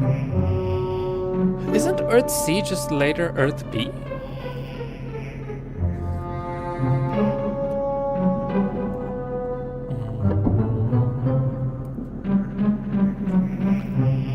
You pick up a hand-drawn, scribbled-on diagram of the portal showing how the pieces fit together. Hey, I found the paper you were talking about. So what do I do with it? Well, okay, give me a minute. I know this. I'm really sorry. I didn't think you'd be quizzing me right after what happened. I swear I'll be better next time. It's okay. Wow, really? Yeah, really. It's not a quiz. I have no idea what any of this means. Oh, jeez. This a test? No! I seriously have no idea what's going on here. I've never seen this thing before. What is it telling me? I'm doing my best, but I don't know what you want me to do. Please tell me what you want me to say. So this paper seems like some kind of schematic for the portal I just came through. It looks kind of familiar, not just the portal, but the paper itself. I don't know how that would be possible though. Anyways, is that right? There's a diagram for the snake machine? Well, if I remember right, that thing is a guide to the weapon. The weapon? You mean the snake portal? Oops, the code. Okay, yes, the portal. Can I unlock the snake machine with this? Is that what I have to do? Unlock the snake machine? Oh, the serpent security program for your hives powering the hexagrid. Yes, if that's what you want, Tetrach. You can always do whatever you want. Well, will, that thing you said, will that help me get out of here? Exactly! Just put all X fingers on the back of your tablet until the control panel unblink executes. Thanks. 10? Oh no. I'm in trouble. I did exactly what I'm not supposed to. This was a test and I blew it. Of course you remembered. And I definitely should have said any of that. Shouldn't have said any of that. I'm so sorry. It's hard to keep up with this espionage rules sometimes. Okay, I'll just go check that out. I'm so sorry, Tetrach. I'm just gonna leave you to whatever it is that you do. Looks like somebody's already shook to pieces. The steps seem a little too complicated for you to follow, at least without some dedicated study first. Additionally, it's some kind of detailed mechanical schematic and not dance steps. The diagram does not seem to incorporate pigeons. Neither is a vital component nor is a security visual motif. The diagram is way too visually basic. As such, it would be pretty lousy slamming ball pads. What did you even fucking tell me to do?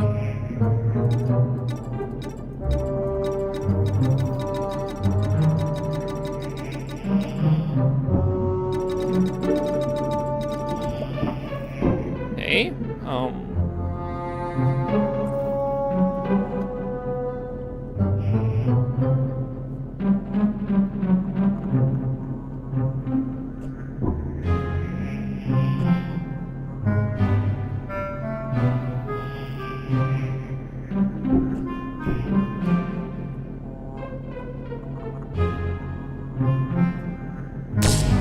I didn't exactly hurt, but it was kind of tingly. Yeah, to get over to reach the portal while it's that force field is on.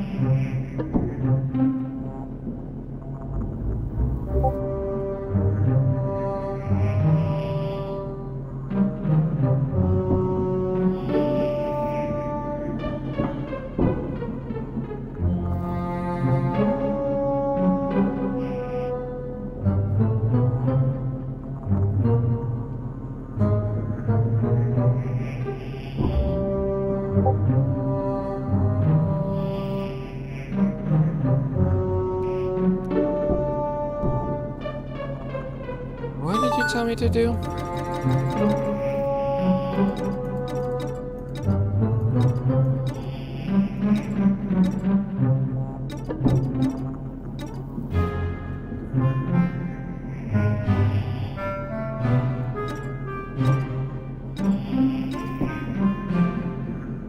That thing is a guide to the weapon.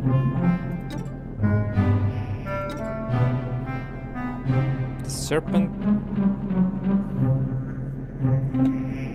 Oh.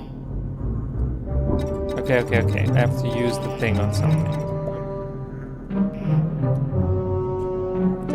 What does this indeed seem to be a diagram for this portal? For all the good that does you, which is currently not at all. You're no expert, if you had to guess, you'd say the technology of the forklift and the portal are pretty different. I have no idea how to open this thing, you don't even see a handle. You place all 10 of your fingers on the back of the tablet and approach the control panel. Hey, some kind of password entry program appears on the screen.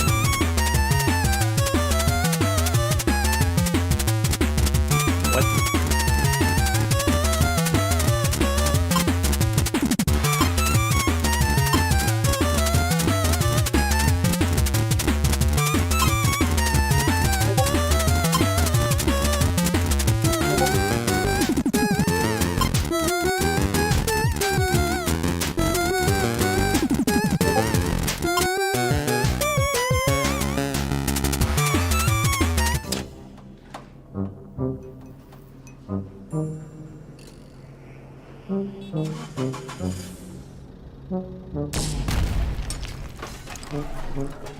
Oh, Elusus, hello.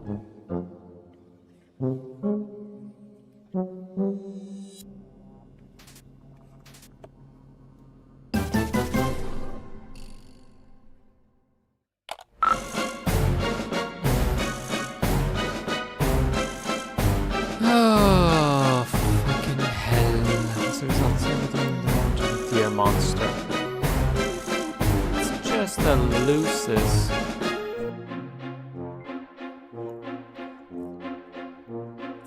Who's that?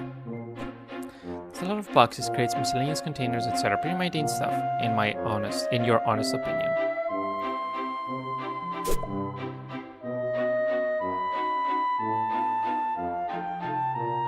Who's that? Is that the Condens?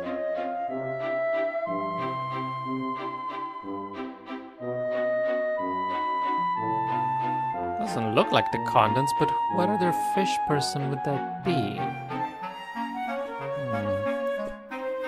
This reminds you of Jude's dorky conspiracy theories, although you guess maybe those weren't actually conspiracy theories, more like conspiracy facts apparently.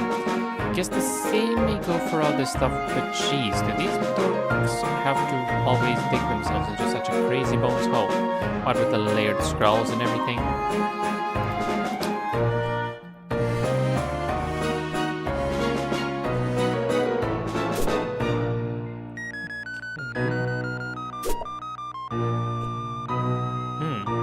You don't really know what any of this stuff is, but it all makes you extremely uncomfortable.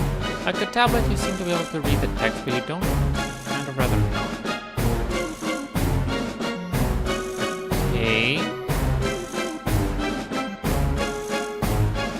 Why did you lock up the Lucis?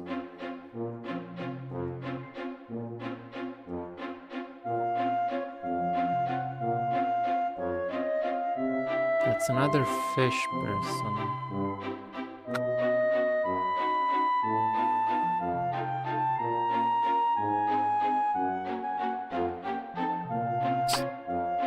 I guess I should save.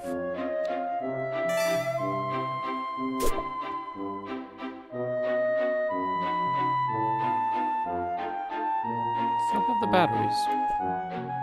But if you put the batteries in the box and then someone was frantically reaching into them, the boxes, for ammo, someone pulled the batteries out instead. What a ride would that be, I guess?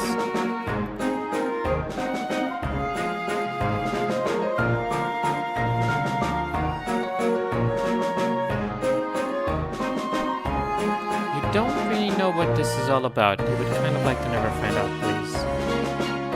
That's the condenses cards. This seems to be a map, but you don't recognize the shapes of any of the landmasses depicted on it. Or, well, actually, now that you think about it, they maybe do look kind of familiar, but you're not sure where you would have seen them before. Oh, hello. Hey! Hey, Xerox, are you in there? Hey, Xerox. I don't know how I feel about the codename Xerox. It's pretty close to Xephros, don't you think?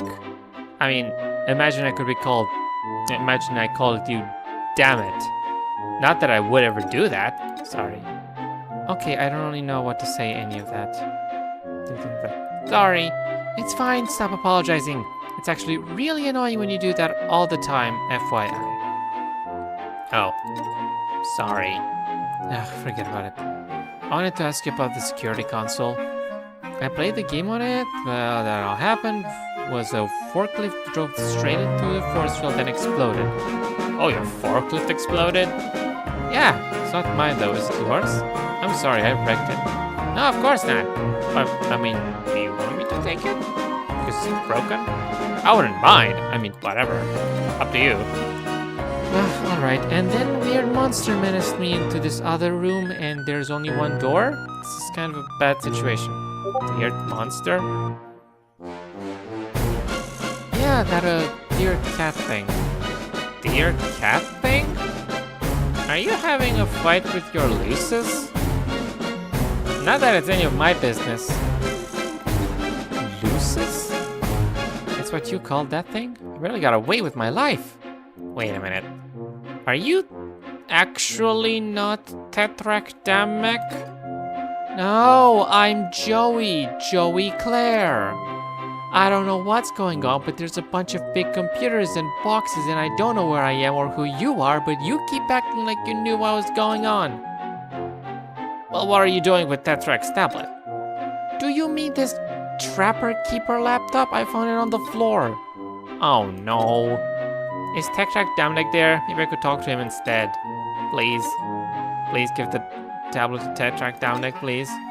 I don't know who Tetrax Damnick is. I don't know who you are. Could you look for him, please? Okay, yeah, I'll just root around in his room that's filled with guns. Okay, thanks.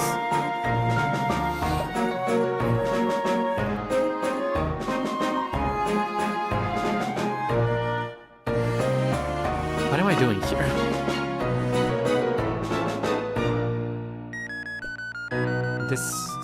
sketchy diagram and this weird high-tech map clearly have nothing to do with one another. You're pretty much certain of it. Notice how Byers sees the world from his high overhead, his powerful brain calcula. You couldn't keep that up any longer.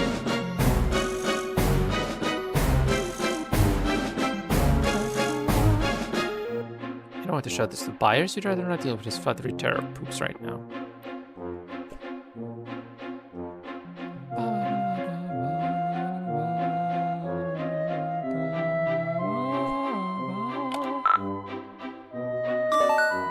Did you find him? No! Oh no. I don't know what to do. What should I do? Oh my god! Why on earth are you asking me? What's Earth? What? Oh. My god. Jude, is that you? This is another one of your stupid practical jokes. It isn't funny. No, I'm Exafrost. Okay, Exafrost, tell me what's going on. I don't really know. Actually, I'm kind of upset because you're yelling and that makes it harder to think. I know I'm not very smart or good at anything, but I really am trying my best. Sorry. I can't believe this. Except us trying to go in space apparently, or at least you were. I'm the one who just got shot through space into an alien nightmare horror house, and you expect me to make you feel better? Look, we all have self-esteem issues, but there's a time and a place for pathetic groveling, and it is not while I'm trying not to be devoured by alien monsters. Wait, you're an alien? I'm 2 seconds away from throwing this disgusting joke machine into any of the several of the massive piles of armed and dangerous garbage around me. Wait, don't! They're so exciting, I've never met an alien before. I'm like seriously losing it. Most trolls never meet aliens until they go off a planet to conquer them. What? Okay, but like, you could be messing with me. Are you messing with me? The Tetrack says I have to stop being so trusting. Oh, I know, say something only an alien would say.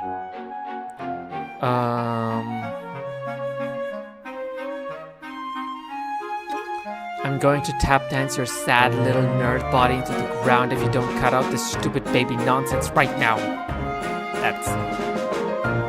Did you understand what I was asking? That was sort of a normal thing to say. No, it wasn't! That was not a nice thing to say at all. Ugh, sorry. All little knots and the deer cat maybe got me a little rattled. So you're not an alien? No, I am. I mean, if this seriously isn't Earth, which between the snake machine and the deer cat and the sci-fi technology, I'm willing to believe. Plus, there were some other monsters earlier, so I'm having that kind of day. Monsters? Yeah, I managed to get past them barely. Wow, they're so cool. You're like on a real adventure. Wait, what color is your blood? What kind of question is that? I'm so sorry, I didn't mean to be disrespectful. I just wanted to be sure I knew before I made a mess of things. Okay. It's red.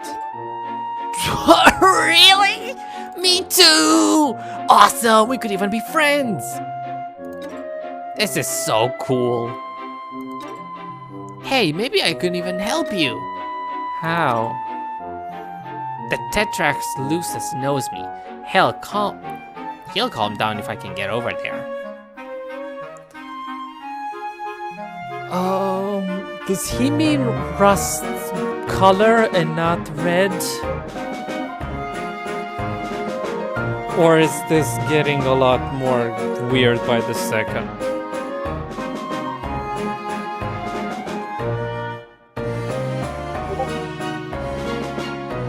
Okay.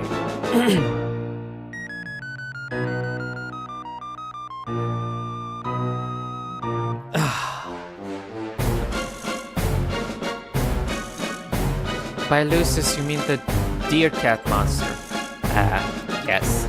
That's wonderful, thank you. Yeah, except, I don't know, I'm still worried this might all be a big test. A test? I don't follow, sorry. Boys, it's getting kind of frustrating having to say that over and over. The Tetrack is always testing me. if this is the final exam of secrecy stuff and I blow it, he's gonna be really disappointed. Oh, I know. If you can prove you're an alien, I'll come over and help you out. Do you want me to say more alien things? No, I mean, I have no way of verifying if those are true or not. Oh, send me a picture of you. I don't have any photos with me, and anyway, how could I get it to you? I'm trapped in here by that monster. Aren't you using the Tetrax tablet? Take the pic with that and... What? Submit? No. Smith? Pics?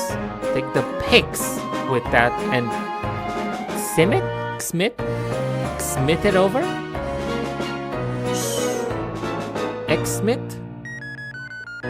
Smith? Tenmit? Smith?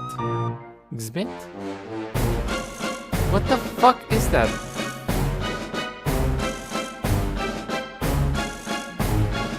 Smith?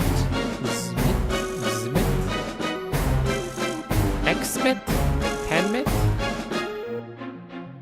I don't fucking know. Smith? Pictures. Transmit? How the fuck is X doing trans? What? Take the pics with that and transmit it over. Pictures. Transmit. Okay, that's kind of a weird ask, Xerox. But I'll give it a shot. Here goes. Oh.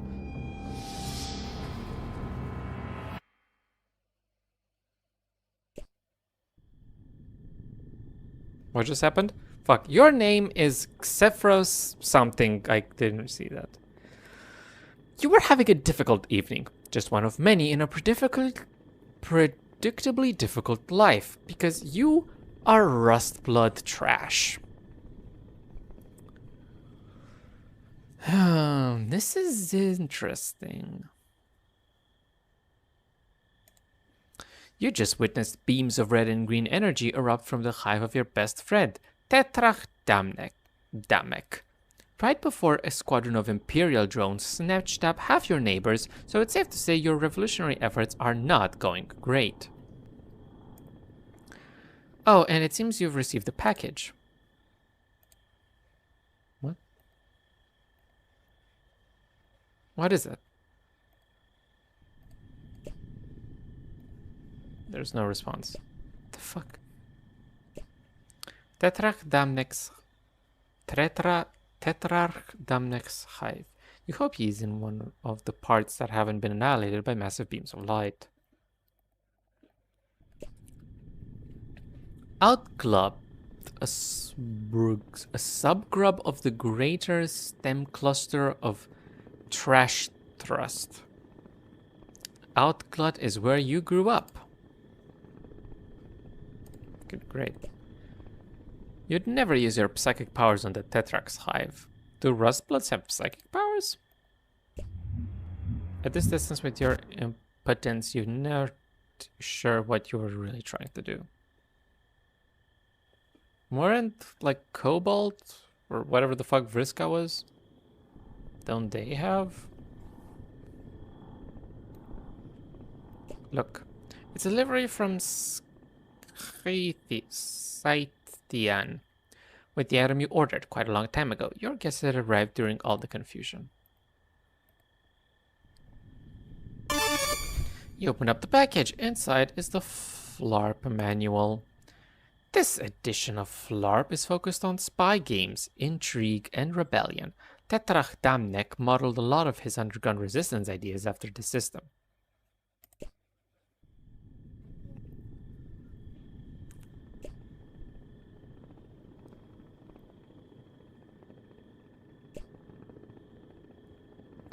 You've kind of outgrown FLARP, but no returns for Rustbloods.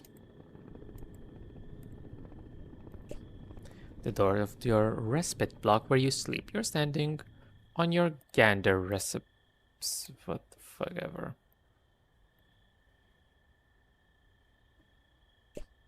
Playing FLARP was the Tetrarch Damnek's idea.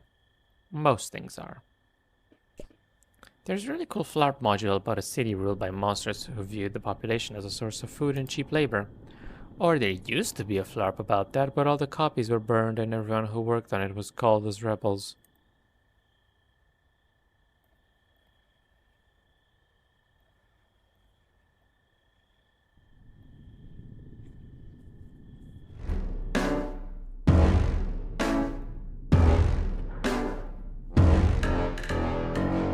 Fucking hell, that's a lot of shit that I'm supposed to look at. Why do you have that?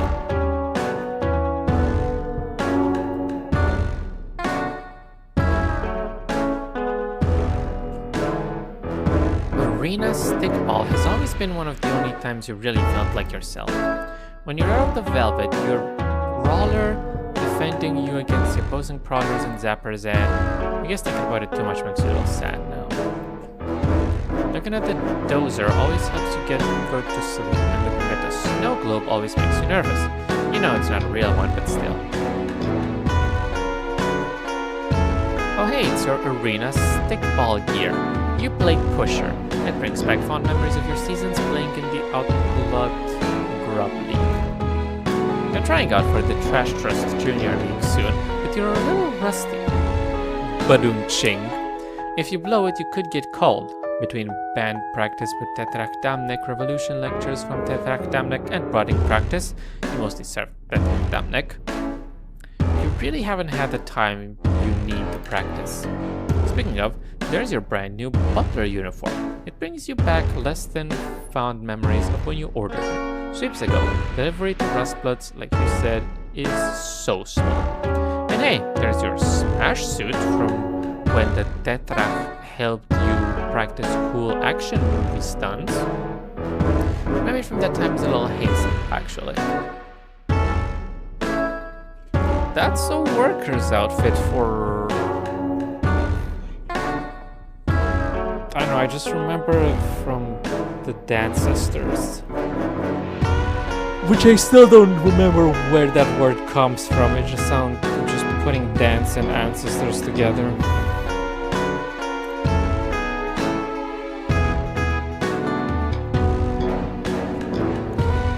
White gloves, shoe polish, training silverware, everything an involuntary aspiring butler needs.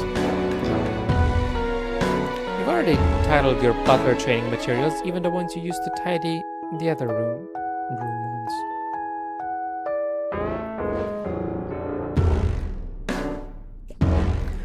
You use these to practice your budding powers of telekinesis. You still aren't very good yet, but you sure showed these spoons who's boss.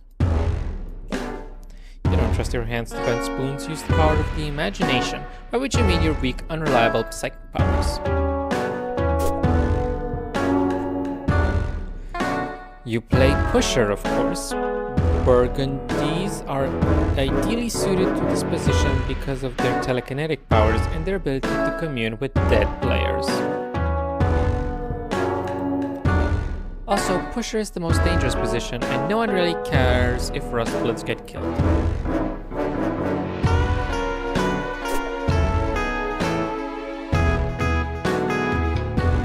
You're reminded of the week Tetrak Damnek made you sleep on the floor as a training exercise.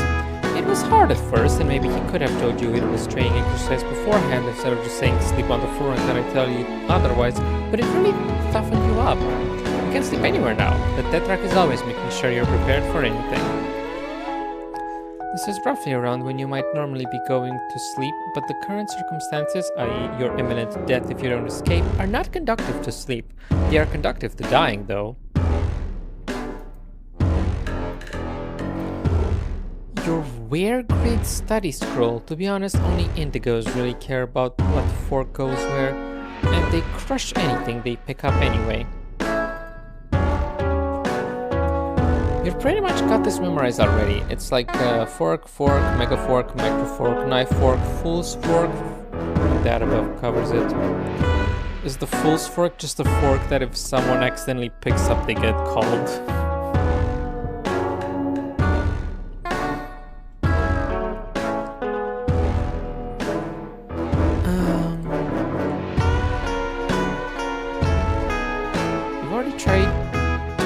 butler training materials.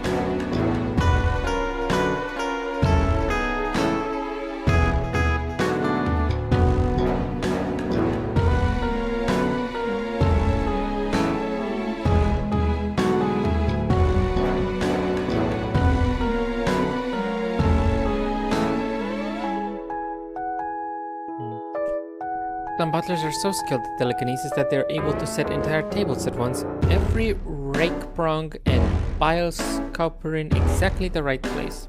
It's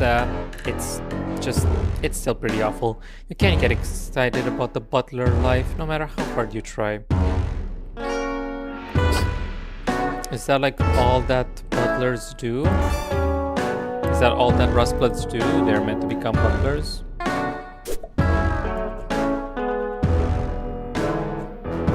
Managed to hang this poster without using your telekinesis, or you guess what you mean is, it would have been cool to hang this poster using your telekinesis, but your telekinesis is very weak, and that frame was sort of heavy, kind of. The manual doesn't contain a mechanic formula.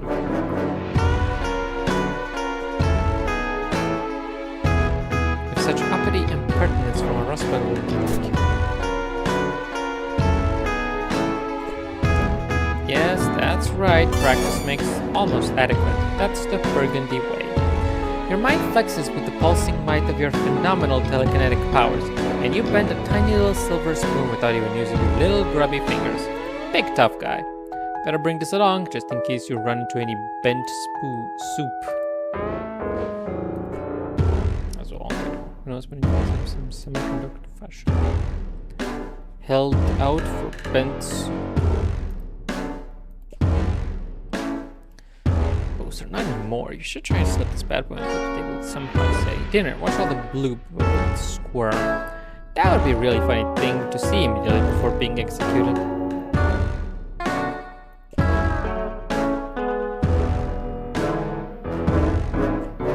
You could lightly jostle your clothes on their hangers, but it doesn't sound like it'd be worth the nosebleed.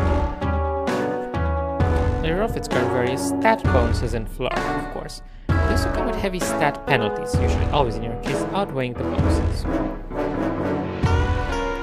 This bent spoon won't give you any trouble, as evidenced by your clothes, you have no problem with unconventional taste.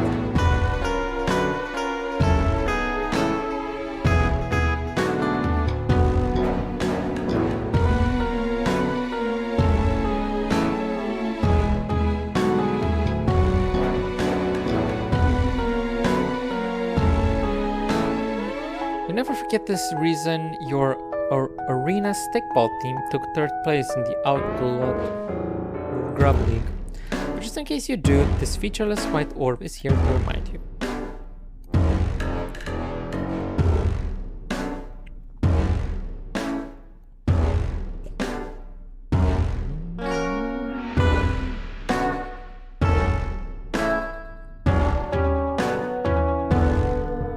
It's your tablet. You use it for pretty much everything. Your auto-tune mic is plugged into it.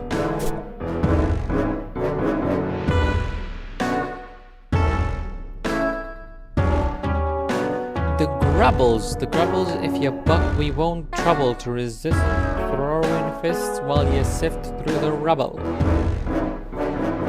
It's sort of hard to spit your quasi-revolutionary rhymes with any real fire while dressed in your butler uniforms, though. Damek says they're subversely transforming the rags of your oppression into fatigues of the revolutionary through your jams, but you're kind of worried your performances will be drowned out by sarcastic orders to polish the silver. It's our tablet. Use it for pretty much all the computing needs. Perfect device for cat to go.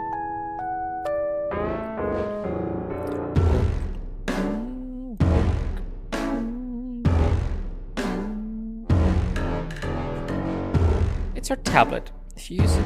Oops. It's all one thing. Okay, pick it up. You gather both tablet and mic with one practical motion. They're attached, so motion probably didn't require as much practice as you might think. Let's just pick up where we left off. Okay, thank you. You want me to say more alien things? No, I mean, I have no way to verify if those are true or not. Send me a picture of you.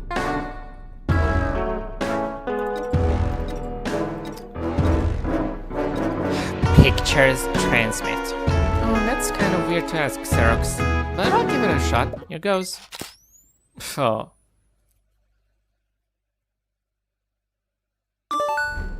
Oh yeah, you're definitely an alien.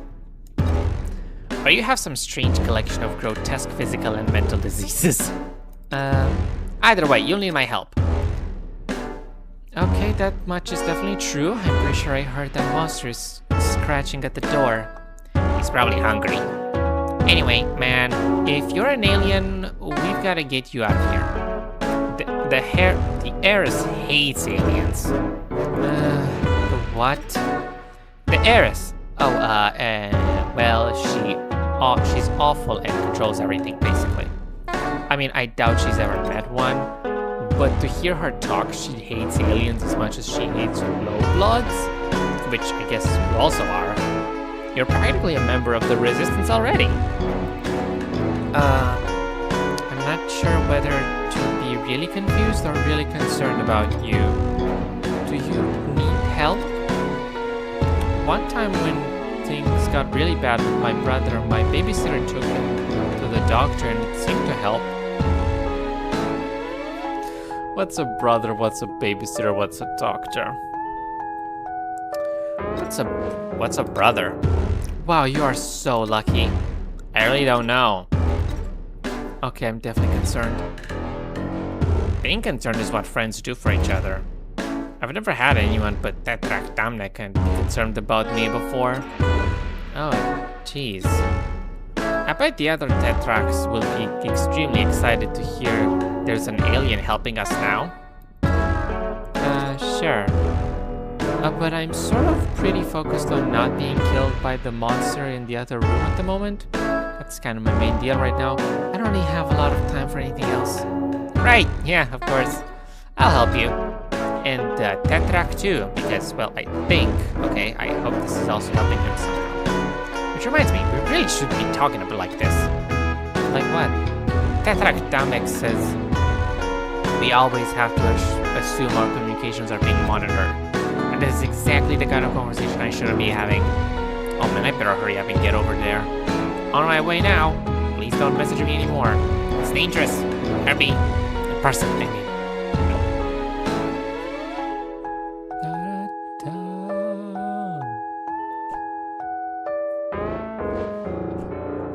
Tiny rips your measly powers can actually use. Complement your inner kinetic without sacrificing your ability.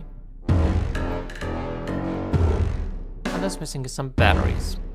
Well, and your band leader, and some fans, and some better songs, honestly, and a means of monetizing your band, which, if you're being frank, can also use some polish. I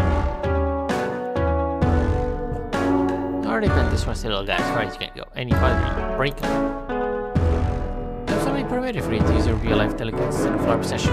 Of course, yours is so pitifully weak, it's not like it was going to be an unfair advantage anyway you sliced it. You could power the mic with your psychic powers, except for the fact that you're telekinetic, not electrokinetic. You don't know what the word for someone who controls electricity with their mind is, because that is a fake and obviously not a real thing that anyone can do.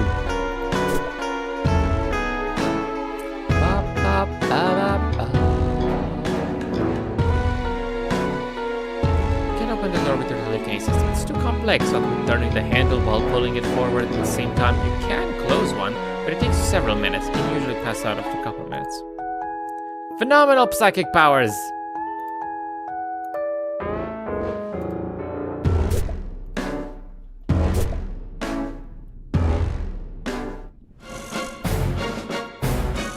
Hello, Joey Claire Extraordinaire.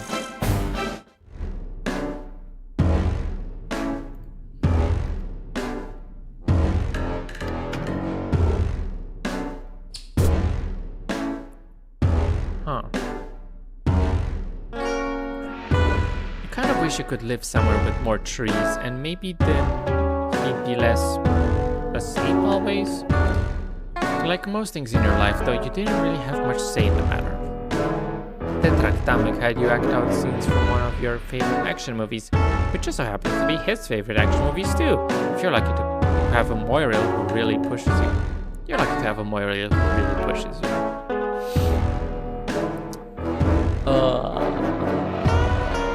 Does Moirail mean romantic? I forgot. No, it doesn't. It's platonic.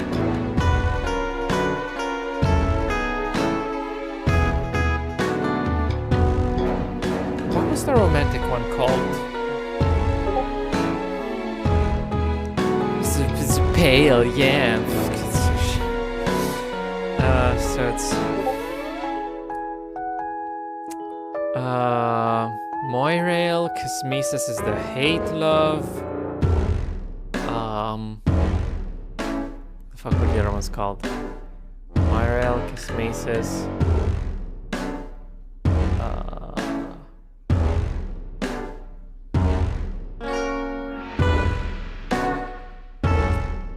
It's just the names that I don't know. Moirail, Kismesis.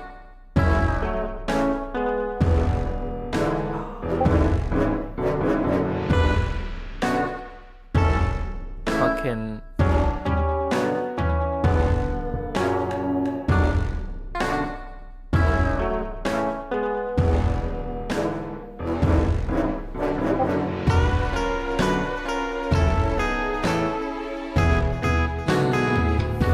I cannot think in the slightest what it could be.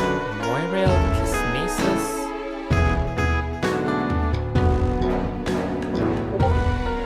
Mate spread. Right, yeah, I obviously don't remember that. It's very bland. Auspicious in some right. I may have added another syllable in there or not, I don't know. You're lucky to have a Moirail who really pushes you.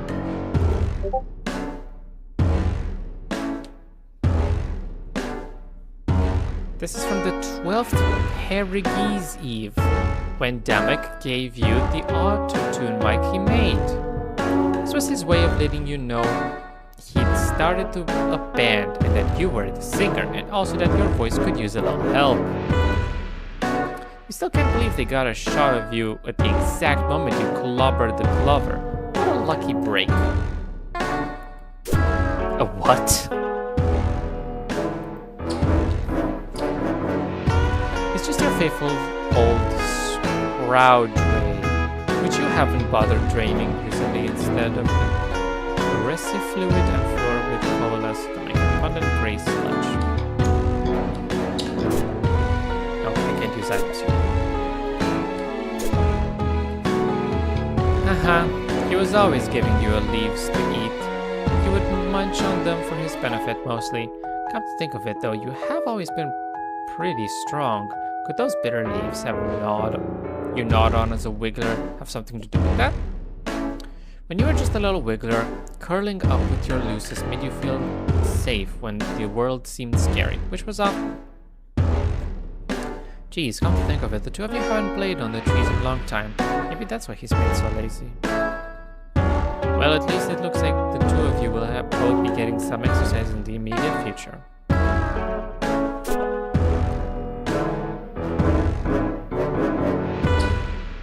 Killing supplies, future cleaner. I'm surprised you to think of them anywhere you like to have fun, so you just dump them at the end of the hallway. Clean. Maybe if your hallway is really clean, the drones will stop trying to burn your neighborhood down and kill you. And there's that Rustblood Moxie. What's in here?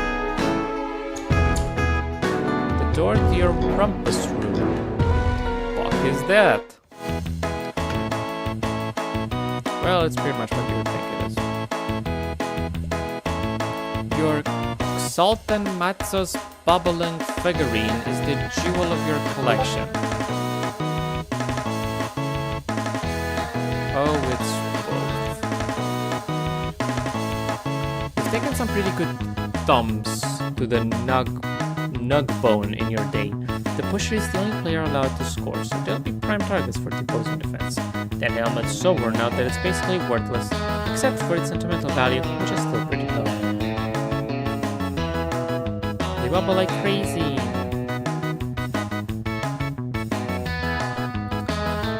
Pusher helmets traditionally leave the forehead unprotected in order to facilitate their psychic powers. They also facilitate a high probability of your death, so yeah, there's that.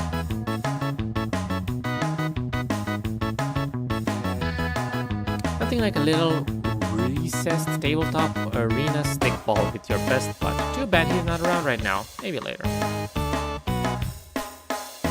Nah, recessed tabletop arena stickball isn't very fun by yourself. It's not very much like arena stickball either.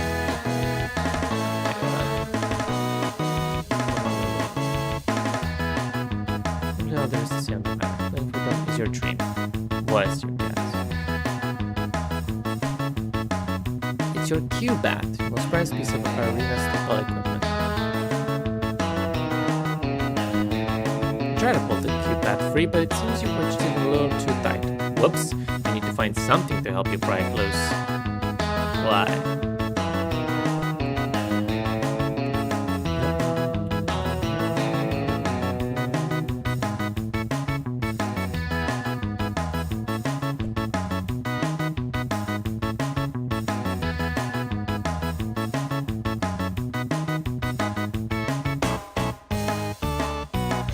It feels like I can feel how much the writers of Hiveswap have tried very heavily to make Hussy's feverish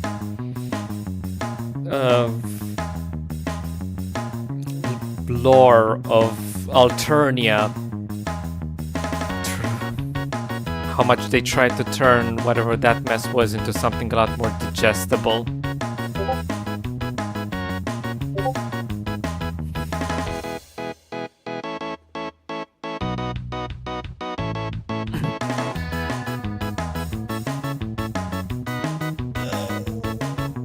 Sultan Matos was the greatest pusher of snow globes ever had.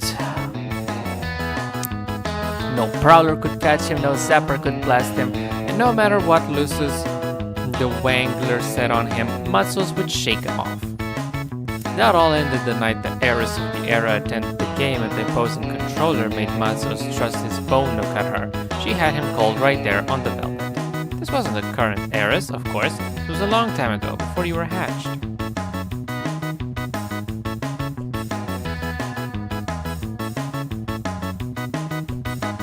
Sultan's telekinesis, it was like nothing anyone had ever seen. Rustbloods can get pretty powerful, but he was like something from history, from one of those illegal parts of history you're not supposed to know about. When he really got going, the whole stadium would rumble in his psychic wake. Lately, you've just kind of secretly suspected that maybe his death wasn't just the result of some bloodlust controller's prank. Maybe they were taking him out before he became too dangerous for them to handle.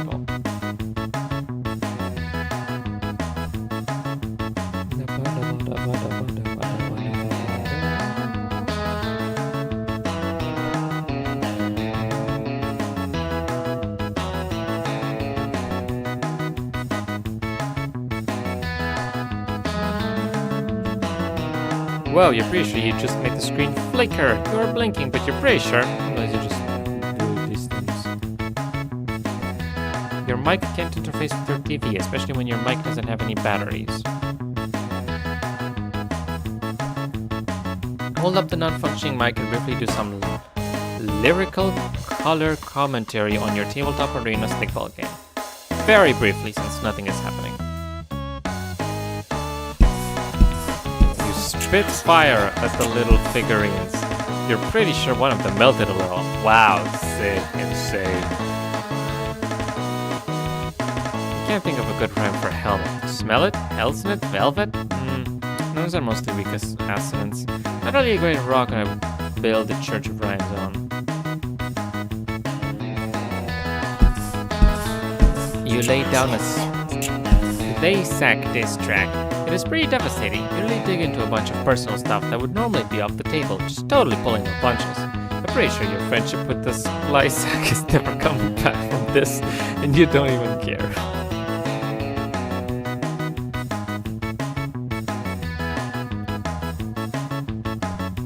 The player on the pause screen is unimpressed by your bent spoon. Wow, you've been big league You've been big leagued by a static image. It will take sweeps to recover from this hit to your rep. What the fuck is this? It's your sports vault, of course. Just a huge heavy vault themed with sports. Arena stickball specifically, and obviously. It's the only place in the hive you can store food for your Lucis. He's so strong he could easily break into any other place. It has a special telekinesis-based interface. It tends to wear you out a little, and the combination is pretty hard to remember. Open it. You can't open the sports vault with your hands. Try thinking before you act. Fuck you. What?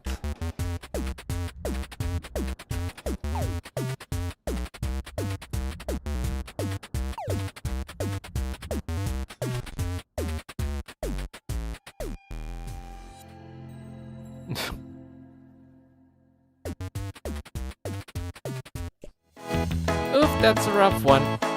It can be hard to remember the path when you're already concentrating on your shaky telekinesis. It helps if you have some kind of guide on hand.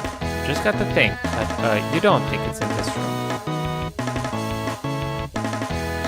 The crest of the Alternian Pro Arena Stickball League, with all 15 balls. It's a real game of arena stickball. These are all different sizes and each has its own distinct powers. I should probably also go eat, honestly.